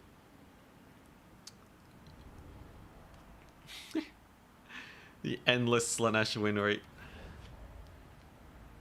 Who should I play in Warhammer 2? You should play Frane's Only War. So that means you declare war on everyone. There is an Only War Frane's mod for Warhammer 2. I think it's called This Is Total War. Do that. It's very fun. Very difficult. But I think that's what you do. Alternatively, you know, just play France, but declare a lot more wars than you're used to. It's a great time. Alright, here we go. Do I need cash? I don't really need cash. Experience. I can see how people would see Anton Slaanesh in the tournament against them and just say, well, dang. Especially when it's a bad matchup. A lot of people will like cook specific builds to fight against Slaanesh, which is why I picked them, because Slaanesh doesn't need specific builds, but everyone else does. So in a pre-build tournament, they're just perfect, man. They are just perfect. All right, so if we were speed running this, right?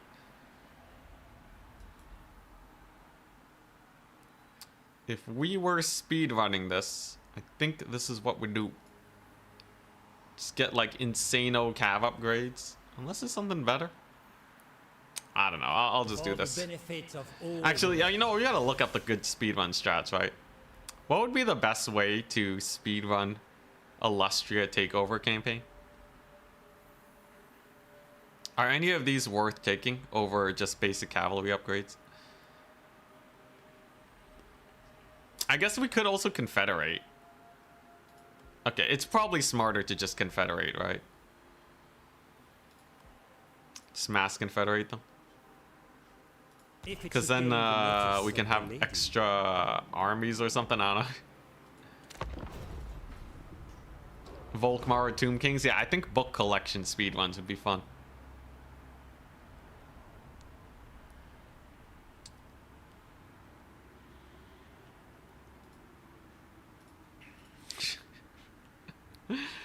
Oh man, dude, this Slaanesh games is so fast. It makes me so happy, man.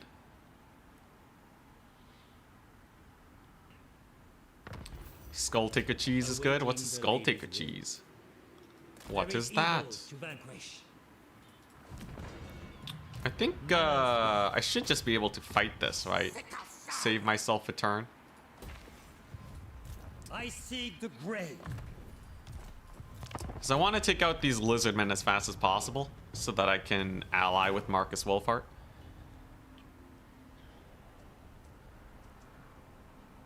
Speedrun Archaon/Bellacore and play Pokemon. Gotta catch them all ASAP. It's pretty funny. Hopefully, I'm hoping the speedrun objectives are pretty easy going though. Oh my god, you can auto-resolve that, bro. The Grail awaits. More knights. Vanquisher of evil. So far, we've been able to auto-resolve everything.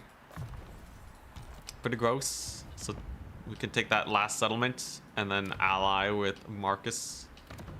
Then I want to... I think I might even leave the Vampire Coast for last. Oh, crap, I forgot.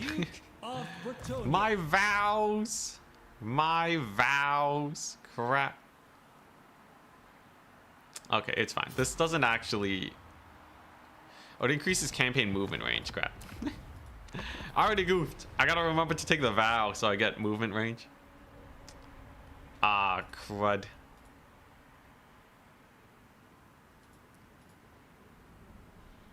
Speedrun full rampage as Taurox. Oh, that's fun.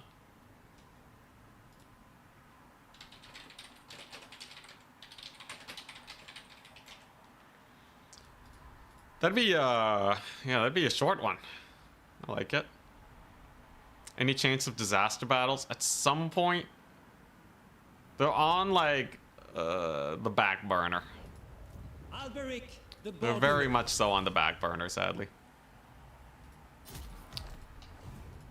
I think there's just too much other random stuff that I'm trying to get done nowadays.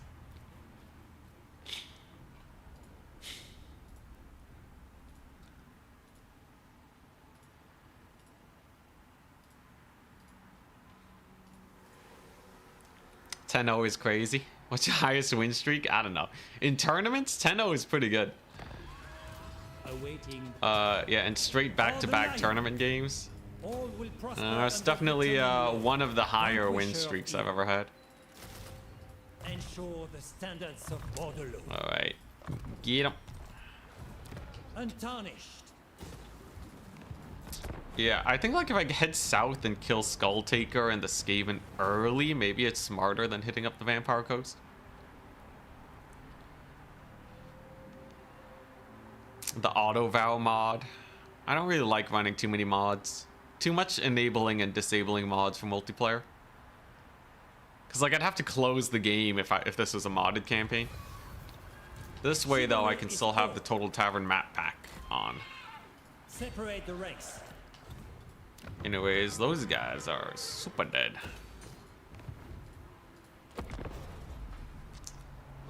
I think this is the most optimal start for playing Bretonnia early on as Alberic. But yeah, I gotta figure out what we do next here.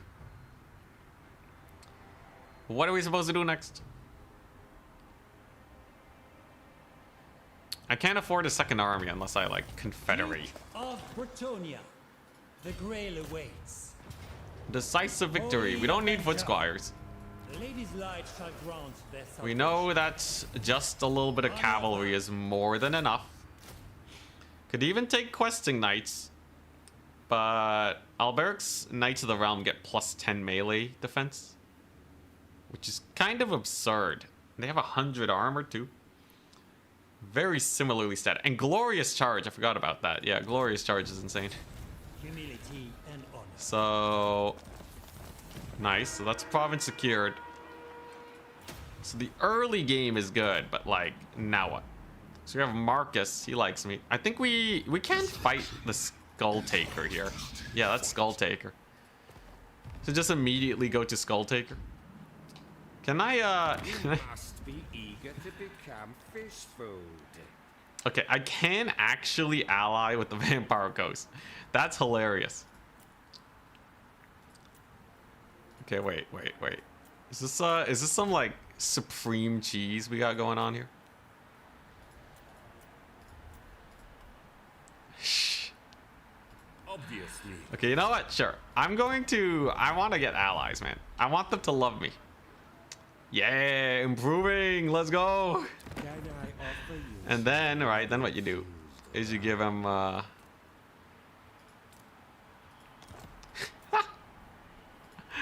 That's so silly. That's so silly.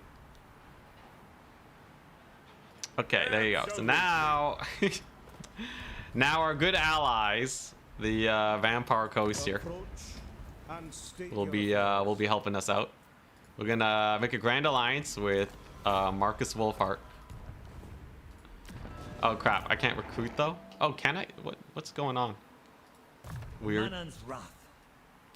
Shh. By the code. I'm gonna see if I can. I'm gonna see if I can cheese this.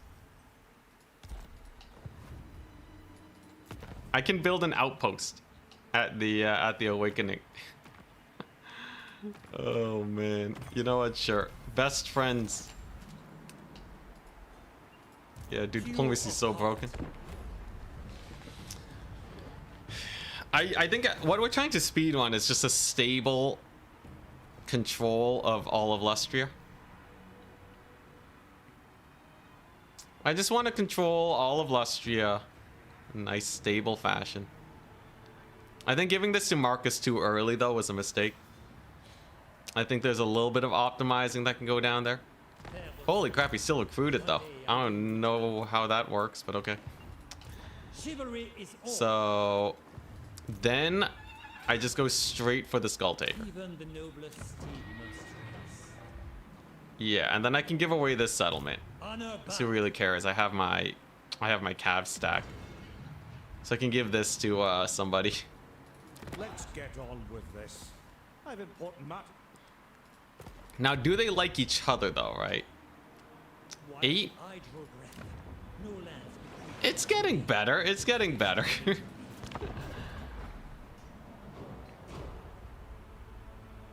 Marcus backstabbed me on turn 8? Really? Why'd he backstab you? When I played the campaign, he seemed real chill. I just had to keep killing lizards and Skull Taker and he was happy.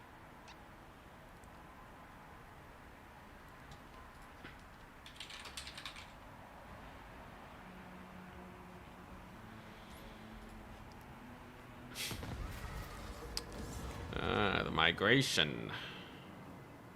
Public order doesn't matter to me. Vanquisher of evil. Exhaustion. Okay, so the Skull Taker murdering is about to go. It's about to get going. I don't need this no more. I can get me a paladin though. Bonus versus large. Yeah. Okay, so see this, right? We get the paladin. Gets me up to 19 units, and then I give away the settlement to one of my good friends. It's like a relocation campaign, but you're only moving one province.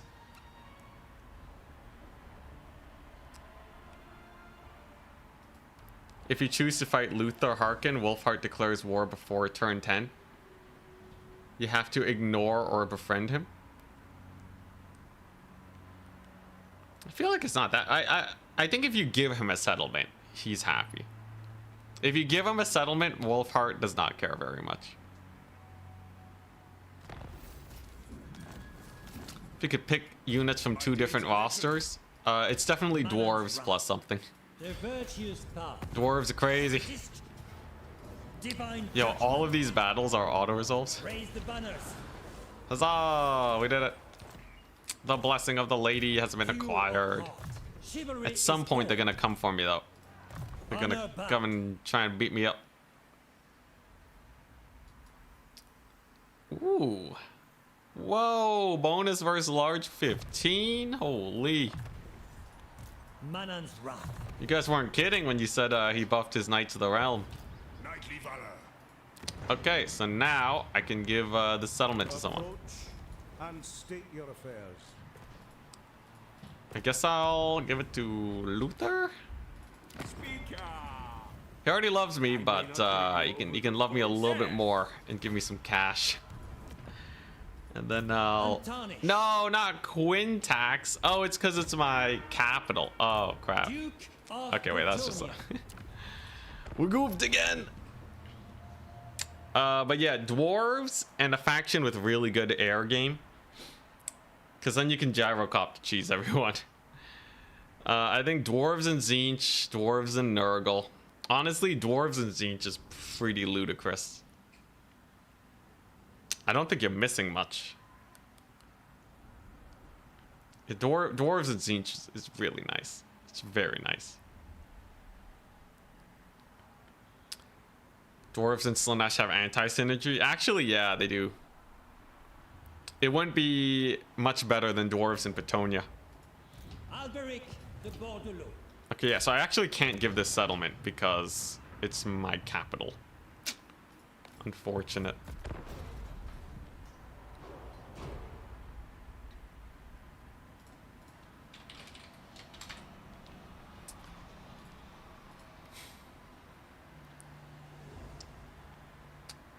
What do you think about the new DLC? Well, I think the water elementals are pretty cool for the high elves. I was not expecting that. But I don't know, man. Defender of the weak. I seek the brave. It is a little difficult to have any real proper expectations. All will prosper under Bretonnian law. As I feel like. Honor bound. What do I want here? Yeah, I don't know, man.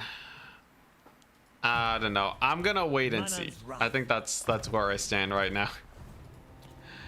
And I hope that it's balanced. So we're gonna get a rebellion here, but I don't need that territory anymore. This can be my new... This can be my new home. If only I could give this to Marcus. Surely you mean blue could die? Yes. Okay, so as long as we win this fight, then I think the campaign is pretty well sealed. So this campaign was just an auto-resolve campaign until this one moment. Skaven and Bretonnia would cook. It'd be pretty hype, but they both have really bad infantry. Alberic de Bordelot. Oh, can I kill them before they reinforce? How much cavalry do I have here? A minute and 30 seconds. Oh, actually, this is a fun little cheese, ain't it? So you do, right? You send in Alberic. Send in Alberic, kill this guy. If the other army is in march stance, they will die after this battle. It's disgusting.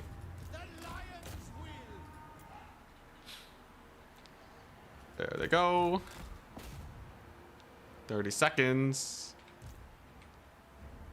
Alberic got that anti-large. 7 seconds. If they do arrive, I can still win it. But yeah. It does mean we have a little bit more of a fight. Okay. Alrighty. Yeah, I almost won that battle. I think if we get lucky there, you can win the battle. He likes how Alberic says his full name. I know, he kind of sounds the same to me, I'm not gonna lie.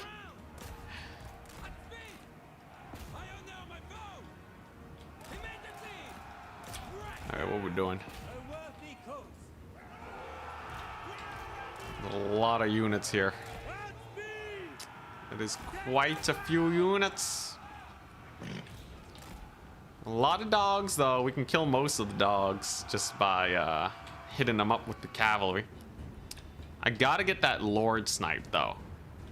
As soon as he's dead, everything else here is so much easier to fight.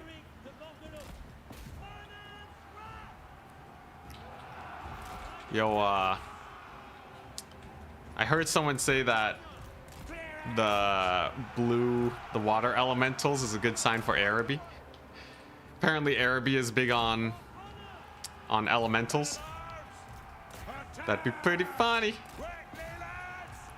Get some sick Araby action. The dream.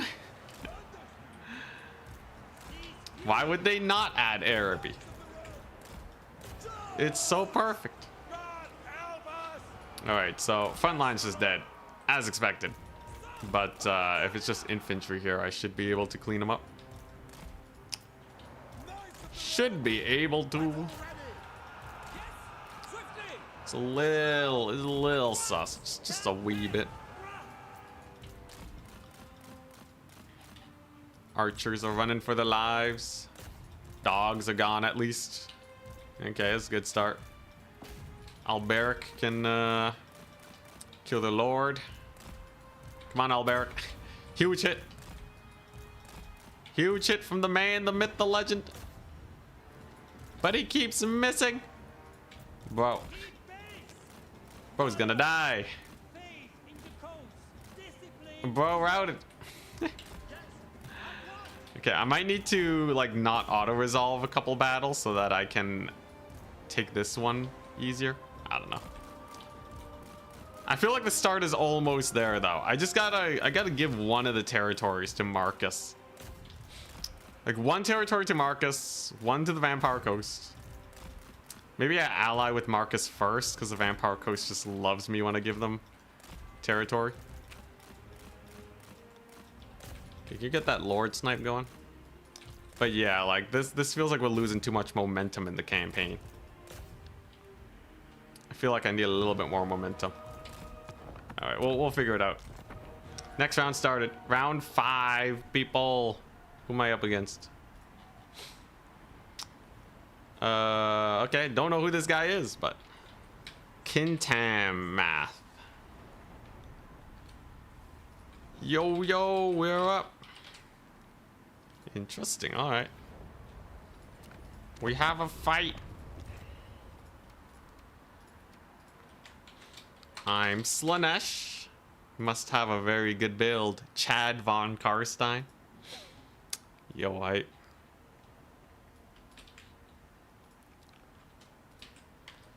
Your first band. He's Lizard Man. Ooh. Ooh, is it a Shredder build? Please tell me he has a Shredder of Lustria build and that's why he's dominating. There's an Ice Elemental, right? The Kislev Bear. Oh, yeah. I see that. So you have Fire Elementals, Ice Elementals, Water Elementals. We need Wind. We need Wind. Maybe with the Monkey King DLC, right? I feel like Wind Elementals for Cathay is so in line, you know?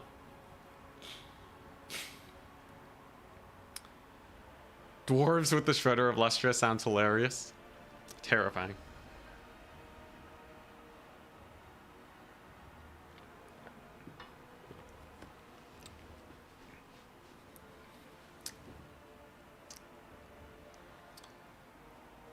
Problem with single list tournaments is people don't run fun builds, but more safe ones. Yeah.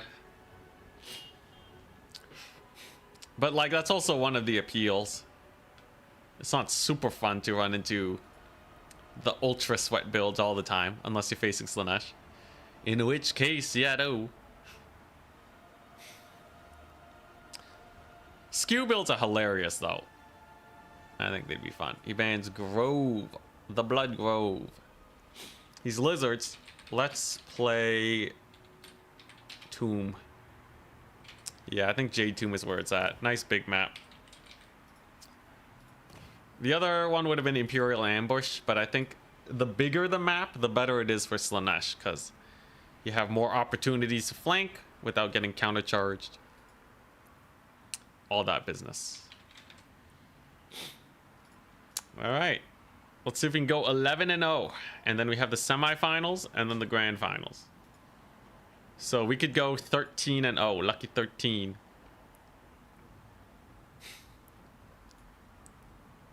How many people have 4 wins so far?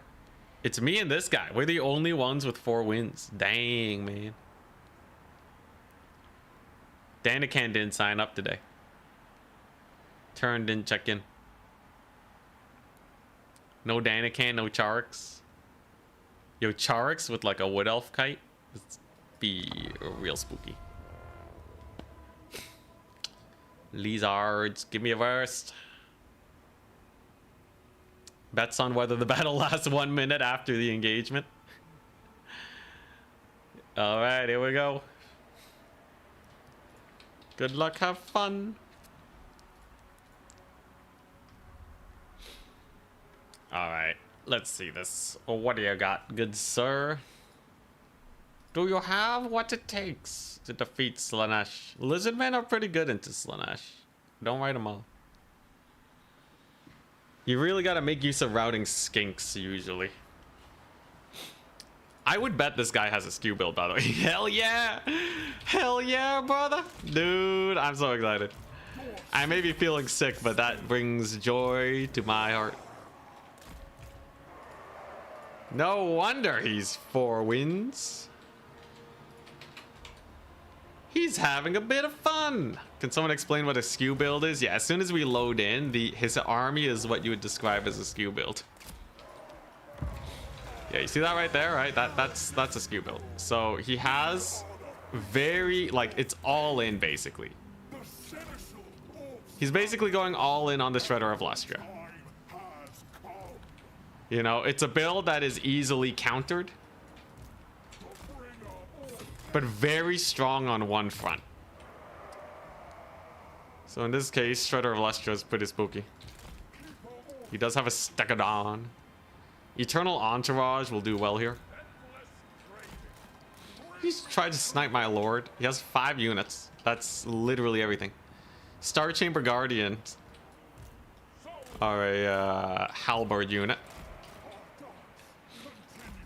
They're pretty good. As soon as I get the Eternal Entourage, though, I should be fine. His skink cohort here stand no chance against my Hellstriders. So we're just gonna farm up a couple kills on them so that I can kill his lord, hopefully, in a bit. If he takes Shredder off the point, I can capture it with my infantry.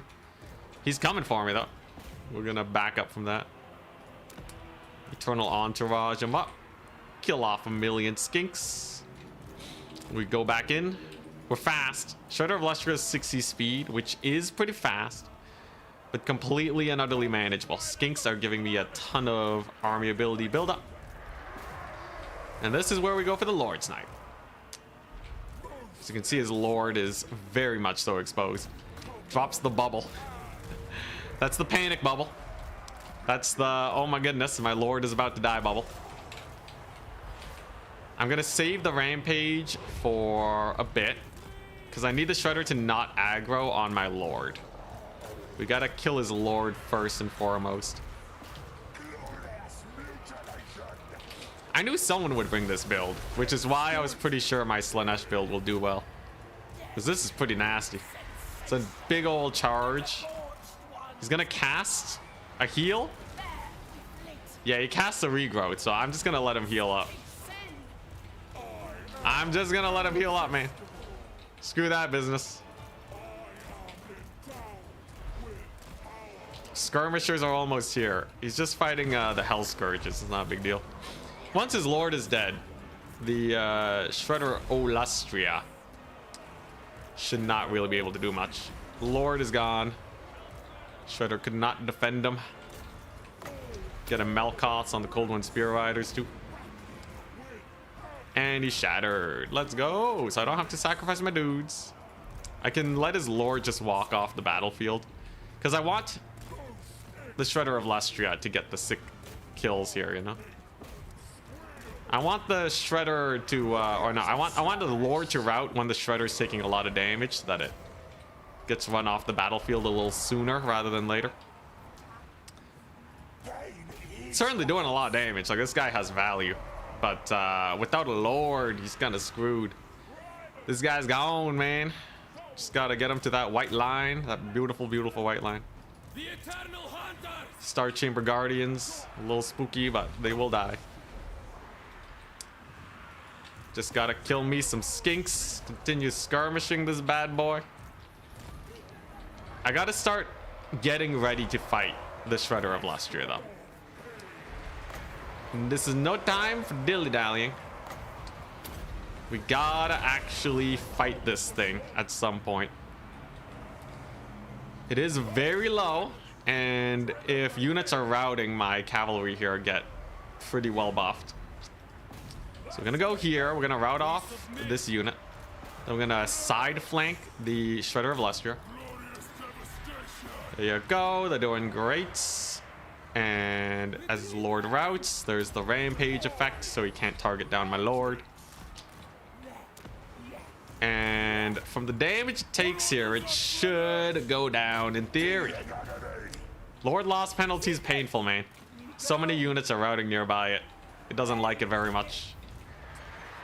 Going to get a sick pendulum over here. Pendulum down the pipe. Come on, you darn Shredder, just route. Your Lord is dead. You're surrounded. You're getting shot up, man. He's holding. No heal, though. Come on, baby. Shredder of Lustria is holding out well. But I think we timed everything just right. He's charging with it, which actually does increase its leadership. But I think it's just not really trading super well. Temple Guard are going to die. And in the end, the Keeper of Secrets is kind of too chunky. Now, will he resummon his Lord? He might be saving up for it. Shredder is now gone, though, so even if he does resummon the Lord, it's pretty over. GG. Well played. Unending glory is yours. Well, he held out longer than most. Alright.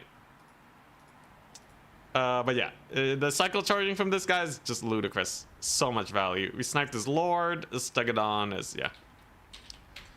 Stegodon can't do much. We put an end to his crazy Shredder build. You'll love to see it with the fairly standard Slaanesh build. The great thing about Slaanesh builds is that they're all the same. Each and every single one. Yeah, people do bring skew builds. It's honestly pretty fun.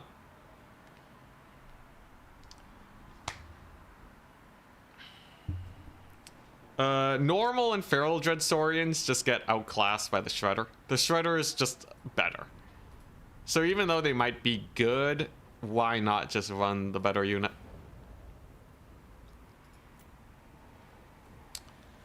Well, you think Slaanesh is amazing. Do you think you might get bored absolutely slamming people?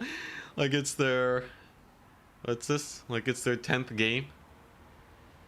I think, I like power tripping. Sigmar's will, strength. I'm a simple man. I'm a very simple man. What can I say? Alright, back to campaign while we wait. Oh, it's so funny. Dude. There's nothing they can do. I think, yeah. I think anyone in the top 4 I'm not really scared of. I might have already beat them. If it's that Lizardman build, and then like, I don't know, Martin, or like, maybe Scrambled Egg Special could give me a run for my money. Scrambled Eggs is scary. He has 3 wins. But he might not make it to top 4, we'll see. I think Scrambled Eggs is the big question mark. How many games is this tournament? 2 more after this. So we have semis and then the finals. We can get to 13. The dread 13-0.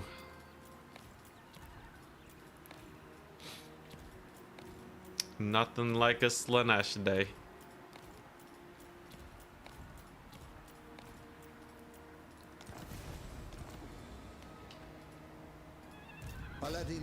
Alright, so what we want to upgrade that. Yeah, so the thing about these auto resolves is that we take a lot of damage going for them. Okay, like, yeah, we save a bit of time, but I really gotta be a little careful about this. So, like, I think what I'm supposed to do here, if I manually play this battle, I think it sets me up for the rest of the campaign. Let me see. Let me see if that's true. Prove your worth. Right. If I can win this battle with very few losses, just auto-resolve like Skull Taker to death or something. Do people know you're in the tournament? They could have checked, yeah. I think they would have bought an anti-strategy versus my Slaanesh. Unfortunately for them, all the builds were submitted privately to Turin. So none of them would have had the opportunity to know that I'm going to play Slaanesh. The only way they could have tried hard countering Slaanesh is if they saw the stream was Slaanesh themed and they presumed I was playing in Turin's tournament. Then perhaps they could have survived, but that's about it. These guys have glorious charge, right? Glorious. Murderous. Amazing. Yeah, look at that. Very few losses. Yeah, this is gonna be a 6 speed one. I'm feeling it. This is gonna be an amazing speed one.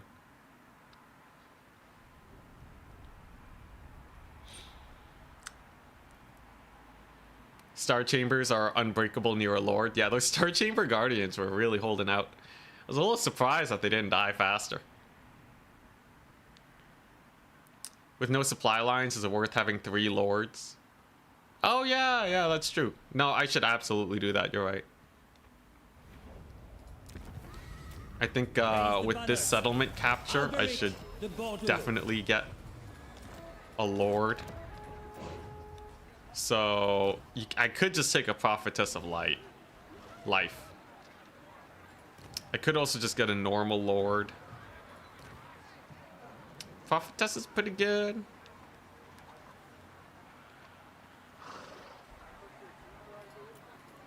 I think Life is just really good.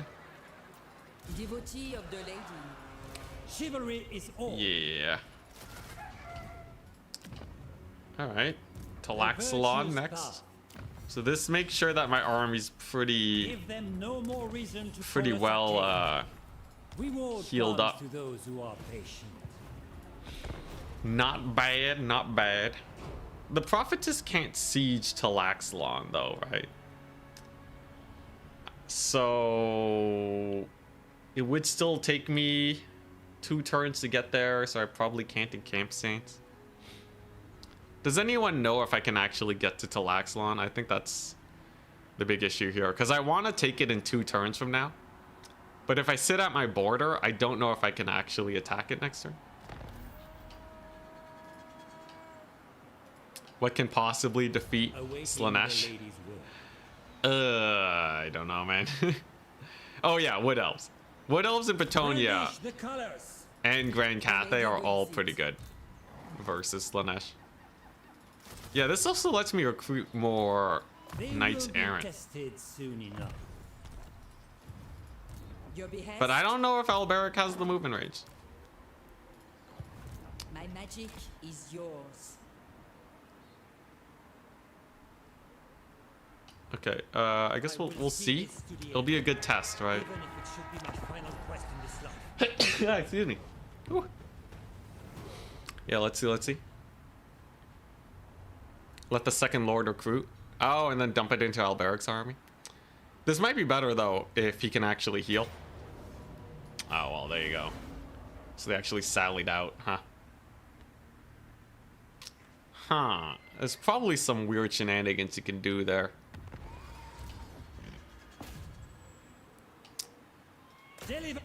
Yeah, I don't think he has enough movement range. Their names shall be forgotten. Oh, he does! He does! Holy crap.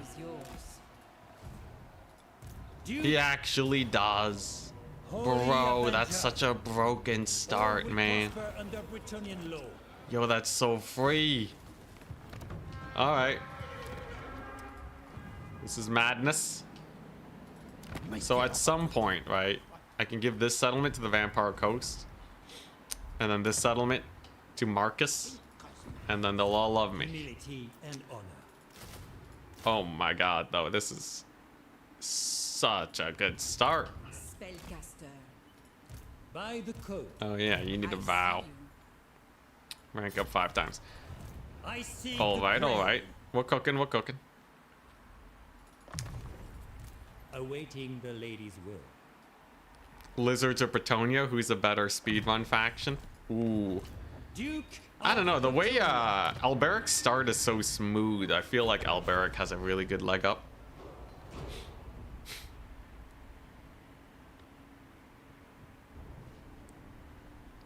Yeah, I like baiting the enemy lord there. And then Alberic barely making it to Talaxlon. I think you need that 10% movement range increase for that. Then I'll head south, kill the Skull Taker. Then as long as Marcus doesn't bother me, I'm good. I have seen your heart. The lady is with you. My steps are guided.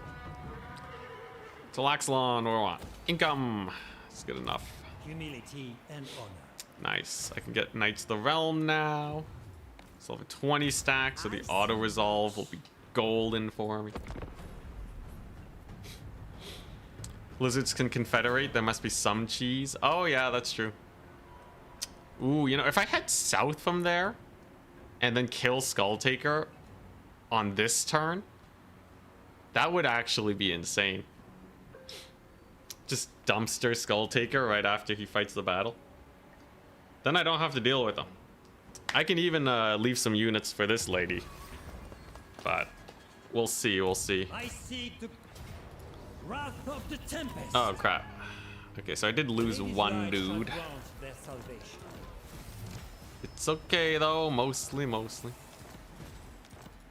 I didn't bring the prophetess. That's my bad. Well, at least I can get another Knight of the Realm. There you go. Okay, so now it's a swing down to Skull Taker. I can give my settlements next turn. And then just don't give Talaxlon right away, I guess. Doing the military building cheese too would mean easy alliances.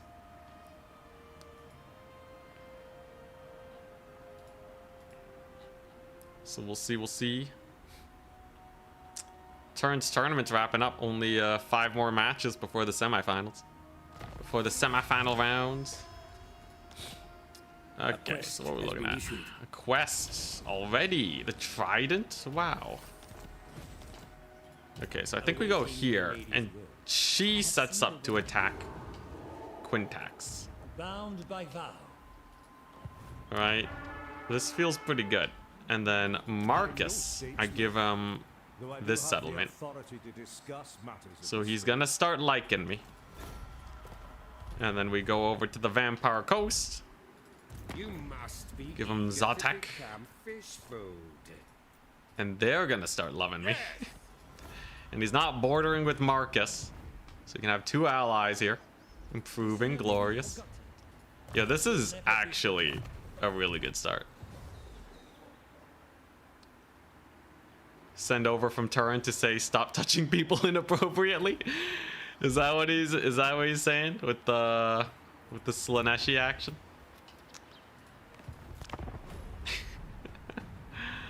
Oh my gosh.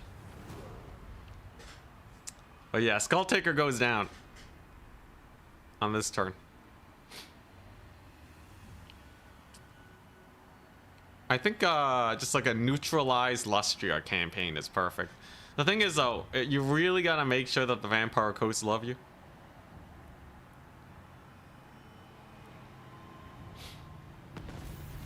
Alberic, does he have the movement range to hit that? He doesn't. But, you know who does? This lady. This random lady.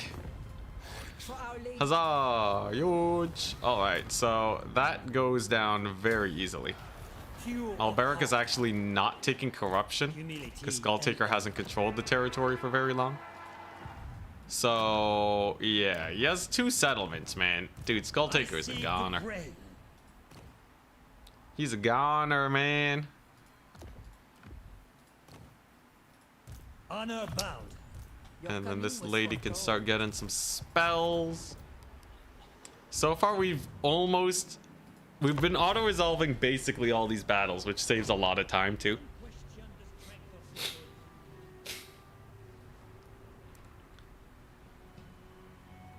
Great list, great executions. Thank you. Slaanesh is my favorite faction. Can we carry out the victory into the semis and the grand finals? Then I can get back to first place instead of Danican. Knock him off. What do you think about being in the top creators? Tier S from Legend Total War. Didn't he put me A tier? I thought he said I would be S tier had I continued making content, but because I left for a bit, no longer. Valiant defeat. Yeah, so this is the battle where we kill Skulltaker.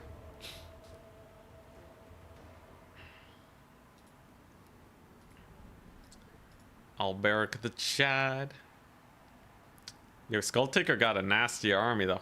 Almost makes me wish I had killed him earlier.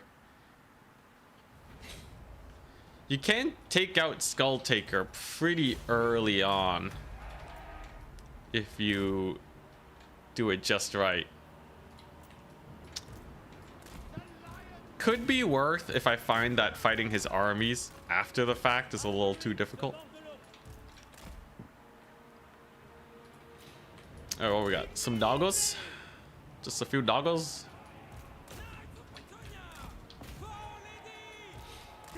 We could probably catch these ones. AI is being weirdly passive right now.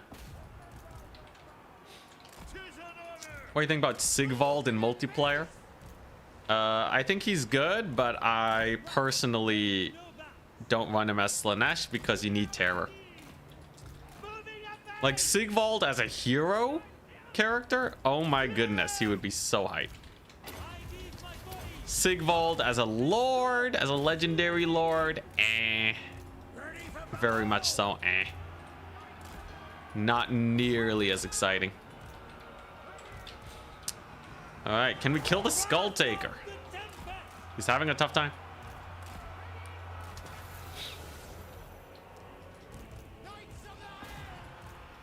We just gotta steamroll this campaign before any of the AI factions manage to build up. That's how you win it. That's how you speed run it. Skulltaker holding out fairly well. Gotta slow down the battle every once in a while just to make sure we're microing properly. Even though we might win the battle faster, I still gotta make sure that we replenish well. Just not having enough replenishment just sucks. Skulltaker at least is going down. It's a close tussle, but it looks like he will die before Alberic, maybe. It's a very close tussle, man. I'm gonna need that healer. Alberic's kind of getting dumpstered. We killed the Blood Crushers at least. Dang, Skulltaker, man. He's cooking. Okay, yeah, Skulltaker cooks kind of hard. He buffs him. He buffs up his forces. I see, I see. This is the big battle, though. If we win this campaign's perfect.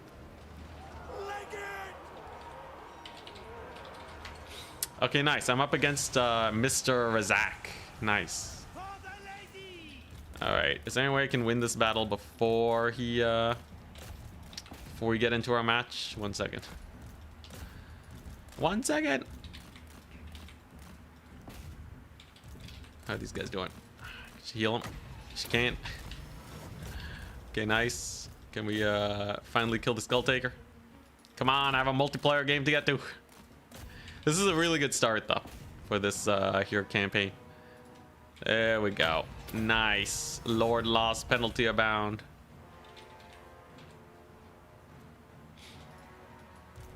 Huzzah! All right. Yeah, and then no more Skulltaker is like easy peasy lemon squeezy, man.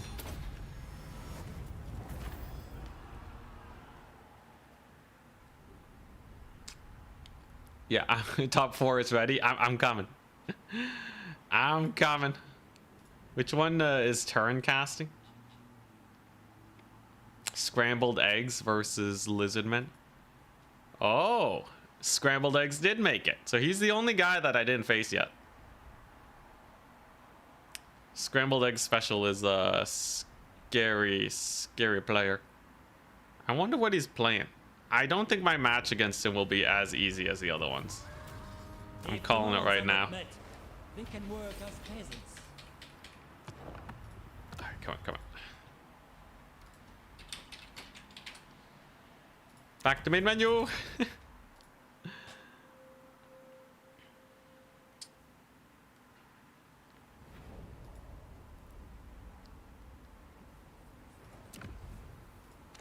You're transforming Sigvald into a hero would be a little bit sacrilegious, I feel.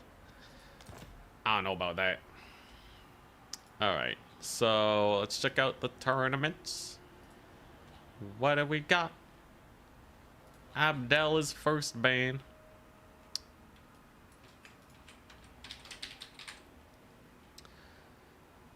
Yeah, so he's Dark Elves. Okay, so this should be pretty chill. Just a little bit of Dark Elf action.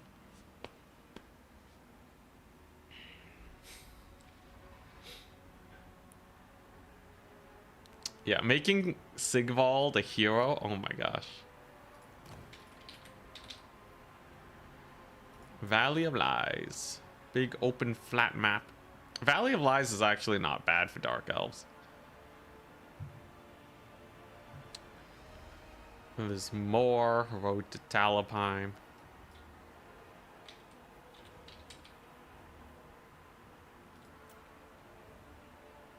Decrepit Moor. Bans Talabheim. Okay, so we're playing on Decrepit Moor then. Alright. He had Scourge Runner Chariots last time, right? It should be pretty chill. Just a couple Scourges. Yo, what faction is Scrambled Egg Special playing? Does anyone have the deets? I just want to know his faction. You don't have to tell me his army. That's kind of cheating. Dark Elves clearly the most popular faction. I think I played against Dark Elves, what, 5 times today? 4 or 5 times, I think.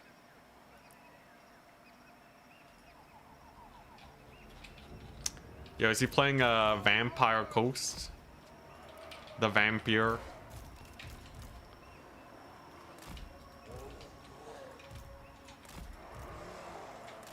He's playing Ogres?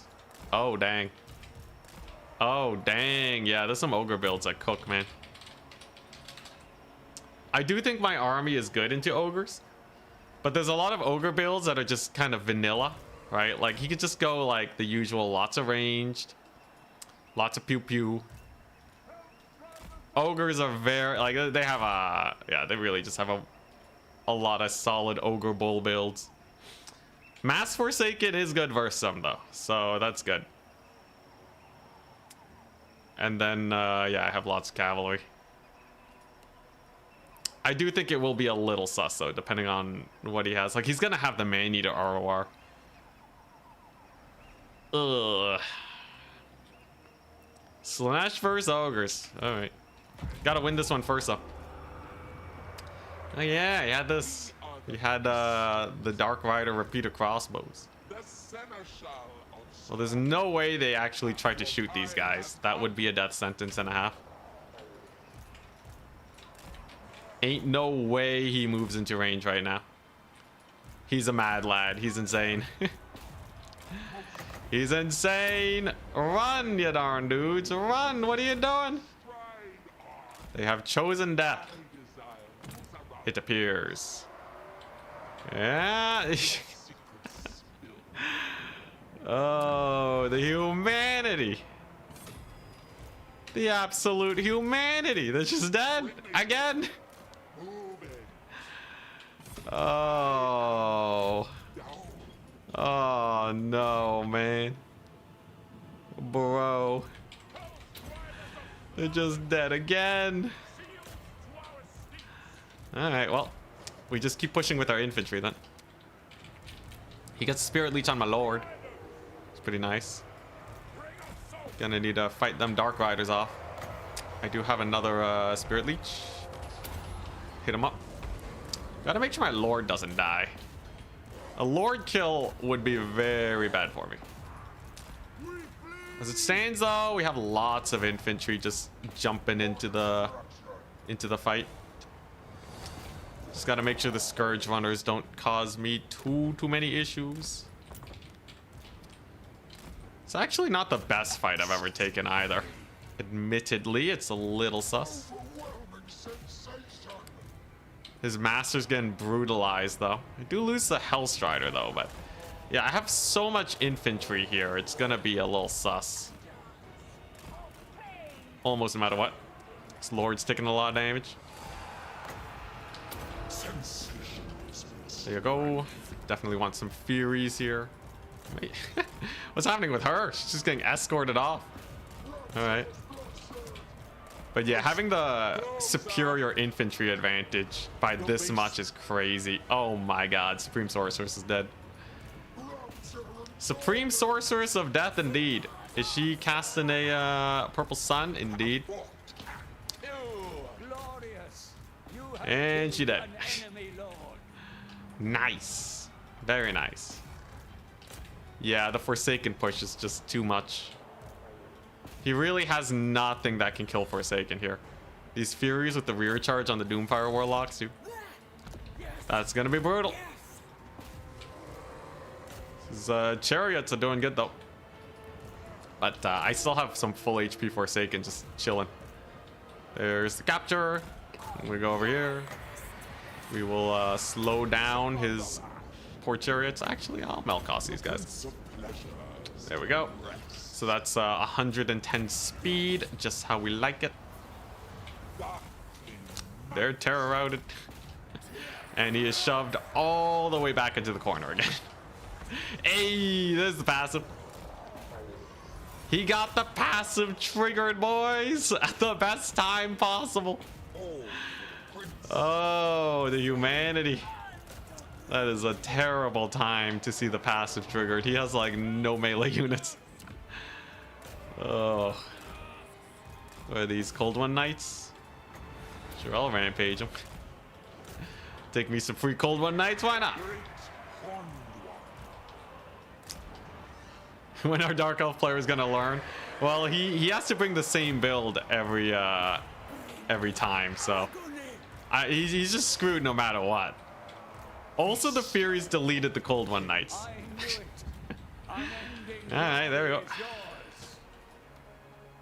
GG! It's disgusting. Slaanesh versus Dark Elves. Lore-wise, it makes sense that Slaanesh is good there, though, right? It makes a lot of sense lore-wise. That one Fury just dumps during the Cold One Knights, though. Holy crap.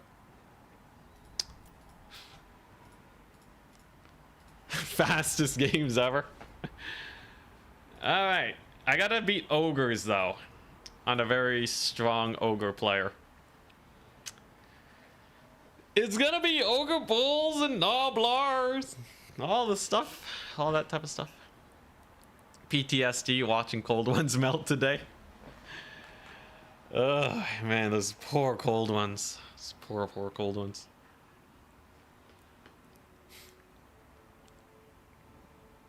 Alright, Ogres will be the big challenge, though. It'll be a solid fight.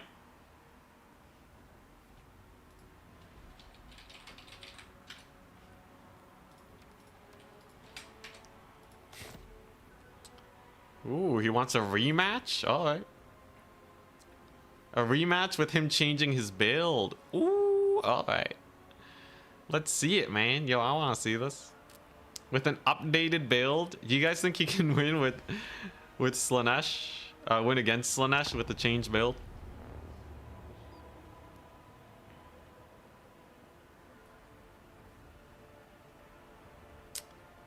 Yeah, this Mass Forsaken is pretty good into Man-Eaters.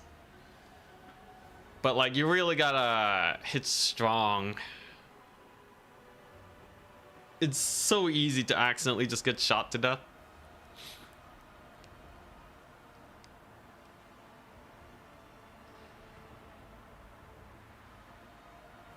I'm a little worried. I'm a little worried about Ogres, man. Ogres are kind of sus.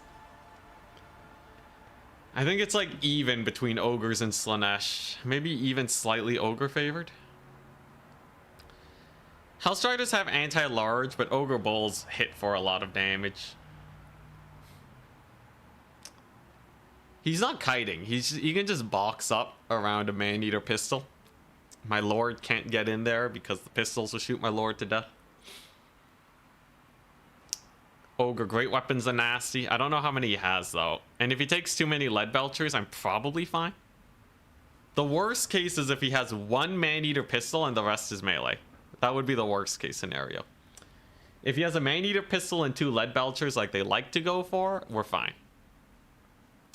2 Lead Belchers in reserve is a little sus. Maybe we can summon all of our units onto the battlefield.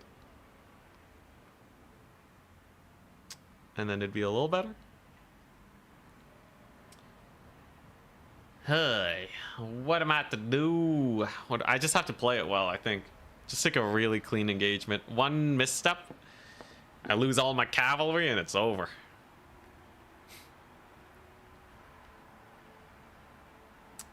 He'll probably have cavalry in reserve, though, and they shouldn't do very well.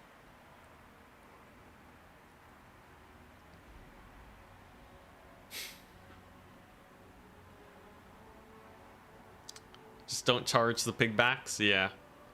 Routing off the pigbacks is pretty chill, though. They don't have the leadership to withstand a rear charge. So if you do full surround them, you'll get them. You need a full surround and then terror, and then they will not be able to attack you back. But if he plays the box correctly, like if he just goes a really tight box, we're doomed. So I need a big map. The biggest map we can acquire. Hey, what's up, Yuki? Hello, hello. So my opponent wants to see if it's possible to beat Slaanesh with an updated build here. What will it be? I honestly kind of dig the very low amount of infantry style for Dark Elves. I kind of dig it. Let's get ready up, because this is not an official tournament game. Because it does take my Forsaken in such a while to actually get into the main fight. So he still has the Medusa. He has some Dark Riders. Can he win with an updated build? A Master. A High Beast Master. A Melkotzer. A lot of chariots. A lot of chariots. Okay. So this is the rough idea, right? You know, can a chariot max actually beat the Slaaneshi full charge? I think with this many Forsaken, it can be a little sus. But yeah, if I just keep marching forwards and don't stop, it should be fine. Scourge runners landing a lot of hits. I can't really take a fight without my infantry though. So we's just gonna march in here. We's just marching in. Just gotta make sure the Scourge runners don't actually get in there. He uses his speed boost very early, I feel. Which I don't think is to his advantage. Because now I have a speed boost. This is just a bunch of Dark Riders too, so they ain't cooking too well. And very soon he will run out of space on the map. If he's not careful. I could probably bully the Medusa right now. Cold One Knights are in the trees. We're gonna slow him. And once he gets pushed back to the forest, he gets real sus. So he gets the Melkos there. He has Hargonet Executioners. Very interesting. So there's not much I can do against them. Lord is just kind of chilling. Not really much to do in general, but yeah, the trees here are going to be real bad for him. Because now he's getting slowed down across the board. Lord over here rampages his lord, so no net. They're just dead. His caster's just dead. His other caster's also just dead. Yeah, this is pretty bad. This is pretty bad. You just can't kite this. We pushed him all the way to the edge of the map. And he barely did any damage to my Forsaken, really. The forest does obviously help us out here, but still, it's not a pretty sight. Not a very pretty sight at all. His lord has been cornered. He's gone. He's dead. Just a handful of chariots left. He brings in the Crows of Cain. Forsaken can get him though.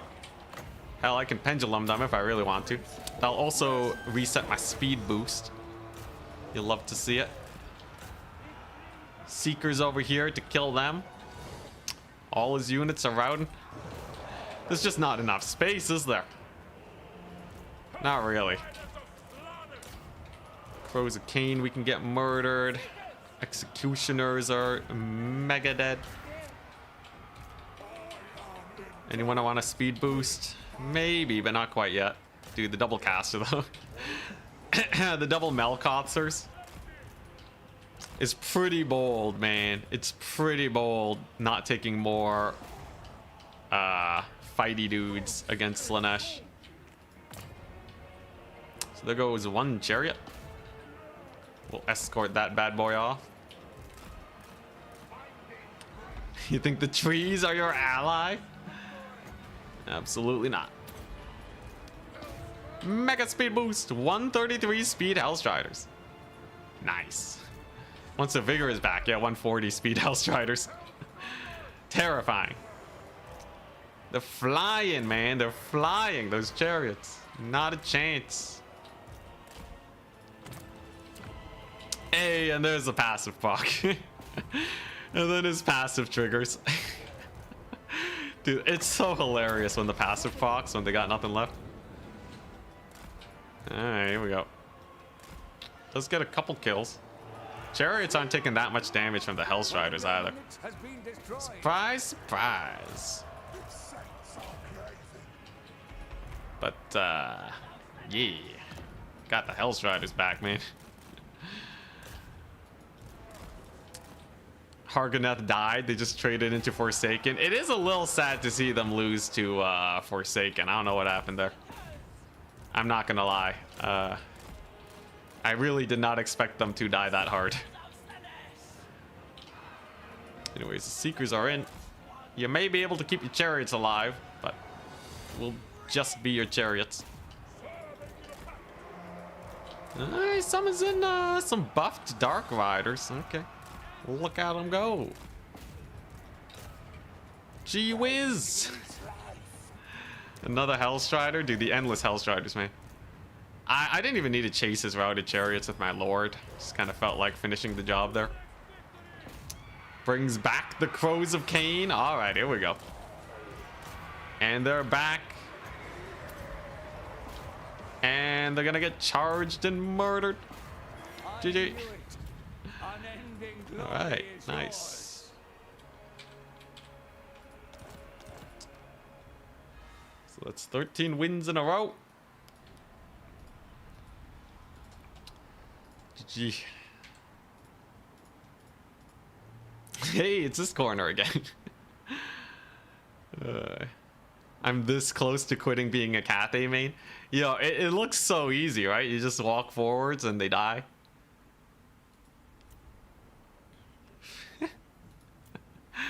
Dude, Slaanesh is disgusting. You gotta pick them up, man. You gotta pick them up. Get them while they're hot.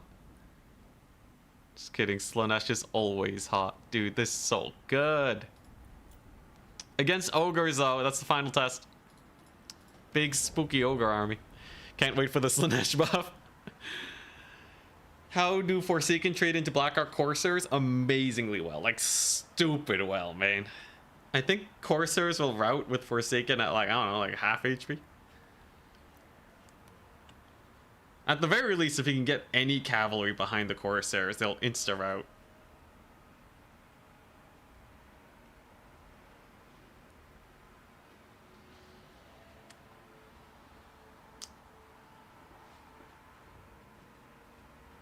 Yeah, Slaanesh is... The micro really ramps up right before the main engagement, but if you nail all your charges, it's great.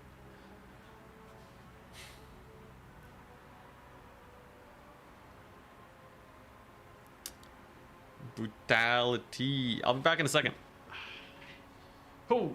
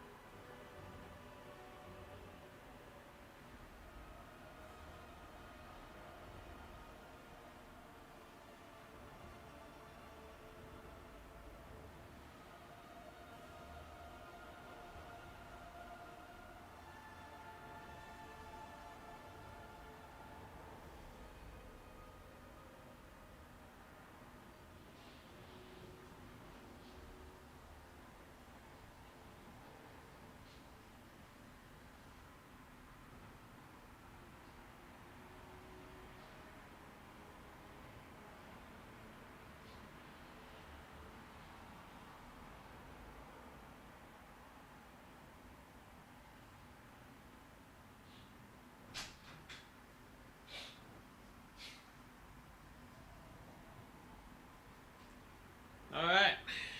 Here we go. Ugh.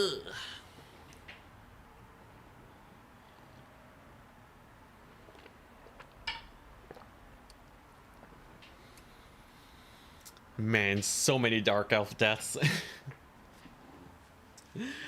Bro, the poor Dark Elves, man.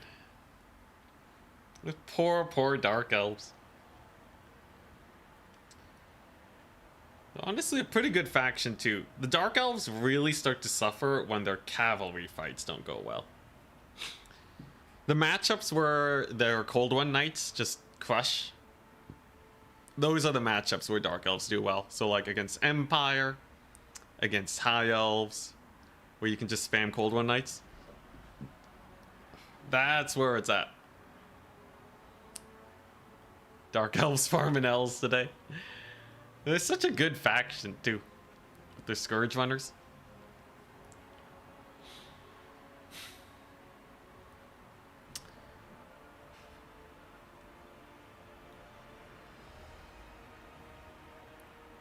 Yeah, they got that armor piercing damage.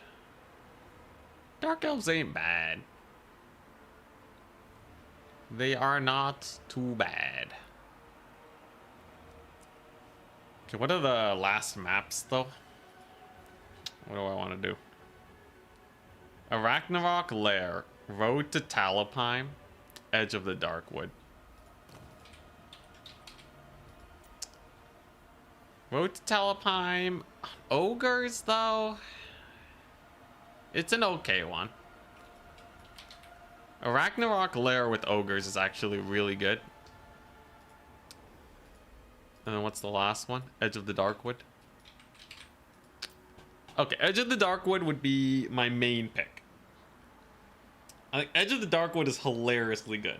Second best is Arachnarok Lair. If I can, if I get Edge of the Darkwood, he's dead. Dead man. Oh, I just want the day to end so I can rest. I'm gonna lie down after this and hopefully not get a cold. It's a good day though. This is a good day. 13 games with Slaanesh. Man, what a win rate. My win farming ladder streams were actually not as good, or it was kind of comparable, but like, dang, man. I gotta play more Slaanesh and SFTs. Nah, I should learn Dwarves. I think I already peaked with Slaanesh. Like, I know exactly what I gotta do with them now. At this point, we're just making sure we don't get rusty. Gotta play 13 Cathay games tomorrow. I would, but we're playing Silk Song. Woo! Woo! Alright, let's get into that lobby. Is it Egg Special? I'm going to hazard a guess that Egg Special won.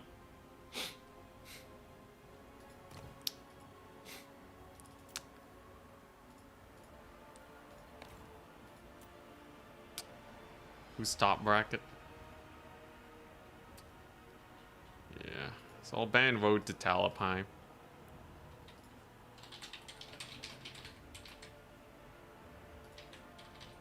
It's Egg Special.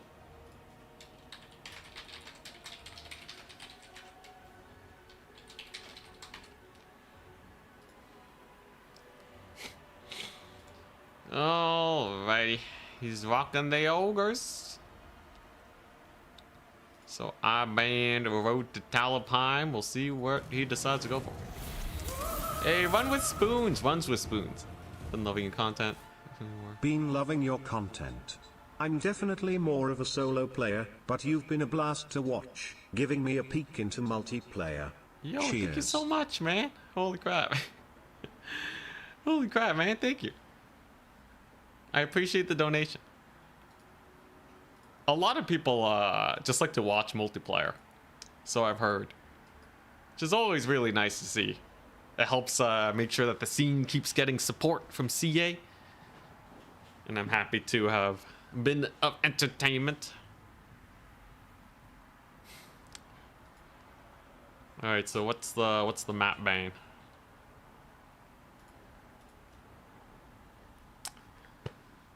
He wants to play Lair.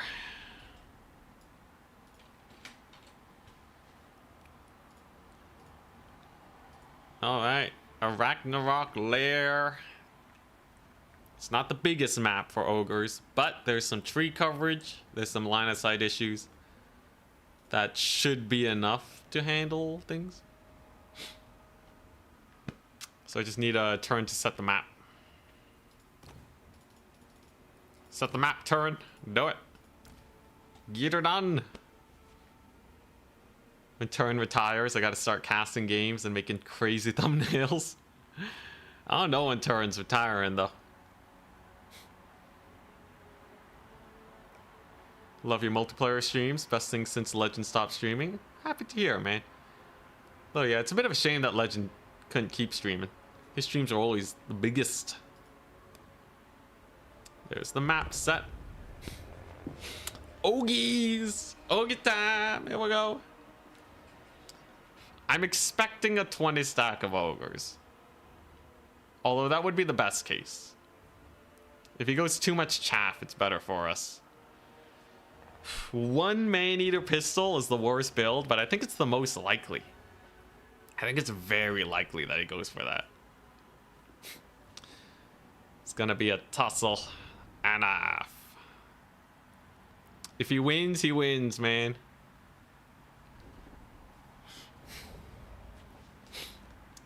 There's always a chance that he just doesn't have the right build though and he dies. Forsaken are so good here. Forsaken gonna cleave Noblars. They're there to kill pigback riders.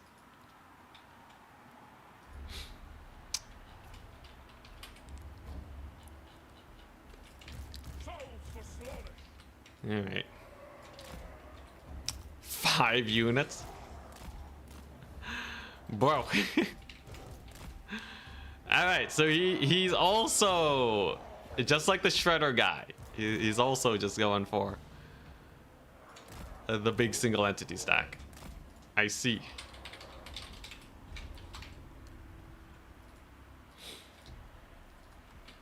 Alright. It's a Mournfang cavalry stack? Bro. With the Slaughtermaster of the Great Maw. Alright there, buddy. Alright there. So, first things first, we're gonna capture the points. Alright. It's a good start. Alright. I gotta play it safe, but there's no way, man. This is quite the stack. Eternal Entourage will be so perfect here. Yeah, it's not even like super all in on the single entities. He has a singular Thunder Tusk. Forsaken can dodge.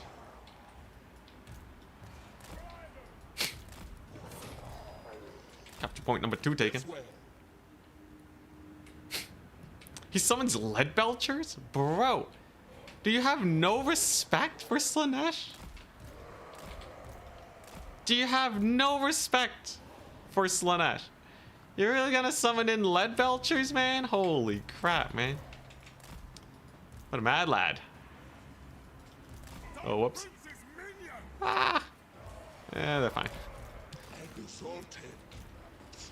Man, my eyes are dry. Okay, so there's the Eternal Entourage. Yo, I dare you to come into these trees, buddy. I dare you. I'll double dare you. I'll go into the trees myself. Okay, so there's no Noblars. Alright. Well, we got the triple cap, so I think if we just YOLO all in them, we'll be fine. So there's the Mega Speed Cav coming on in hot. We're gonna... Oh, a little bit of lag, We're gonna summon in more Hellstriders to kill off Saber Tusks. Oh, this is terrifying. This is terrifying what he's seeing right now. The Lead Belchers weren't fast enough. They weren't fast enough. Bro, that's such a menacing play. That's such a rough situation to go up against. Okay, yeah, so Lead Belcher's dead now. And we just played keep away for a little while. Slow these guys down next. Gotta make sure my guys can play keep away even better than usual. go. So they're just completely dead. Gonna bring in more Hellstriders. Keep running, boys. Keep running. You don't want any of that business.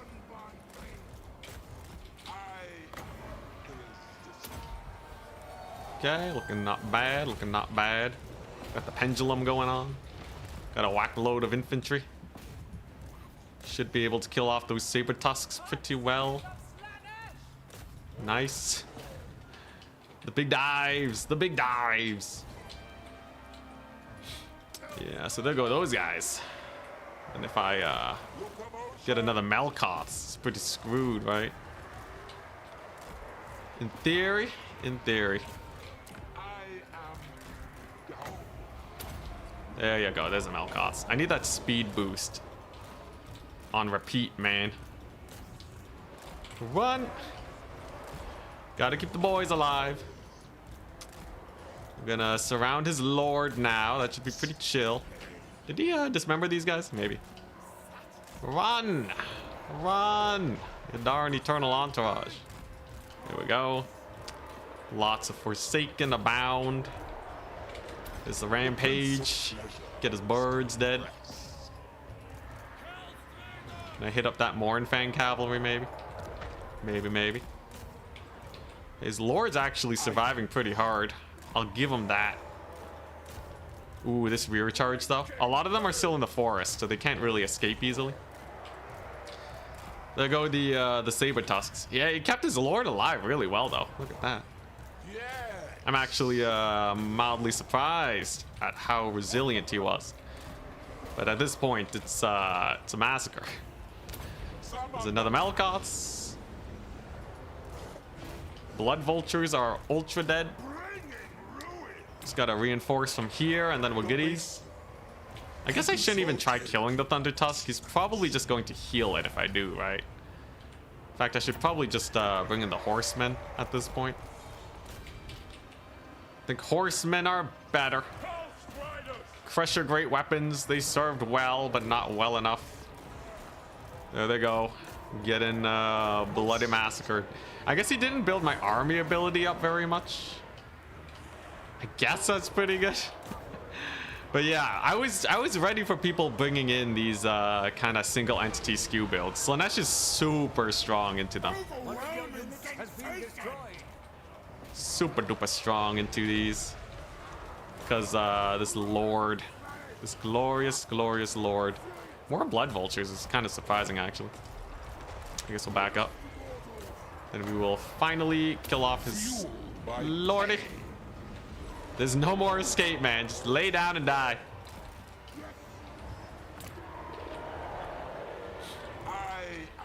Yeah, Eternal Entourage kind of got bodied. It's true. All right, no more micro, man. No more micro for you. You don't get to micro anymore. All right, it's yeah, it's just rampage time.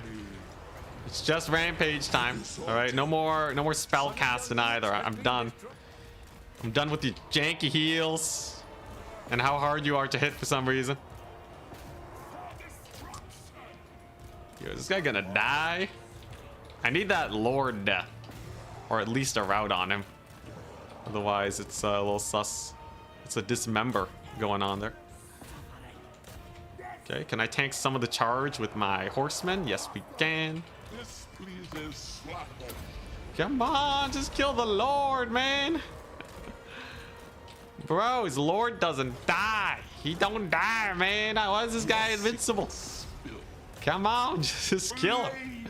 There's no point fighting the Thunder Tusk. It's just gonna get healed. So you gotta go for the Lord pick. But man, is he like just the hardest guy to hit I've ever seen. At least he'll terror out soon, I think. Okay, that's a good hit. I'll take that. There we go, GG. All right, well, there you go. Huzzah, we did it. Time to bring out the Storm Riders. Huzzah, 14-0. Slaanesh, play them. They're good. GG. I love his build. It's hilarious. It's a solid skew build. He got a lot of value on one of the Crusher great weapons. But in the end, my Lord was just gonna dumpster everything. He did kill the Eternal Entourage though. You know, surprisingly mighty there. Furies also didn't get that much value.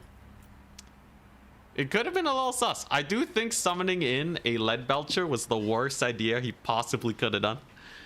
I don't know why he summoned in a Lead Belcher, but he also had Yeti spam. He was memeing and he made it to the grand finals. Dang. Submerged himself in oil before the fight. Yo, if he had a normal ogre build, that would have been pretty spook. Seriously though, triple Yeti, a Lead Belcher, a bunch of Blood Vultures. He was having a dandy old time.